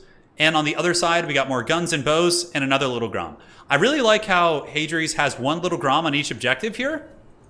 I think that's going to be very nice. And, you know, they can obviously counter the scrap launchers very easily. And they can kill Sky Striders and, you know, some of the bigger ogre models. We'll have to see. Yeah, it's a shame we don't see Greasus stat. But Greasus, if you bring Greasus against a player like Hadri's, you're basically guaranteeing your loss. Like, Hadri's will not lose to Greasus. He's too good. You know, Greasus will he'll just get wrecked. Like, little Grom's just blasting Greasus in the face with like his 30 movement speed. It's just so painful. Plus, Greasus is just not going to be good at killing Kislev infantry or anything like that. So, woolly rhinos, yeah, basically. So immediately, Flying Taco going to be getting behind the terrain here. So the scrap launchers look very safe. They're going to start shooting at Streltsy, I would imagine. Koths with spears are on their way up. And what are we going to see him do on this objective? Maybe he's going to use Noblar Trappers? That wouldn't be bad. Noblar Trappers are actually really good against Koths. They're little ninja stars and, you know, other things do quite good. Yeah, they should make Greasus costly. Greasus should just be free. Then he might be balanced. He might be good. Ogres are going for a home push, though. It looks like they're going to be pushing Kislev on their home objective, which I wasn't expecting. Little Grom getting some heavy damage. So we do see the Ogre Bulls here getting absolutely smashed, but they're only a 500 gold unit, so not the end of the world. Meanwhile, Kislev is getting bombarded. The Noblar Scrap Launcher is doing some good damage against the Kossars here, so you can see these Kossars down to 76 models. And the other Scrap Launcher, I think, is shooting over there as well. Yeah, so both Scrap Launchers are unleashing their salvos on these Kossars. And I think the Ogres are going to do a big push here. I think they're going to go for an Alpha Strike on Hadri's, on his home objective, and try and just overwhelm them. And even if they end up losing the fight, maybe they'll have the 3 objectives long enough to really live. Now look at this, Kossite Dervishes versus Saber Tusks. I don't actually know who wins this fight. I think Saber Tusks might barely edge it out. And you can see it's a decent trade so far for the Saber Tusks, as the Ogre Bulls are on their way in. But Griffin Legion are so badass, and Griffin Legion will for sure counter the Ogre Bulls. If they get the charge in them, it really depends on that. That's a big variable as well. My goodness, look at these Saber Tusks ripping apart these Kossite Dervishes. So here comes the charge for Urson. This is not what the Ogre Bulls want. You're going to see the Ogre Bulls go down very quickly once the charge bonus kind of saturates in. We do get some Ogre Bulls on top, but maybe the Bulls can fight back if they get a little bit of support from the Noblars. And honestly, not a terrible trade, but yeah, the Griffin Legion does eventually win that. Now down in the low ground, Flying Taco going for the Alpha Strike, using the Sky Striders with the Troll Guts. He actually just punishes these 2 units. I'm starting to think that maybe Hadri should have kept his whole army on the high ground and just done a push like this. Maybe down here, the Ogres are able to kind of get some decent isolations, but do they have any troops coming in? Not really. Sky Strider's going to get shot by Streltsy, so Hadri's does have his guns, and he's going to be unleashing a big salvo. Little Grom also shooting into the Sky Striders, who are being healed pretty heavily, but Little Grom can outright kill the models if they get enough damage. But the 2 Kossars here are getting bullied very heavily. Whereas up at the high ground, we do see the Griffin Legion finishing off one Ogre Bull model, but where one rose, another will appear. Saber Tusk packs sandwiching them. The very expensive Griffin Legion going to be getting pretty rough trades here, as they're now being 3v1 by chaff units. Noblars, this is a huge trade for Flying Taco as well. Noblars are going to give the Kossars the absolute business. Like, absolute business. Just the sheer numbers and just the fact that Kossars have really light armor is going to really, really heavily favor them in that trade. So Ogres currently have a 2 cap, and looks like Kislev is getting pushed back. Kislev does have the value lead, but with the healing in the Ogres, I think that value lead is being diminished a little bit. The Sky Strider is able to get the objective, now going to be charging into the Streltsy, and we do get a caster coming in. It's going to be a Frostbane Ice with Death Frost. Death Frost is basically designed to snipe characters and expensive things. Little Grom getting another nice shot as the Ogre Bulls do move back here. Boris Ursus, though, hot on their tail, so the Red Tsar coming in, trying to take out some of these units. He does slap down one of those Ogre Bulls. And these Bulls aren't going to last long, but they are buying some time. Now, this objective not controlled by anyone. It looks like there's no capture weight on it. Bit of a mistake by the Ogres. They want to get something on that so they can start getting that point advantage. Over here, the Griffin Legion fighting very well, actually. Probably not a ton of value, but holding back several Ogre units. But really, it seems like the 2 little Groms are not able to clear the Ogres off fast enough, as they are swarming the forces of Kislev. And if we learned anything from today's stream, guys, it's the fact that the Sky Striders actually appear to be a very good unit. Like, these Crushers are no joke, dude. They're really causing a lot of havoc. So Boris going to be getting in there. He does use the Shard Blade. They do some AoE damage and slow things down. Not going to be amazing, but honestly, the Sky Striders might put some big hurt on him. We get Saber Tusks moving into Little Grom. And once again, Flying Taco using the dreaded Noblar Scrap Launcher in melee and just like chasing down these Kossars and these different units. This objective hasn't been taken yet. You know, a bit of a blunder by Flying Taco. He could have maybe jumped on that, but Taco's for sure in a winning position here. Definitely. I mean, he has Kislev really, really on the back foot. He's potentially got a triple cap here. It looks like he does get the triple cap. Kislev does have the home field advantage, so the Kossite Dervishes could move in and go after the Saber Tusk packs, but overall, it's going to be very, very tricky. Look at that. Sky Striders, dude, the healing on these anti-large dudes is just brutal. I mean, they're brutalizing the Kislev army. Just massive, massive damage. More Mornfang Cav coming in. More Ogre Bulls to press.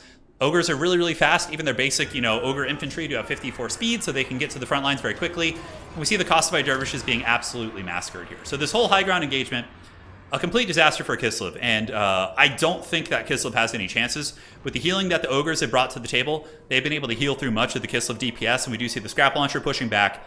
And Kislev is, obviously one of the worst factions in the entire game. I do think they can beat the Ogres. I think this game, maybe working the high ground here could have been stronger. Because the Kislev army was kind of spread out and a little bit kind of, not necessarily strong enough in either position to win those like isolated fights against the faster Ogre Kingdoms. And maybe if they pushed together up the middle, they could have done better. But here, man, they really, really paid the troll toll for sure. They have paid the troll toll. So Little Grom's going to be pushed back, and the Sky Striders here continuing to just cause havoc. And here on the backside, we see the Snow Leopard being taken down. And that's probably going to be GG. A good attempt by Hadri's, though. I do agree that this is a Ogre-favored matchup. I would say the Ogres are probably favored versus Kislev. Overall, they're a much stronger faction than Kislev. Kislev is just kind of weak at this point, but they could still win. Kislev can still beat Ogres. It's not easy, but it can be done. But this is the end of the road. We got Boris Ursus. These Sky Striders, dude, are just beating down Little Grom. They're probably going to kill Boris Ursus. They're up over 2,000 value. Absolutely nasty, guys. Desert Fox, great stream tonight. Been watching a lot lately to get back into multiplayer, and your content is still killer. Thank you, man. Old man, we're going to keep it going for you. People come and go, but we will stay the course for Sigmar. And it looks like that's going to be just Little Grom. Boris is broken. The Sky Striders are OP. CA, nerf them. I'm just kidding. Don't do that, please. Please do not nerf the Ogre Kingdoms. They're in a very good state right now. Oath Brothers of Tor, probably a really good choice here. They would be able to trade up into the big boys. They don't quite have the same amount of healing, but there's no way Hadrius can come back. He's down 4,000 value, even more with healing being taken into account. He's triple capped, just putting on a little show for us at the end, which appears to be the case. What's your counter here for Taco's build? A lot of this gameplay loss came down to the positioning, I think, for the Kislevites. Having the Ogres were able to isolate them and pick them apart. I think keeping your whole army deployed here and doing a big linear push with Little Groms would be better. I would probably bring one Little Grom and then go with a mass army of Kosovite Kossars with the armored Kossars and the anti-large Kossars, Snow Leopard spam, and Warbear Riders. I probably wouldn't use maybe more than one or two Winged Lancers. It's still a tough matchup for sure. It's a tough one. Kislev can definitely win, but yeah. This looks like it's the end. The Oath Brothers of Tor still being taken to town by these damn Crushers. Things have been going crazy this entire game. Look at that. 3,000 value. I think every single time we've seen Taco use them against KOTH, he used them every single game tonight against really good players. Hadrius is a top player. Granted, he probably doesn't play Kislev a lot considering they're not very good. He used it against Medley. It's a pretty good effect, and yeah.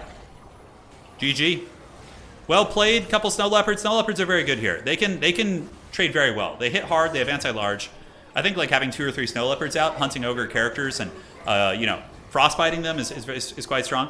Oath Brothers of Tor, if they had been out earlier too, they could have changed the momentum. I mean, the Oath Brothers have got 1,300 value, so you can see how good the Warbear Riders are.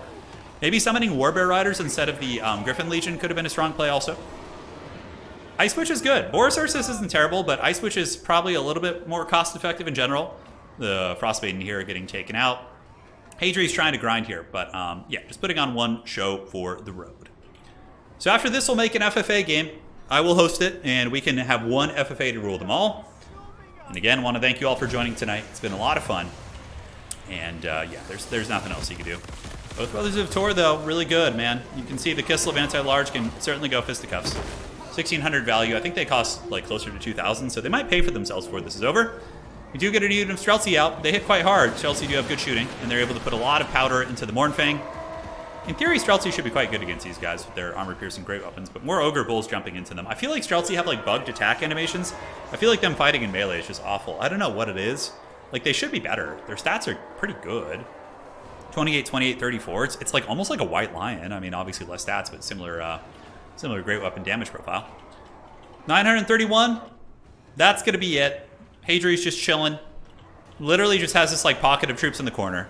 We've seen this several times tonight where Flying Taco just absolutely just gives the business and people to stay in the game a little bit long. Yeah, the mod is going to be active, yes, because otherwise I have to restart everything and do that. So, all right, So we got to see the Mournfang Cab in action, the Crushers more specifically. I think the reason the ROR ones are so good is because of their stats and the fact that they have missile resist. So even if they're being shot, you know, they can do quite well. That was a great game. And with that, ladies and gentlemen, Flying Taco is going to win tonight's King of the Hill. He takes the lead with a 4-game win streak. GG, well played. Really, really fun stuff. So breaking it down, Boris Ursus, he tried his best, but he was no match for those cavalry, that's for sure. I do like the double Little Grom. Maybe the Streltsy just are kind of a weak link here. Yeah, they felt like too easy to shut down. The Koth's Spear seemed better. I mean, they didn't get a lot of value, but I don't know. It's hard to say. GG, man. We got to see the Lord of the Ogre Kingdoms in action. So now we will do an FFA. So go ahead and join up. And we'll close this one out for the night. So let's do this. Free-for-all battle. And if you have a laggy computer or poor internet, please don't join. It's going to make it very rough for us. All right. So we got Pink back in here from earlier. Puggington and Sleepy Lion. Okay. This is going to be a very sweaty one. We'll do the Altar of Battle. And I will play... Who do we want to play? Lizardmen are really good in FFA, actually. But I want to play somebody that hasn't gotten any love tonight. Does Akoi still stream? I'm not sure. I know he's putting up videos, but for... he's been covering Darktide recently, if I'm not mistaken.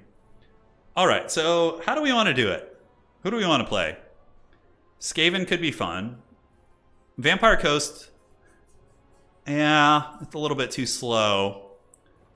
I guess this map has a lot of weird choke points. Let's do something different. Let's do the classic Desert Canyon. I think that's my favorite FFA map. It's really fun. So do we go for Big Daddy Nurgle? Let's put it to a poll. What do you guys want to see? Yeah, Hadrian, he's 100%, man. It's a hard matchup. Well played to you, Flying Taco. Congrats on the victory tonight, man. Congrats. So start a poll. We'll see what you guys want to see play. Nurgle. We could do Khorne. I didn't play Khorne tonight. We could totally do Khorne. Skaven or Skaven would actually be really fun. What else? Yeah, that's the factions. All right. You guys vote on what you want to see. We got Bretonnia, Demons of Chaos, and Skaven. You guys vote. You guys vote on what you want to see. And the poll is live. Congrats, Flying Taco, for the victory on tonight's King of the Hill. You have done it once again. All right, so it looks like it's between Skaven. You guys just love to watch me suffer on Nurgle, don't you? I feel like you guys just love to watch Haggard Nurgle. They're just so troll to play, dude. Was a fun stream. Glad I could show. Dude, Taco, I did not know how good those Mournfang Cab were, but every single game, or those Crushers, you were just crumping people with them. Of course, chat's going to pick the worst faction. Oh, Skaven. Okay, Skaven win. Skaven win. We're going to go Skaven. All right. So I'm going to bring something really fun for sure. Okay, so let's go with Rats. Oh my god, I almost clicked end stream instead of end poll. That would have been annoying. Yeah, Skaven definitely win it. Okay. So Skaven, Tomb... Oh god, we have a Tomb Kings in here. All right. I'm going to try something interesting. Yeah, mass... Okay, usually the best builds in FFA games are like mass mobility cheese, but I'm going to try something different. Tournament point. Okay, let's do this. Yeah, we got to get rid of the scoreboard here. Hey, Taco, man, that was... Thank you, man. I'm going to play some Ogres after that. You've inspired me, dude, to try them. FFA Rats, what will we do? I know, we have so many choices. The Skaven have such a crazy big roster, too, you know? All right, so let's go ahead and get Wookiee Claw up. How do we want to play this? Okay. What does this even do? To, like, read these abilities? Oh, man, okay. Wookiee Claw needs to block a little bit better. Hold on. So Wookiee Claw. There you go. Okay. So now he's blocking. Taco says good. Good, Anakin, good. Okay. Got to read some of these old abilities. It's been a while. Oh man, the damage on that sucks. Oh man, okay, what did that give us? Yes. What did these scrolls even do? All right, and then we need you as well. Okay. No, not another Skaven. No, not triple Skaven. Oh god, we have Skaven everywhere. Oh my god, everyone's switching to Skaven. Oh no, guys. Okay, so let's get some of you guys. How much do these cost? And then we want you. Guys, we literally have 3 rats right now. I wish we only had... No, not a mass Skaven game. Come on. Oh, God. All right, looks like we have a great Skaven duel. Please just pick different banners. Please pick different banners. Guys, it's mass Skaven now. It's max. It's mass Skaven. Yeah, it's happening. All right, so that's not going to be good at all. That looks fine. We got you guys coming out, and yeah, it's literally mass Skaven. It's happening. Yeah, screw it. Let's just do this, and we can bring some more abilities on our boys. At least nobody can do the unsummoning on their lords, right? That's good. Okay, what other spells do we want to bring? Can bring that, and I'm good to go. Guys, we got everyone switched to Skaven, like everyone. I don't know what the trolling is here, but wow, this is going to be wild. I hope somebody goes for each of the major clans, but we don't know what the other person's doing, so.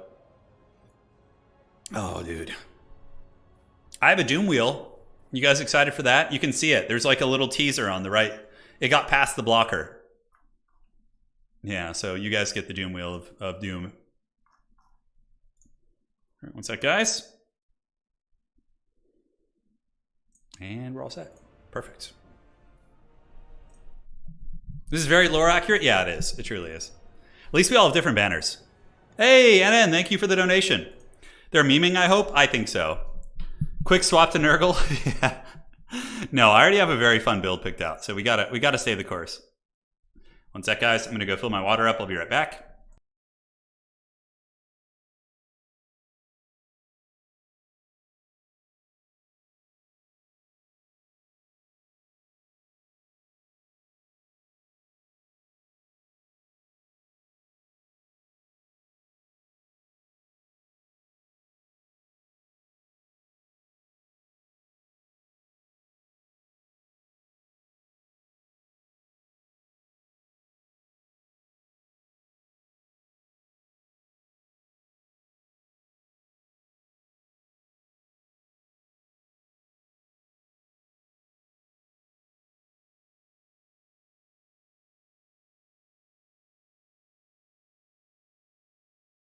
All right, it's showtime.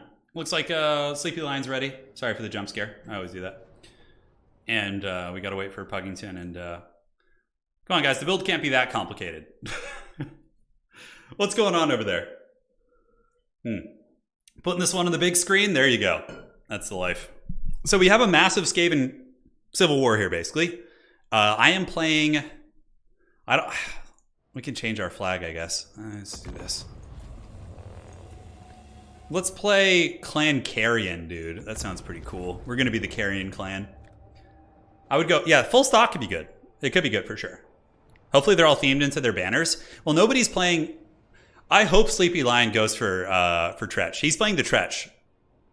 I don't know what the other ones are. Puggington, I think, is playing one of the minor clans as well. So, Sleepy Lion is ready. All right, guys.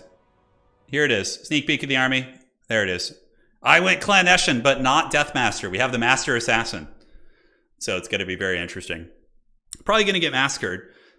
That would be fun to do an FFA where you have to bring only units from your clan, and you can mix in clan rats as well. Next time, maybe we'll do that to kind of close things out. I think that could be a lot of fun. Yeah, that could be pretty cool. The Karen clan? No, we got the Master Assassin, baby. And the Eshin Sorcerer. Turin rang the bell 13 times. Rats are actually really cool creatures, man. I really like rats. They get a bad rap, man. I would totally have pet rats. If they didn't like... The thing about pet rats that I don't want is that their lives are so short. It would just be like... Yeah, I would hate losing them like every year or two, you know? They only live a couple years. But I think rats are really cool animals. Like, really cool. Skaven are just hilarious, too. Just absolutely ridiculous.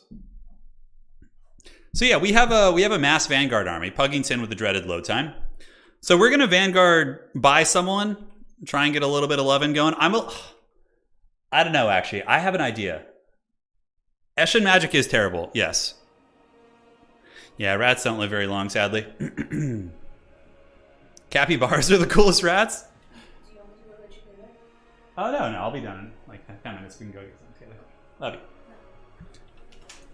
All right, guys. So what I'm gonna do to try and mitigate the chances of, firstly, we'll deploy here. We got gutter runners. We have our character goon squad, and we have our Guando rats, and then we got the Doom Wheel. All right, looks good to me. A dwarf could ride a capybara into battle. Yeah, those things are wild, man. You know what the weirdest animals ever are, though? Are platypus. Platypuses are so strange. Like, that is just a weird animal, dude. They're really cool. They're cool looking. But aren't platypus? Don't platypus? Aren't they actually like venomous and stuff too? Oh, I love beavers. Beavers are so cool. Beavers are definitely in like my top 10 favorite animals. I think number one for me is like obviously dogs. I love dogs, but bears. I love bears. Bears are like, yeah, they know how to live, man. I love that like quote from Anchorman when like they're talking about bears and they're like, they're godless killing machines. Yeah, so for spells we brought Warp Stars and Black Whirlwind, just like an AoE and then like, you know, a little sniping ability. Okay, looks good. We're gonna move our army at the last second just to make sure. So we'll wait for the third player to ready up. All right, ready? Oh! All right. Did everybody get moved? All right, here we go. I went to the middle, so I didn't get Vanguarded on. Look, look. Oh god, it's Icket Claw. Oh, he's got the Limp Bizkit army. Oh no. Oh no. Was this a mistake? All right, let's go get our gutter runners and go like harass and poke. Get my Doom Wheel coming. Oh no, guys. We may have follied. We'll have to see. All right, so it looks like I'm gonna end up fighting here anyways. So who is this? This is Sleepy Lion. Sleepy Lion's fleeing the scene. Oh, I love that you just can't see anything. This is so great. All right, let's get our Eshin units. Nobody knows where I am. Okay, we have a corner camping Reginald Puggington over there, which is just hilarious. Okay, here, we corral this army. We corral this army, because I don't want to get flanked in the back here. So the Doom Wheel's coming. He knows I have mass stealth. He knows. So the Eshin Sorcerer could use the Warp Stars if he gets a little bit closer. Yes, yes. So, and then here we have Pink is running away as well. Oh my god, look at the Haggard Death Runner ambush. So what we're going to do is we're going to corral this army to the other player. Okay, we got Wolf Rats with poison. Get you guys coming up, you guys coming up. look at this, guys. I was going in the middle to like, I was hoping what I was expecting was somebody ambushing another player. So let's actually cut this way now. And we'll just keep like the Doom Wheel here.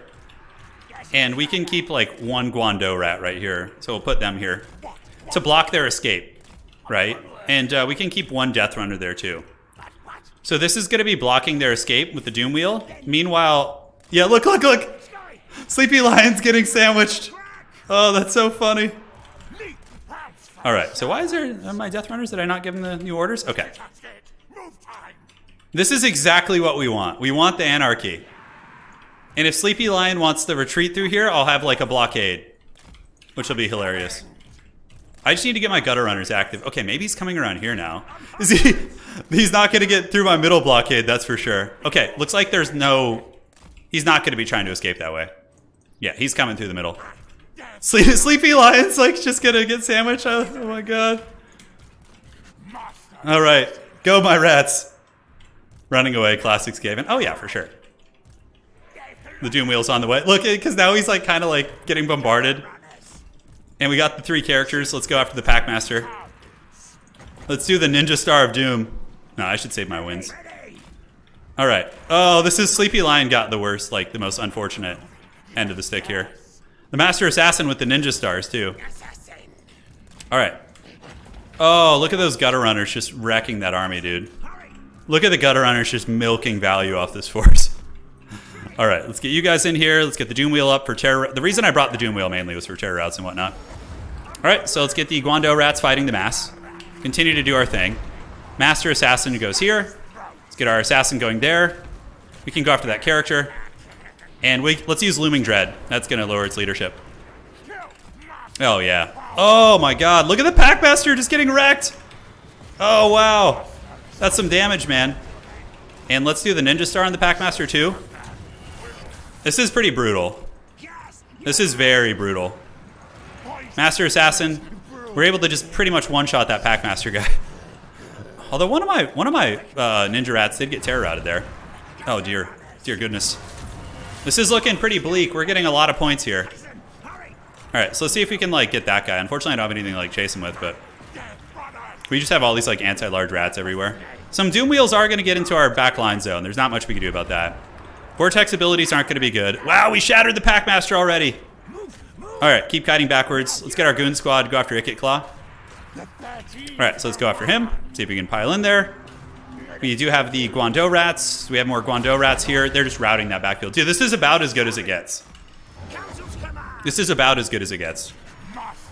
Okay, we're going to go after Ikit. We're going to do this. Just keep maneuvering you guys away. Death Runners, able to chase those units off. And do we have any, like, snares for him? Not really. We do have the Ninja Star of Doom, though. That will trigger the purple rain. All right, so let's get you guys around. See if you can take down some of these units. Move you guys this way. Go in here. Come in here. Yeah, I mean, he's getting terror routes. He's breaking a lot of our skirmishers, that's for sure. We're trying to take down Ikit, but he just bounced my character away. All right, let's use that. Go, my Goon Squad. Man, how did he route all my ninjas? I mean, they're all pretty healthy, I guess. I guess they could be better. All right, Gutter Runners. Let's get these Death Runners to finish off these Ogres. I should have brought Brittle Bones. That would have been really good. Is that a Flensing Rune? Oh, shit. That did a lot of damage, dude. I forgot Flensing Rune was a thing. Okay, Sleepy Lion, we got to get him. Go, Assassin. Use your Ninja Stars against him. And we can also use our Ninja Stars. I'm just totally focused on this. I have no idea what's going on over here. We'll have to see how that all evolves later. Okay, several of our Ninja Rats did come back. We need to get you guys going here and you guys going here. Keep chasing. And yeah, Ikit's getting killed by that Master Assassin a little bit. Okay, turn around. We're not going to catch his Limp Bizkit squad. Ikit, though, is in serious danger. Okay, we got the Ogres. Let's move you guys up. Do we have Looming? Oh, we have Looming Dread. That lowers his speed by 40%. And also makes his missile resist very low, so look at that. Oh, dude, we're going to wreck Ikit here. Oh, yeah, boy, let's go. How's it looking here? He really bunched up our units. Very well played. Hopefully they can take down those damn Doom Wheels. We might kill Ikit. Let's get another Ninja Star on him. The Master Assassin Ninja Stars are doing great, man. All right. I think we've gotten the Ikit Claw. The Looming Dread lasts a long time, and he's poisoned too. He did Limp Bizkit a lot of my units, though. Come on, Ikit. Come on, get him. For the Horned Rat, even though Ikit probably has more favor with the Horned Rat than I do. All right, we got some dudes coming back, so let's do this. We need to finish off Ikit. We need to finish him, dude. All right, let's get our Doom Wheel. Like we have don't have any good answers against his flayers here. So if we can get Ikit off the battlefield, maybe we can do something. I don't know. You can see he's just wrecking my infantry. All right, so let's get you guys battling here. You guys do this. Maybe just pile in and fight. Just hope for the best. You guys can finish off Ikit. Maybe our characters can do it. We'll have to see. All right, we got a big disgusting blob fight here. Let's use the Ninja Star to pick off one of these guys. And perfect. Oh, wrong button. Okay, I guess we just try and get you guys. Come on in. Get him. Finish him. Got like 400 HP. Death Runners, just go get wrecked here. And our Doom Wheel is trying to do some work. Okay, did we get Ikit? He's got 200 HP. Chase him off the field. We're having a really close fight here, dude. This is like, we're going to win it just because of our characters, I think. But yeah, this is not easy. Thankfully, we also have a Doom Wheel of our own. That gives us like some pretty solid mass. All right, so let's get the Ninja Rats running. Let's move them this way. We did manage to get Ikit Claw off the field, which is good. So now his leadership penalties are going to kick in.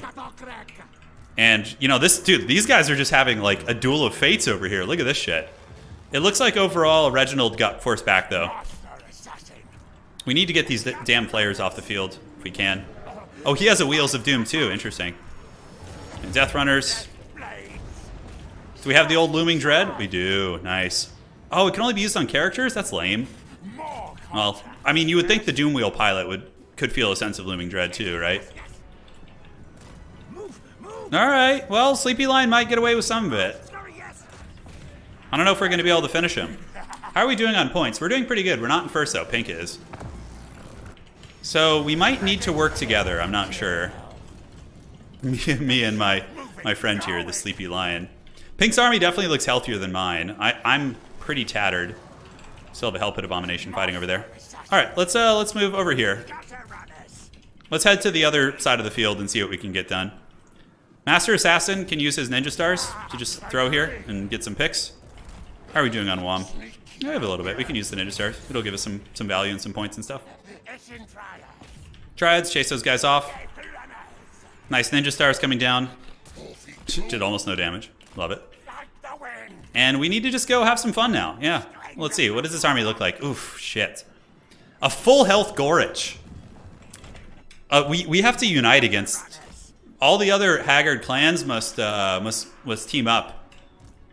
So I'll stop attacking this gentleman here, the dreaded Sleepy Lion. Like Throt, like everything looks really healthy. Oh my god, there's a Hellpit Abomination. Okay, this was a pretty one-sided fight over here, it looks like. And he has healing, which is very scary. Yeah, this is going to be probably a bully beatdown here, especially since I'm still getting trolled by Sleepy Lion. Alright, we'll go and try and finish that Doom Wheel off. Alright, so we got the Weeping Blades on it. It's taking a little bit of damage. Let's go get our Doom Wheel. And you guys can start going after your boy Throt. We're probably going to have to like character goon if we want any sort of a chance. That damn Doom Wheel there. God, he's got flares everywhere. If I get sandwiched, it basically gives the game to Pink here. Okay, let's flee the scene. We need to like... Yeah, reform ranks over here. Alright, my rats. Get those ogres. The Limp Bizkit squad looks like they're rolling after us. His Master Assassin's been okay, though. He's got like 700 or 800 value. It's not bad. Okay, let's get you guys back. Let's get all of our skirmishers. We still have a fair amount. Looks like some ogres here for points. Yeah, this might give time to Reginald Puggington to gather some troops.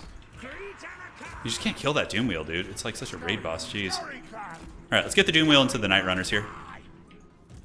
Those ogres got broken. The Guando rats can do it. Yeah, I don't want the Limp Bizkit team behind me. That's obviously very scary, right? So our Doom Wheel's going to get in. Hopefully get some terror routes on these guys. And we can do this.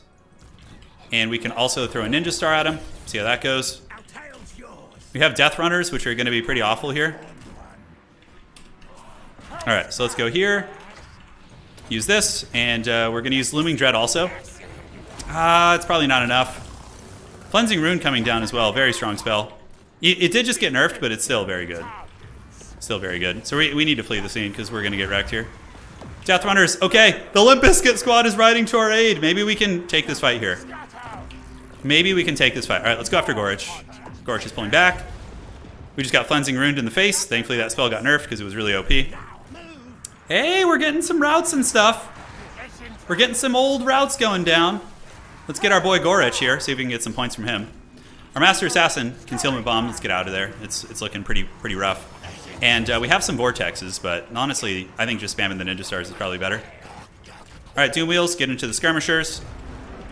Master Assassin needs to get away. Go here. Get the characters going there. I'm gonna need some help. The Limp Bizkit Lord is gonna have to try and save me. Alright, let's go here, yes. Doom Wheels running rampant. Limp Bizkit is doing okay back there. Let's get the little Skaven Assassin and see what he can do. My poor Eshin Sorcerer is being beaten down by Gorich. Probably nowhere near the healing cap either. Whatever, let's do it. I don't know, like, might as well. There's a lot of enemy units there, so. We'll try. Looks like I'm out of ammo. Aha! We have gotten the Vortex that you never see. The Doom Wheel still causing a lot of havoc. The Ninja Star of Doom, let's pop it on Homeboy. Our Master Assassin has gotten safe. Yeah, cool. Where's the little assassin? Oh god, that's gonna be so hard to finish. That like goon squad that my opponent has here. All right, you need to run away and use smoke bombs. I need the help of Fred Durst. Fred Durst. Oh, look at that. It looks like we've gotten a little bit of a comeback there. Come on. Oh, I don't have smoke bomb on this guy. He's dead. He's totally gonna die. Although maybe I can get like some characters to support here. Might be possible. All right, let's have you guys swarm. The Master Assassin needs to come back too. I need his ninja stars. Come on, little guy. Be free, my minion. We managed to trade pretty well, actually. We pulled ahead on points, but being the last man standing here is not going to be very easy. That's for sure. So, Master Assassin needs to come back. We need him. Gotham needs its hero right now. Let's get these Death Runners in there. And is there any way we could fight this? I don't think so. We're going to go up there and try and farm some points. Go, my minions! Save your master! Okay, we might save the Master Assassin here. And it looks like we've gotten away. That was actually a really good trade. We're top on points now, but Pink is right behind us, and Pink will most likely get last player standing. Okay, so let's go rally our Master Assassin. He's back, yes! All right, so now we can just do the Haggard tricks here. We can use the dreaded Looming Dread. Slow that character down. All right, let's do that. Get these rats getting in here. And now we can creep up and look for some freebies. All right, let's do that. Meanwhile, Looming Dread getting some work in there.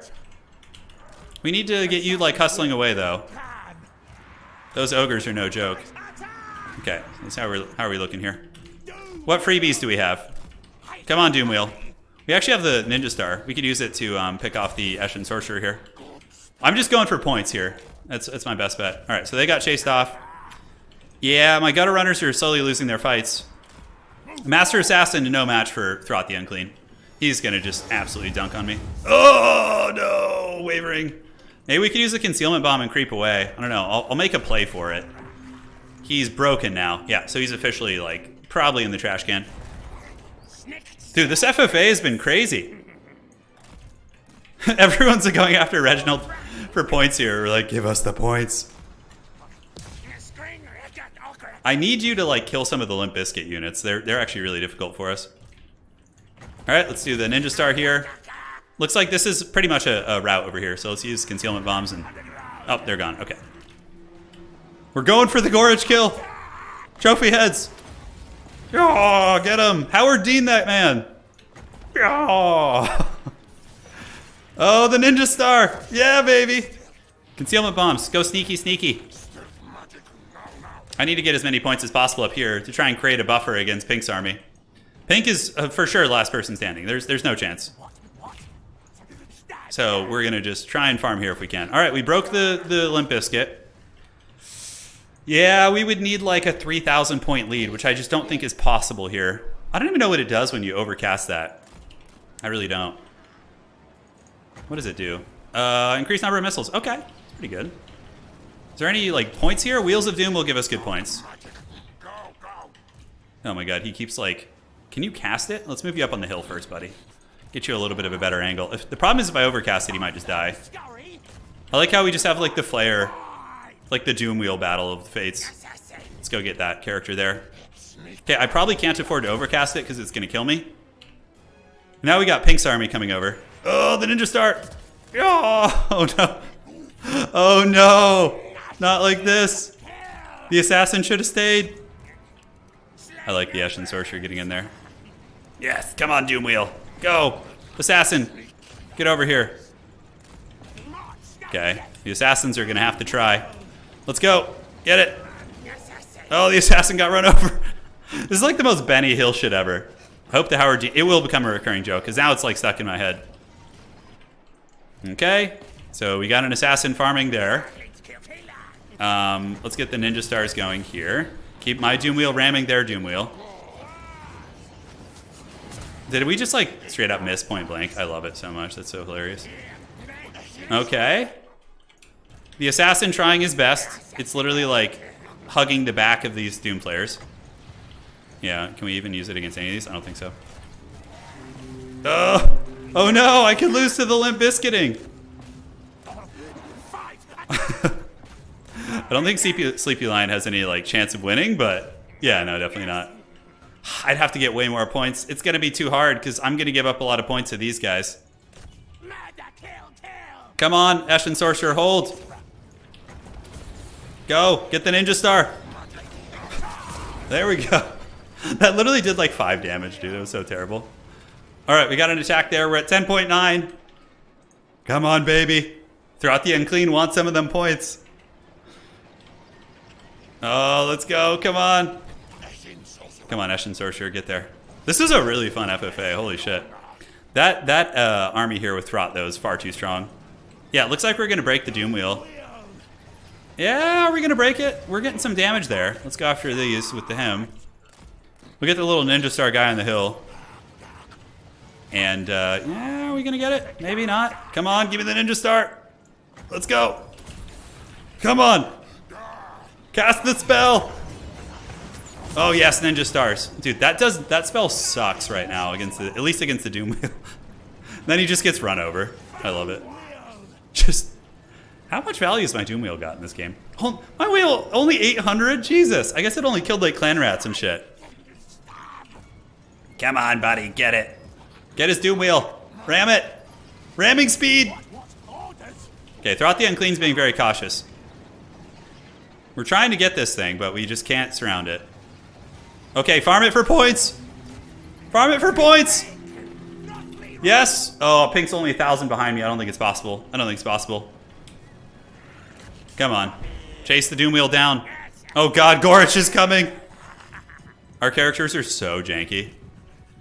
We do have another Ninja Star. Concealment bombs. Drop the aggro. Go, Assassin. Get the shank. Go, Eshin Assassin. We should have brought Deathmaster, dude. It would have been so much better. This Master Assassin was so haggard. He probably got like 800 value. It's a shame because it's such a cool unit. I mean, he has good abilities too. Like Looming Dread isn't bad. Just doesn't make enough of an impact. So now we just fight the rats on the edge here. We'll try and kill Gorich. Oh no! No! Come on, Doom Wheel. Doom Wheel can't be terror routed. It causes terror itself. So, dude, Gorich doing a 360 spinning attack. Puggington says, I like how 75% of the Skaven roster is garbage, but they make up for it with some overpowered units. Yeah, that's the best part about him. It's fun. It's very Skaven. All right, Chad Gorich. Pink's going to win it. GG, well played. We got the big man, Gorich, pulling out the W. This is like the only time. Gorich only got 1,000 value. Isn't that hilarious? We still have a Doom Flare here, causing problems. Look at that. The Doom Flares were a menace this game, bro. I couldn't deal with them at all. Oh, there's a full health Hell Pit? Oh, yeah, I didn't even see that. And this thing, I think Flensing Rune, yeah, did very, very well here. As the Warlock Engineer with the Mortis Engine is going to be moving in. GG, well played. That was a fun one. Hopefully you guys enjoyed the great Skaven Civil War. If you guys enjoyed the stream, do drop a like. It helps out quite a bit. And thank you guys so much for the generous donations and the new members tonight. Keeping the old man going. Thank you guys. Really appreciate that. So I'm going to get a soundboard with the Howard Dean yell. And I'm just going to click that at like the most ridiculous moments. I think that's going to be the plan. But yes, awesome game. Master Assassin, he paid for himself. He only had 1,000 value. Death Runners are probably one of the weaker links. The Gutter Runners obviously amazing. Skirmish units are just so good. They're just so damn good. Pink's army. We know what did well. Sustainability here. Healing, sustain, very strong. Puggington brought Queek against, you know, that stuff. So that Puggington was basically doomed. Queek is just so haggard against those type of characters. So GG, guys. It was fun. See you on the other side. Take care of yourself. The Horn Rat smiles this day. We'll see you guys back most likely tomorrow. If not, Monday or Tuesday. GG, well played. Adios, guys. And thanks again for your support as always. Appreciate you.